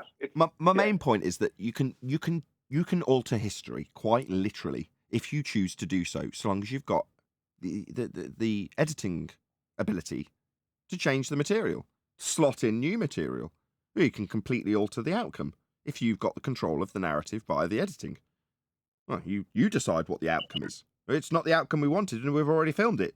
We can just film it again. Right. And they just change it from a competition to an advertisement with just basic editing. Yeah, if you want to promote one thing. History? Yeah, you can change history. Are you changing history or the way you report on history? In the mind's eye of the person watching, that is the history. That's how it took place, because it only took place when that narrative was presented. So while I see your subtle distinction, you can hear my annoyance. Because no, the history is what is presented. That is the history. Well, you're saying, well, that isn't what happened. That's not what I said. I didn't say that's. I told you what happened. That was what happened. Well, But it anyone became. that accepts reporting I'm nearly of there. Just information, one more sentence. It becomes history when that is what is reported. Then it is the official history of what happened, isn't it? What I say happened prior to it being published is irrelevant. That, as far as anybody is concerned, beyond my story right now, did not happen. Did it? well, the thing is, it becomes history if no one challenges it. Was it challenged? No. Then there's two histories, and you have to look at both to see. If it's challenged, then there's conflicting information. It's not history at that point. It's conjecture. Were you around when Paula was here the other day? No. Oh, you can make that change into history too. It's standard practice. That's standard media practice. The story's changed. It's now this. Yeah, I mean, if you accept the loose definition of history, like whatever they tell you it is, then I guess it is that. If that's what you accept as history.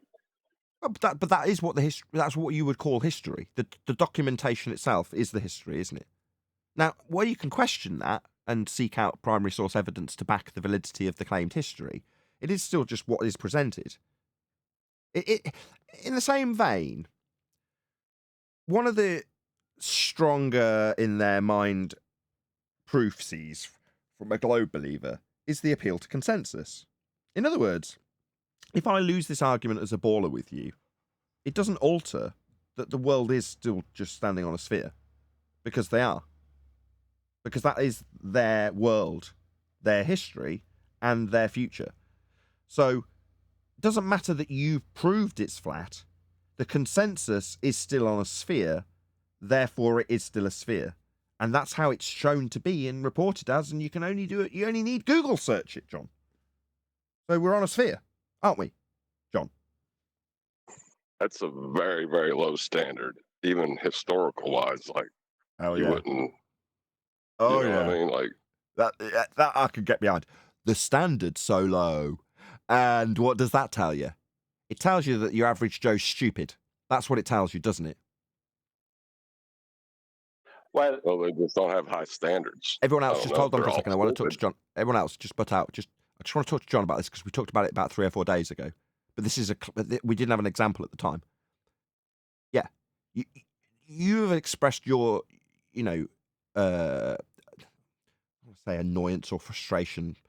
I can't think of the word, but in respect to the fact that you've fathomed this out of your own volition and then been shocked at the fact that you hadn't recognised it before. We've heard similar stories from John, right? You go, oh my God, but why doesn't everyone else realise it? And then you come to the awful realisation that it doesn't actually take very much at all to lie to almost everybody around you. And therefore, what's the conclusion? Most everyone around you is really stupid. That's the conclusion you come to. No, you can't say that. I just did. It's more about I actually like the did. I dancing verbalised bear. it. The words did come out. I promise. Right. Well, the thing is, it's more like the dancing bear, and until you see the dancing bear, you're focusing on the passes that are thrown back and forth. You know. So I don't think it's a matter of everyone's stupid. I think it's just they've not seen the dancing bear yet, and that's what we're trying to do is point to the dancing bear, right? Maybe. I mean, in terms of the general intelligence quota, I remember Peterson, what's his name? Jordan Peterson, is it? Talking about the standards for the military. And based on their application, he was extrapolating out the military because it's just a nice, broad, wide, applicant pool that you could pull from to extrapolate out into general societal terms. And he did clarify that when he made his example, just in case anyone digs at me. But he was saying that they have to obviously give them an intelligence test or an IQ test or whatever it is. I don't know. I've not been through the military to find out where they can fit in or what they can do that's useful. And he was saying that there's, I think it was about 11% or something around that, but let's just say 10% of the applicants are below, I think it's an 80 IQ standard. And the way they've qualified that in terms of what would happen if they did employ them, there is no useful job that they can put them in where they won't actually be of net benefit once trained into the job. They'll be of detriment if they're below a certain standard. Now, if you extrapolate that into a societal standard, that means that there's a certain level of society that are below a standard that is useful in a working context. Right, about 10% of people are so stupid that they're never going to be useful in a work environment, in other words. That was Jordan Peterson's example, not mine. But when you then go, okay, well, if that's the lowest of standards, then you go, no, it isn't. There's more stupid people than that. They're just not applying to the military. So it doesn't necessarily represent the most stupid 10% of society, just 10% section of a very broad group that apply to something that's got jobs for all, or so it would seem, the military. So, yeah, it's a pretty dire, when you look at the stats in that regard, you start looking around in society and going, oh my God. You got to laugh or you cry. And you then ask yourself, why am I appealing to these people? I do this when I go to the shops, right? So I look at the normies around me. While I say everyone, that is totally to the exclusion of almost everyone who watches this show or partakes in it in any way, including, and you're going to hate me for saying this, the ballers that join in. In other words, I'm going to say, no. Prof. Phil Bell, he doesn't in any way come close to that sort of category, and is a good example. He's a professor, for God's sake. So, we're talking about the exclusion of the very limited audience we get here. Well, why don't we have a huge audience? Well, because we don't have mass appeal, right? The dumbed down masses do not want what we have. Right, that's just a fact, and I've got used to that long ago. But back in the day, like I say, I'd go at the shops and go, "There's no helping these people. What am I doing? There's no helping them en masse. Why am I even going to ever have aspirations? Why I get so annoyed with Neil? How are you going to get this out to the great unwashed? They don't want it. They want to be told that the Earth's a sphere, Neil. They want that. They really want it, like the people trapped in the Matrix. Did I just hear you say that? And you're going on with Jaren because you want this to get out to the great unwashed. Am I in Gaga land Hold on. here? So you're assuming that Jaren has managed to acquire an audience of the great unwashed, like a general cross-section of society? No, but it seems like you do. No, that's not Jaren's audience. You don't know. He's in our... This is the same pool. What are you talking about? He's not got mass appeal. That's your mistake. You think he's on the same team. He's not. Categorization. In terms of category, he is. On this, red hair, away from Friday the point. morning, you'll realize he's not on the same team. I can't wait till Friday. Irrelevant. We're in the wrong. We're arguing about the wrong point. It's the emphasis on the wrong syllable, I think, as QE says. Wrong emphasis on the wrong syllable. Yeah, I don't understand that one. He's got to break that down for me. It means you're attacking a non sequitur point that isn't relevant. How is that not relevant? You're going on with Jaren because you said you want to reach a greater audience, and he has the ability because he's got such a big channel. When it's funny that I'm not there, but I was there first. Yes. But once I heard this show, I came here. So that's the people you want here. You got it. Yes. Jaren's out. Yes, Jaren's out debating people like Toon, and he's categorized the same as us, Neil. Anything else? But that's irrelevant to his viewing audience, as whether you're a baller in this subject or you're a flat earther in this subject, you're still in this subject. So you're not part of the great unleashed at that point because you're in this subject. Exactly, precisely. That's why I can say to the exclusion of all audience members. Here. Not on YouTube in general, far from it. They're watching PewDiePie. I'm tired of you taking his side too, John. No.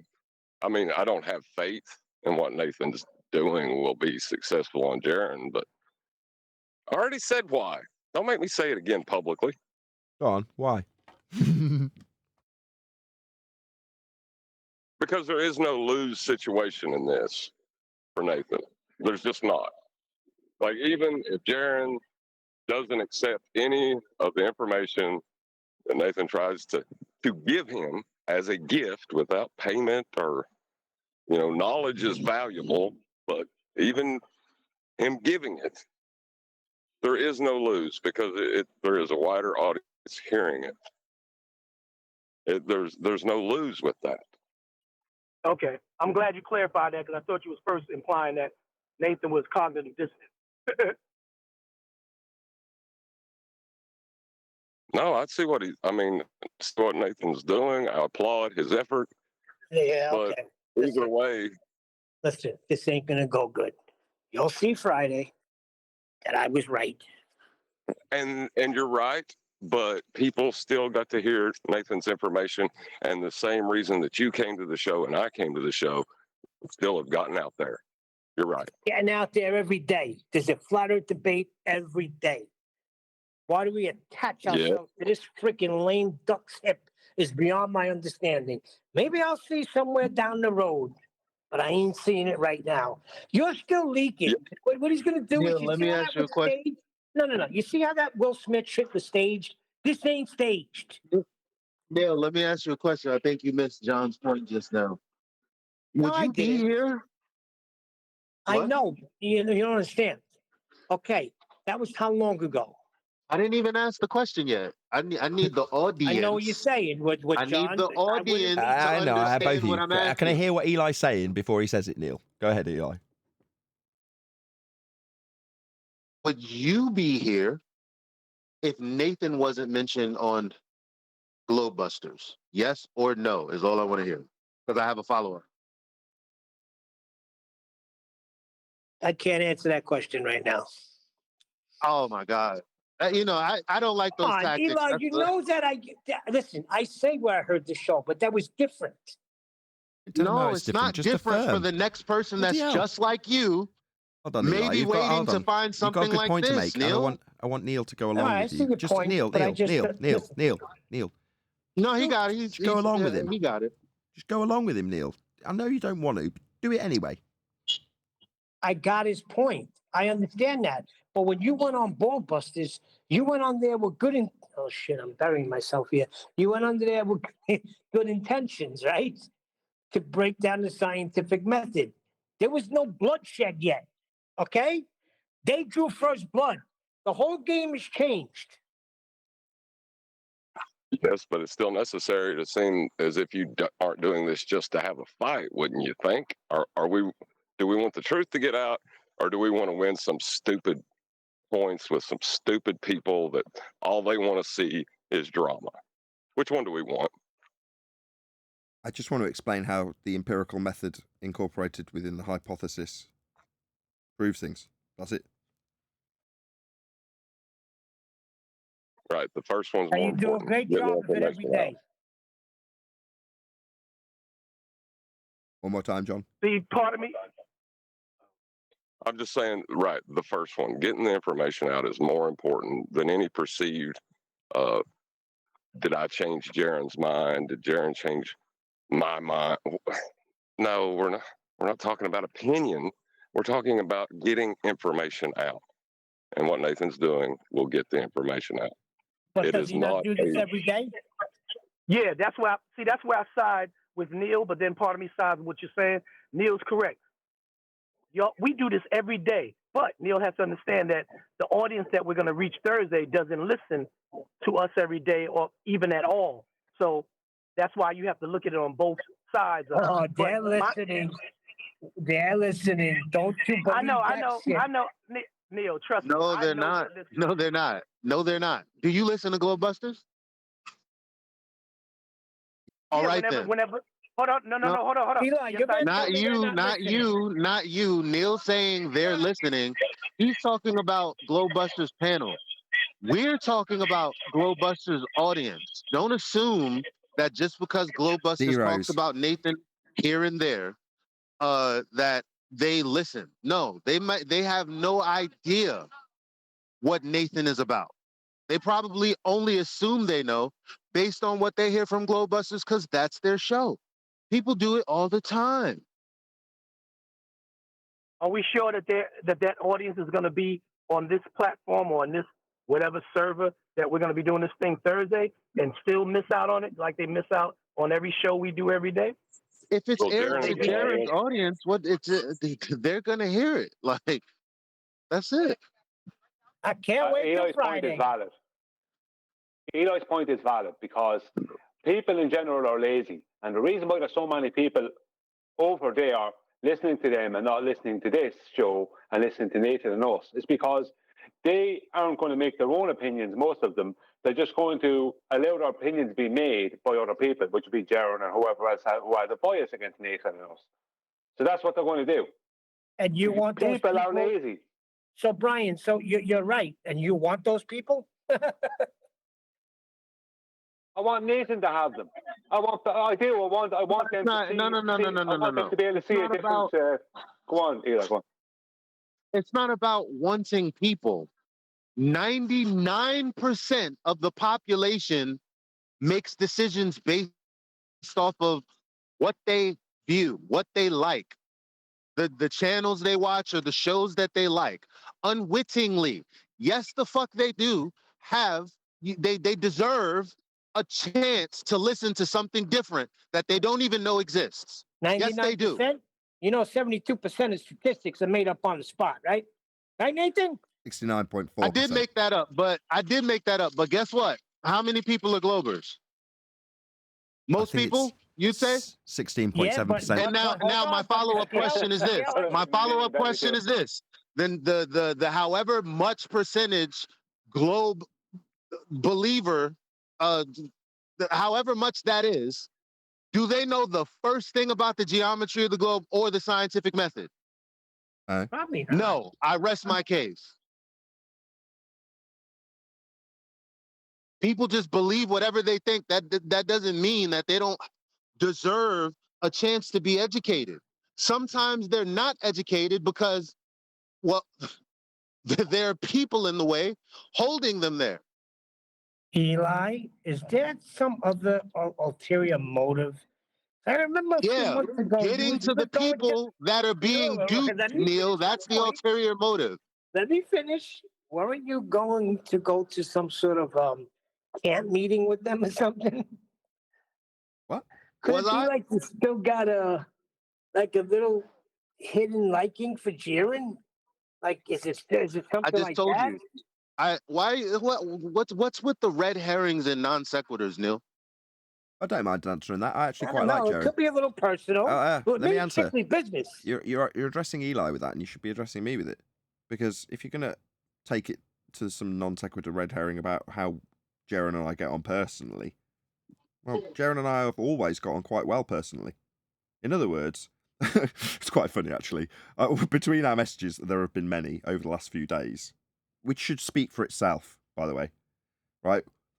After one of the messages, I said, I'm not going to be able to reply to you for a bit because it's my birthday today. I've got stuff on.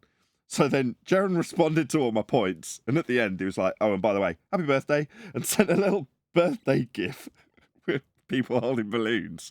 In other words, in between the vitriol between me and Jaron, there is still that underlying, oh, just a point of courtesy. Happy birthday, by the way. You know what I mean? So Okay. All right, So- you guys got a bromance. We got it. it's not a bromance. Don't take it to where it isn't. I'm just saying there's a remnant of underlying respect between the two of us, right? Now, the fact that we can have the conversation back and forth, right, without me swearing at him or him swearing at me, right? Number one, the fact that we can both keep our tempers in check for long enough to have a prolonged 3-day back and forth on Skype, again, should speak volumes. We're both hotheads, right? So, I don't know. You want to say you want Jaron's personal attention? He's appealing to that too. Oh, you want my personal attention, do you? Because I'm massive. Yeah, I'm directly saying that. I want your audience. Yes, I am saying that. But from a personal perspective, I've always got on with Jaron and thought he's all right. Same goes for Dave Weiss. Same went for Bob. See, that's why I didn't want to talk about my only opinion on this.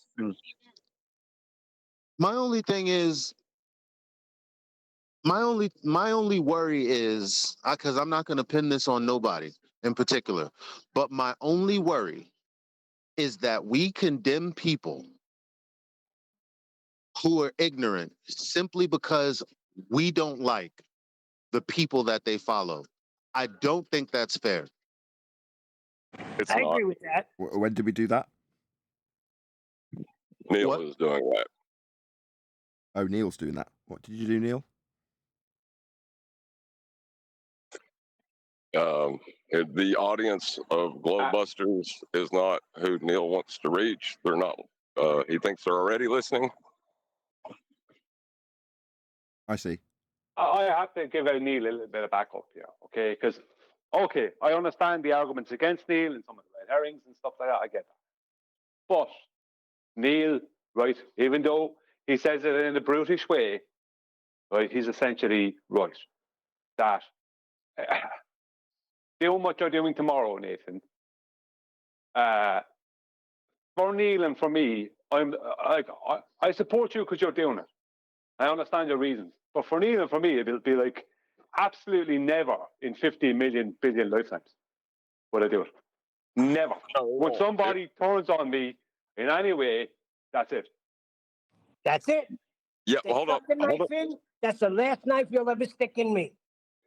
But that's missing the point of doing it, isn't it? Yeah, it is. That's completely missing the point of doing it. One more person says I'm missing the fucking point, I'm gonna lose my fucking mind. And no swearing, Neil please. is not missing the point. Neil, swearing. He's not missing the point. Neil's not missing the point. I speak because Neil is getting angry now. He'll only show himself in a bad light. He's not missing the point. I'm not missing the point. That's why I'm supporting Nathan. But Neil is honest. He's just being honest. And I agree. I agree with you all that it probably won't work. He's already shown who he is. It's a wasted breath on Jaron. But that isn't why I think he should do it. Because I don't think he is just talking to Jaron. He's talking to everyone else that's listening to that.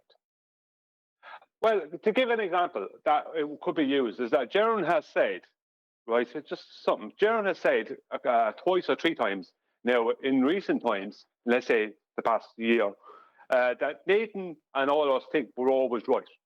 Now, Nathan was shown Brian Leakey's video or told about Brian Leakey's video where Brian Leakey caught Nathan out on being wrong on something about, I can't remember the exact... It's a reification fallacy. Reification fallacy. Yeah, science. And Nathan just said, yeah, I was wrong. Yeah, Nathan said, yeah, I was wrong. Now, without having any prompting about our knowledge about what Jaron was saying, Nathan just went, I was wrong. So if Jaron says that, Nathan has to just pull up that clip from him just in the past few days admitting he was wrong. So either way, it won't go wrong for Nathan, I don't think. But it's just that. I've got to be honest, right? What's going through my mind at the moment, Brian, is stuff like that. Which is to say, if for the sake of argument, what was the example, the Brian Leak video? By coincidence, Jaron had actually sent me that video. I just hadn't watched it. When I reacted to it, it was the first time I watched it. But he had actually posted that video to me in one of his examples of how wrong I was, right? This is Jaron. And you don't have to look very far, is my point, for me to show that I'm more than happy to concede when I'm wrong.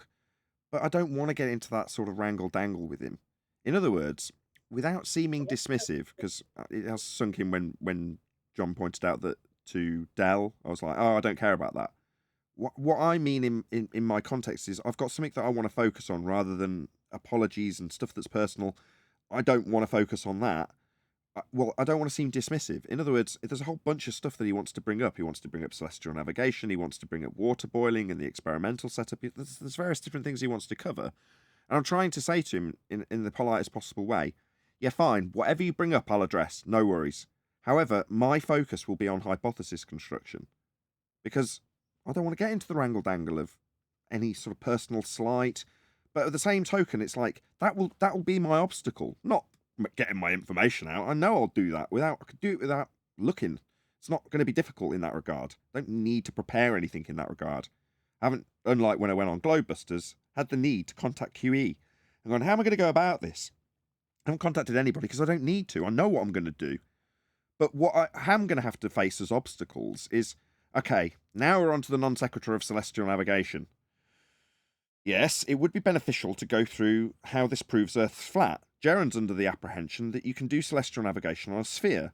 Now, when he brings that up, if he brings that up, I've got to subtly go, I don't want to actually talk about this.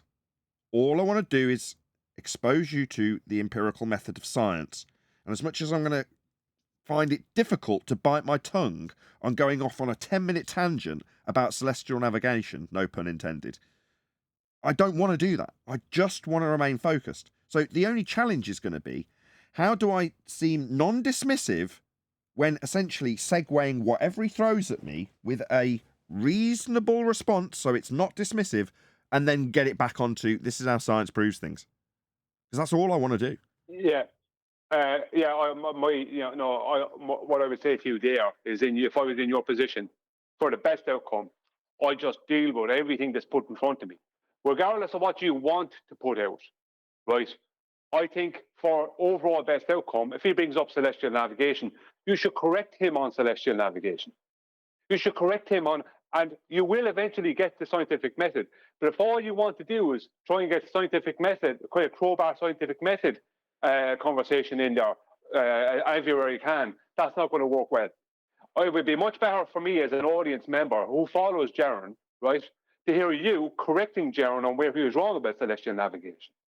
Way better. If I was someone on listening to Jaron's and didn't listen to you, and all I heard about you was from Jaron from Glowbuster's side, that would make me go, hang on a second, maybe there's more going on that other side than I realised. I will, Brian. I will. If he brings up celestial navigation and wants it addressing, because reading between the lines of his message to me, he's taken umbrage with me criticising him not saying this proves Earth's flat when he has Toon telling him, oh, we'll just get a tangent.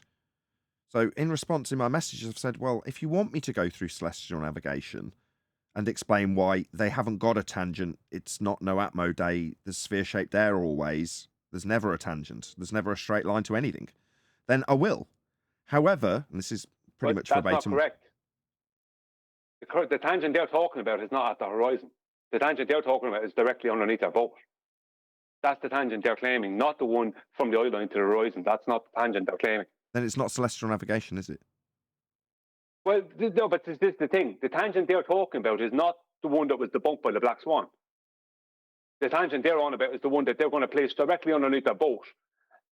And then they're going to try and somehow make a dip correction from a globe's either geometric or refracted horizon. Just try that one more time. That's not celestial navigation, though, is it? No, it's not. It's not celestial navigation. But well, it is. Well, it's not celestial navigation. No, it's not celestial navigation. Right. It's not correct. But if you bring up that the Black Swan debunked that tangent they don't have, no, they do have this one. As in, that's not debunked. The tangent they claim is not debunked. It's, if you understand what I mean, they're just using simple geometry. No, I get what you... let me just clarify, because Brian's concerned about it. I just want to clarify that to Brian that I do understand what he's telling me, just so he knows that I'm not just ignoring him.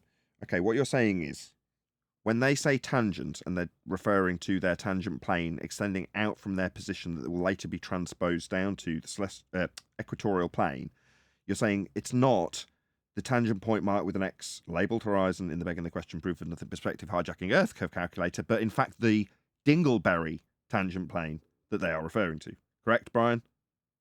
Yeah, so you giving that rebuttal about their tangent, they don't have a tangent, is not a rebuttal to that. It would be seen by everyone who understands it as a misunderstanding. Yes, it is. No, it won't. I'll tell you why. Hold on. I'm saying yes, it is. Are you agreeing with me or Brian? I'm saying yes, it is a rebuttal. Are you about to agree with me? Because if so, I'm going to shut you down immediately. Yeah, all right. Yeah, go ahead. No. Oh, that was a joke. Go ahead.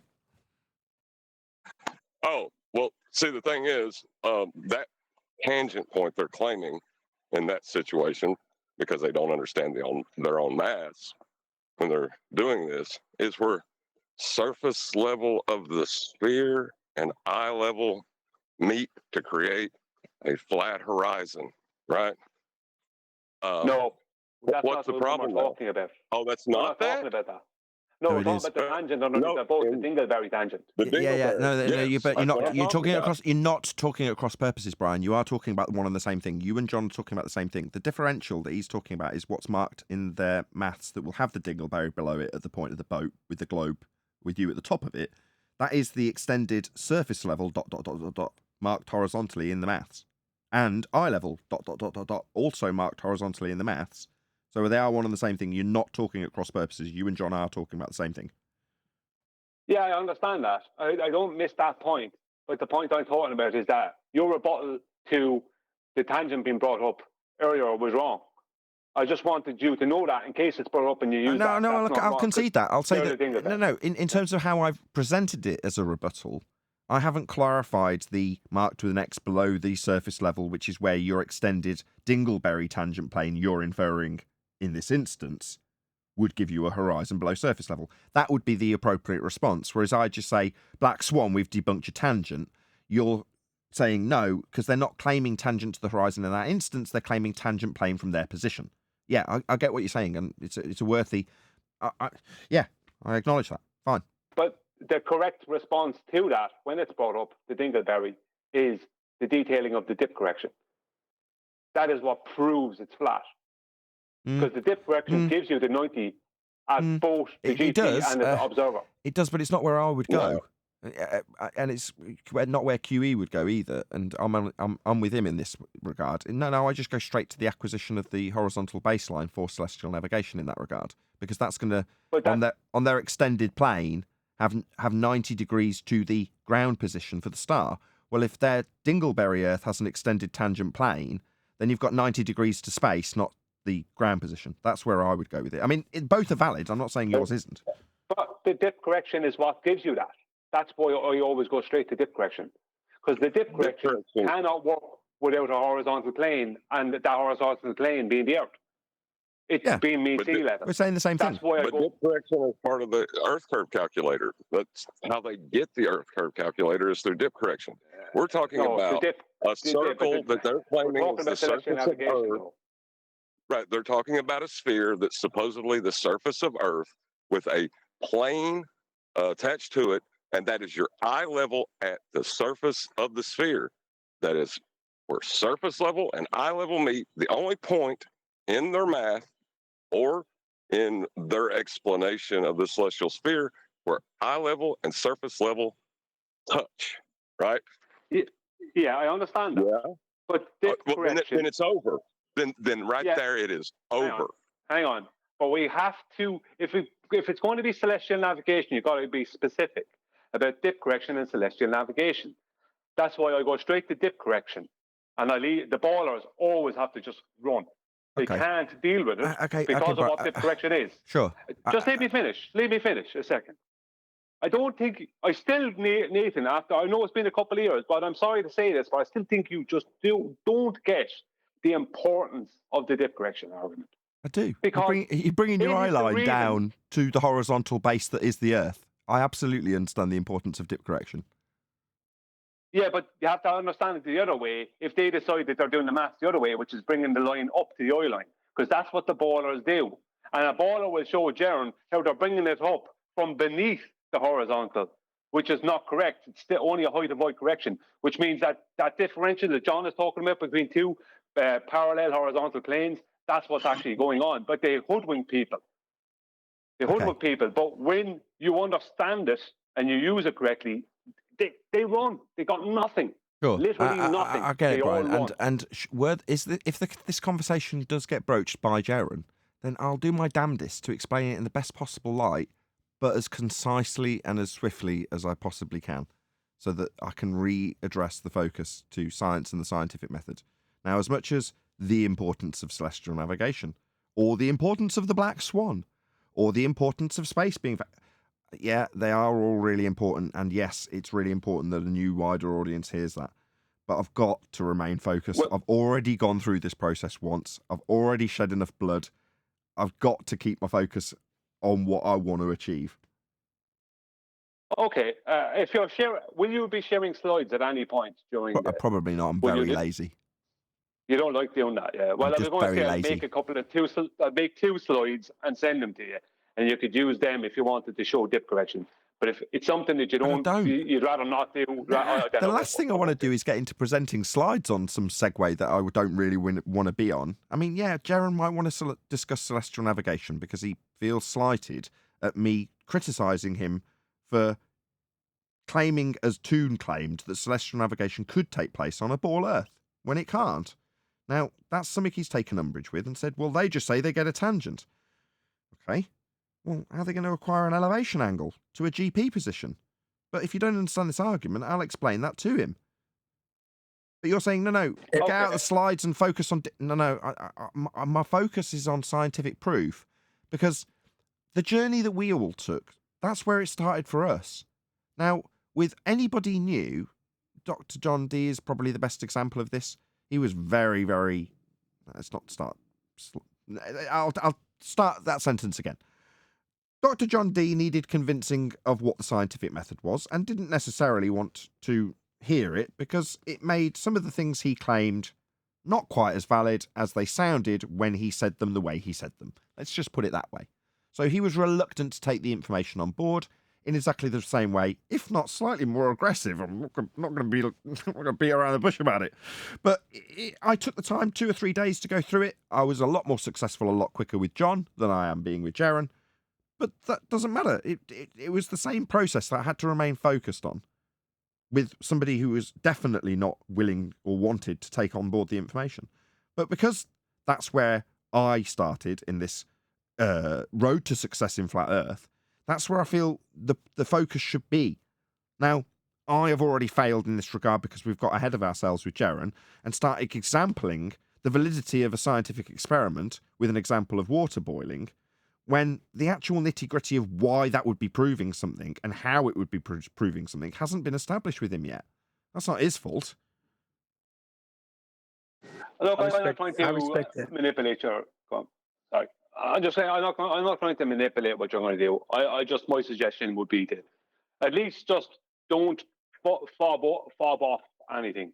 Whatever's presented to you, I think the audience on his side, because you have to remember who you're appealing to. You're not really appealing to Jaron. That's a byproduct if it happens. But you're appealing to the people who are listening on his side, who don't listen to this side. You're showing them that how you have that little extra bit of knowledge that Jaron doesn't have, and will seem obvious that he's either is confused about or just doesn't understand at present. And that's what I'm saying. Don't fob any topic off. Yeah, that is a great objective to have. And from a self-motivation point of view, that would be the thing that I would go for. And it'd be nice if that is a byproduct as a result of Jaron asking me certain questions that I don't necessarily want to be my focus. So I'm going to do my damnedest to do that, Brian, I promise, for the wider audience. However, the valley excavated between our factions, if you will, has come as a direct consequence of the magic trick that is science. That's where this rift between us has been drawn or has opened. The rift has become open because I have challenged those who use the same magic trick as ballers on the other faction's side to, as we ask the ballers to, actually present their scientific evidence when they claim it. That's not gone over well because suddenly it exposes one specific individual whose name we won't mention, Bob and Odell. Excuse me. And that pseudoscience claim, when being exposed, isn't going to leave a nice taste in your mouth, and therefore the poisoning began. That's where the rift started. That's where I'm going to start filling back in the rift. That seems like the sensible place to start because that's where we're at odds with one another. I'm pretty sure celestial navigation would be something I could easily bring Jaron on board with 20-minute focus, 30-minute focus.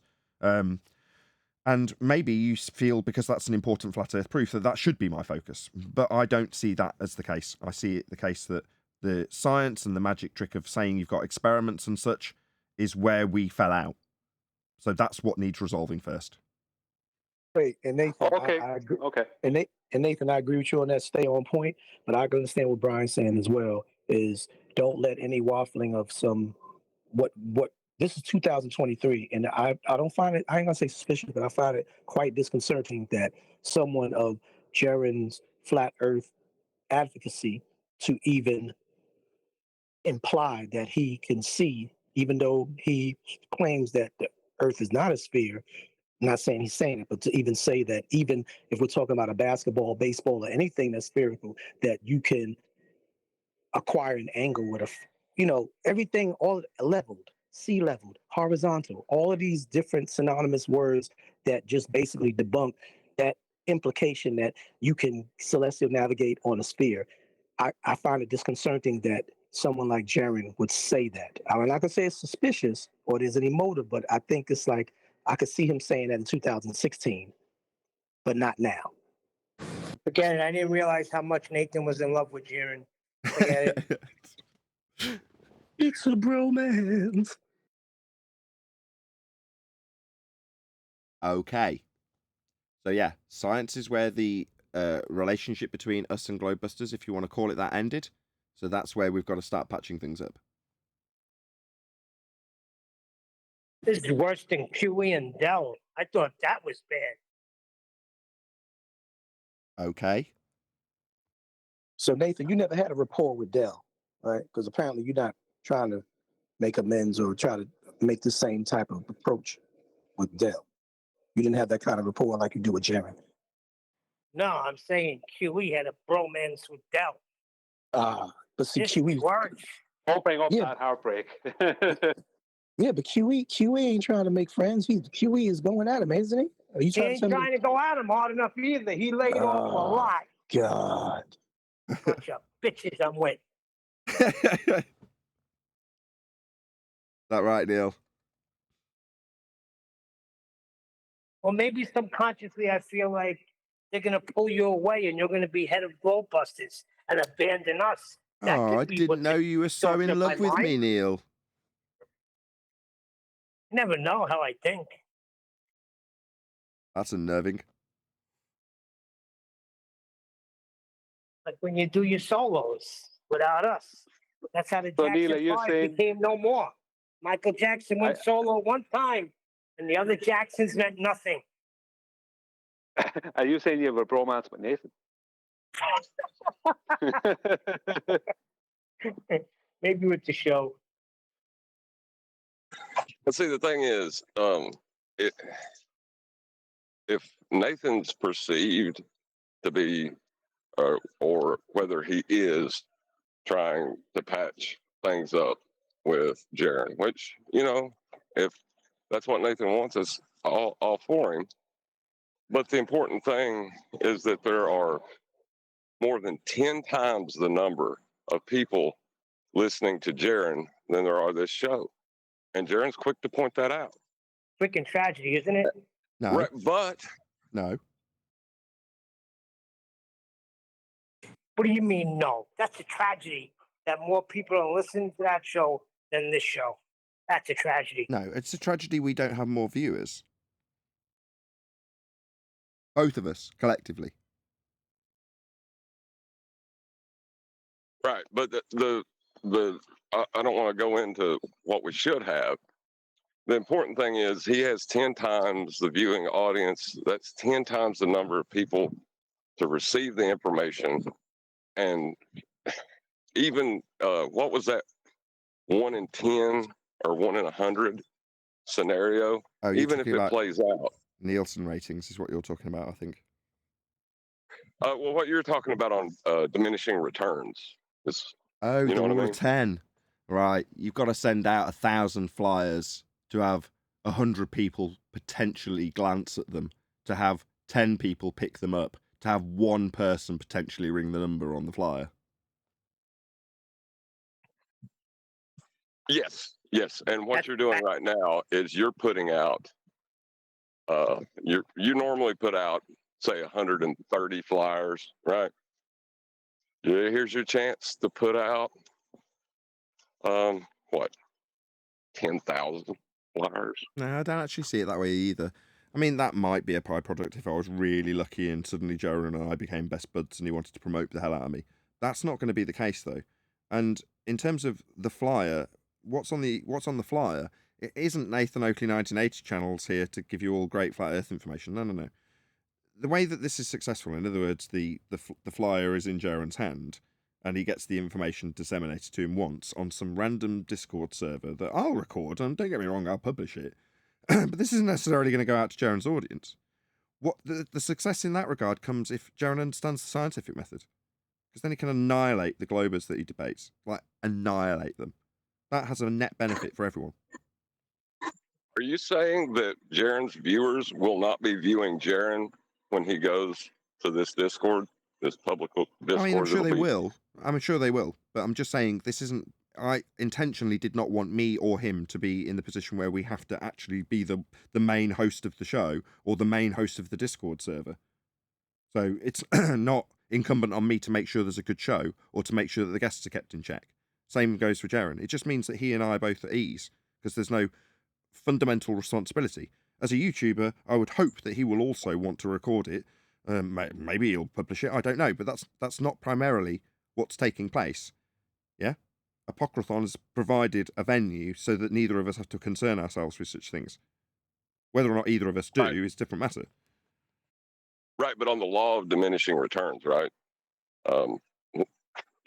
You're reaching our target audience tenfold what you normally could, or maybe even 100-fold.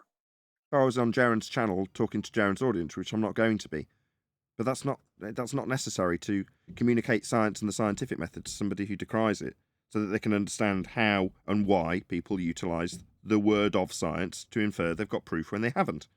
If I can communicate that to him and he understands it at the end of the process, which may be lengthy, as much as we've all poured huge amounts of money into discussing this, it may be the case that he gets pissed off with me in 20 minutes and then disappears. In which case, okay, 6 months from now, we'll be doing the same thing, and I'm in no doubt it'll develop a lot less conversation the next time I try. Right, but I'm not focusing on the best case scenario. I'm saying even in the worst case scenario, he rejects it out of hand, and he says that A can cause B and cannot cause B simultaneously, and puts himself in blatant contradiction, just like that is the most blatant contradiction you can state. Right. But it may not be Jaron's channel, but you will have Jaron's audience. Maybe. Hopefully.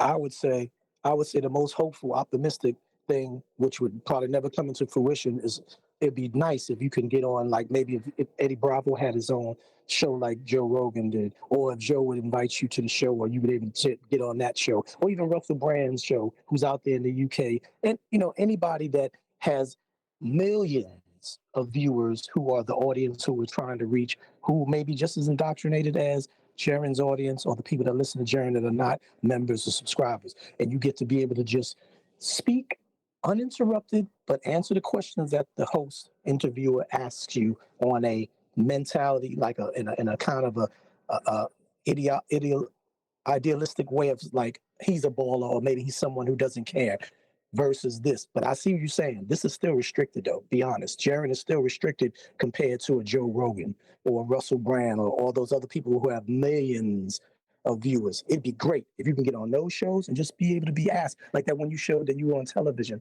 a long time ago, something like that, where they can ask you, well, can you explain this and that? And you could just throw everything down. Celestial navigation, the real meaning of the scientific methodology, all those things. That would be most wonderful. And if you could do that, you can pretty much negate anything Jaron has to say, negate anything Dell has to say, Rufus, Rumpus, and all of them have to say, because you reach that audience that never got to hear it, because they don't even subscribe probably to Jaron, Dell, and these other cats, because we're all in the same restricted boundary, going back and forth, arguing.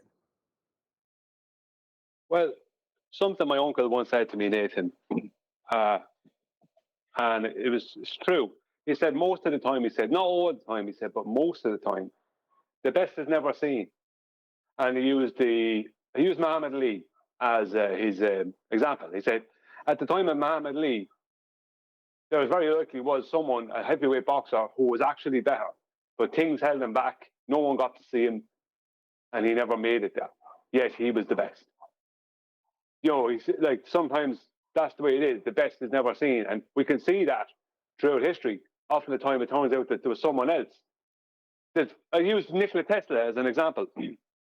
they put Nikola Tesla forward as being the person, and I believe that up to within the past 8 months, right? I believe that he was in opposition to Edison, right? This is the story they give you, right? Now, I don't know about the rest of the story, but I believe he was in opposition to Edison. It turns out it wasn't him at all. It was this other guy. They changed, now, not that Tesla wasn't a genius, but they put, Tesla actually worked for Edison. He wasn't in opposition to him at all. It was someone else who was in opposition to Edison. I can't remember the man's name. See, there you go. And this man was in opposition to Edison. And this is the man that they've written out of history. That the history doesn't, when I say popular history, people don't know about this man because they replaced him, they put Nikola Tesla where in the place of this man was this guy, this other guy who was in opposition to Edison, who had a problem with what Edison was doing. So there you go. Maybe that guy was the best, the absolute best, the absolute genius, the absolute number one, and we don't know who he is. I'll find the video. Edison was in opposition to AC. He wanted to go DC. Westinghouse, who was funding Nikola Tesla did work for Edison. He designed his DC motors for him. You know, but he also created AC and tried to get Edison to see how important AC was. But Westinghouse seen how effective it could be at transmission because it was all about getting it out, right? Yeah. So I don't know. Yeah, but who's the other man? Okay, I just want to prove my point here. I'm not going against anything you're saying because because of what you do, I know that you know your stuff, right? But, and you know a bit of history. But who is this third man? You should know this man. It's not Westinghouse. It wasn't Westinghouse. No, it's a different man. I think his surname starts with S. Or his first name starts with S. And I posted the video. It was this engineer, this lady who was an engineer, who done her due diligence on it and found out this information. And she posted a video up 8-9 months ago on YouTube. When I saw it, I posted it in Master B or somewhere, but it got lost in the weeds. But I'll try and find it again. But it's a really interesting where she points out, not saying that Nikola Tesla wasn't a genius, but some of his stuff he hadn't made work. And people are under the impression he made this stuff work and it was just kind of beaten down. No, that's not the situation. He didn't actually make it work. He was, but that doesn't mean he couldn't have in the future or that it doesn't have relevance or some of the stuff he did doesn't have relevance. He was a genius and always will be. But this other man was the actual person who was in opposition to Edison. What I'm saying is that they ripped this other person kind of out of history. See the way they replaced him with Tesla in the story. And that other man, no one knows him. When I say no one, like the majority of people don't. So unfortunately, I mean, that's the way they wrote. We were just talking about history earlier. That's what they do. Did you want to get the last word, John? Because I'm going to round out. Go ahead, John. I was going to say Nikola Tesla didn't invent AC theory. I don't think he put forth any theory in his life. He just had inventions. No, there was this other man, I think, that came up with AC. Perfect. Right. Got that bit. Okay, I'm going to round out on that note. So a massive, huge, enormous thank you to both Discord and G+ panels for making today's after show possible. And of course, a massive thank you to all of you in either Nathan Oakley 1980 or Nathan Oakley premiering streams. Hopefully smashing the super chat, liking, commenting, sharing, subscribing, joining as a Nathan Oakley 1980 channel member, and all that good stuff. I've been Nathan Oakley, and I will see you all in the next video.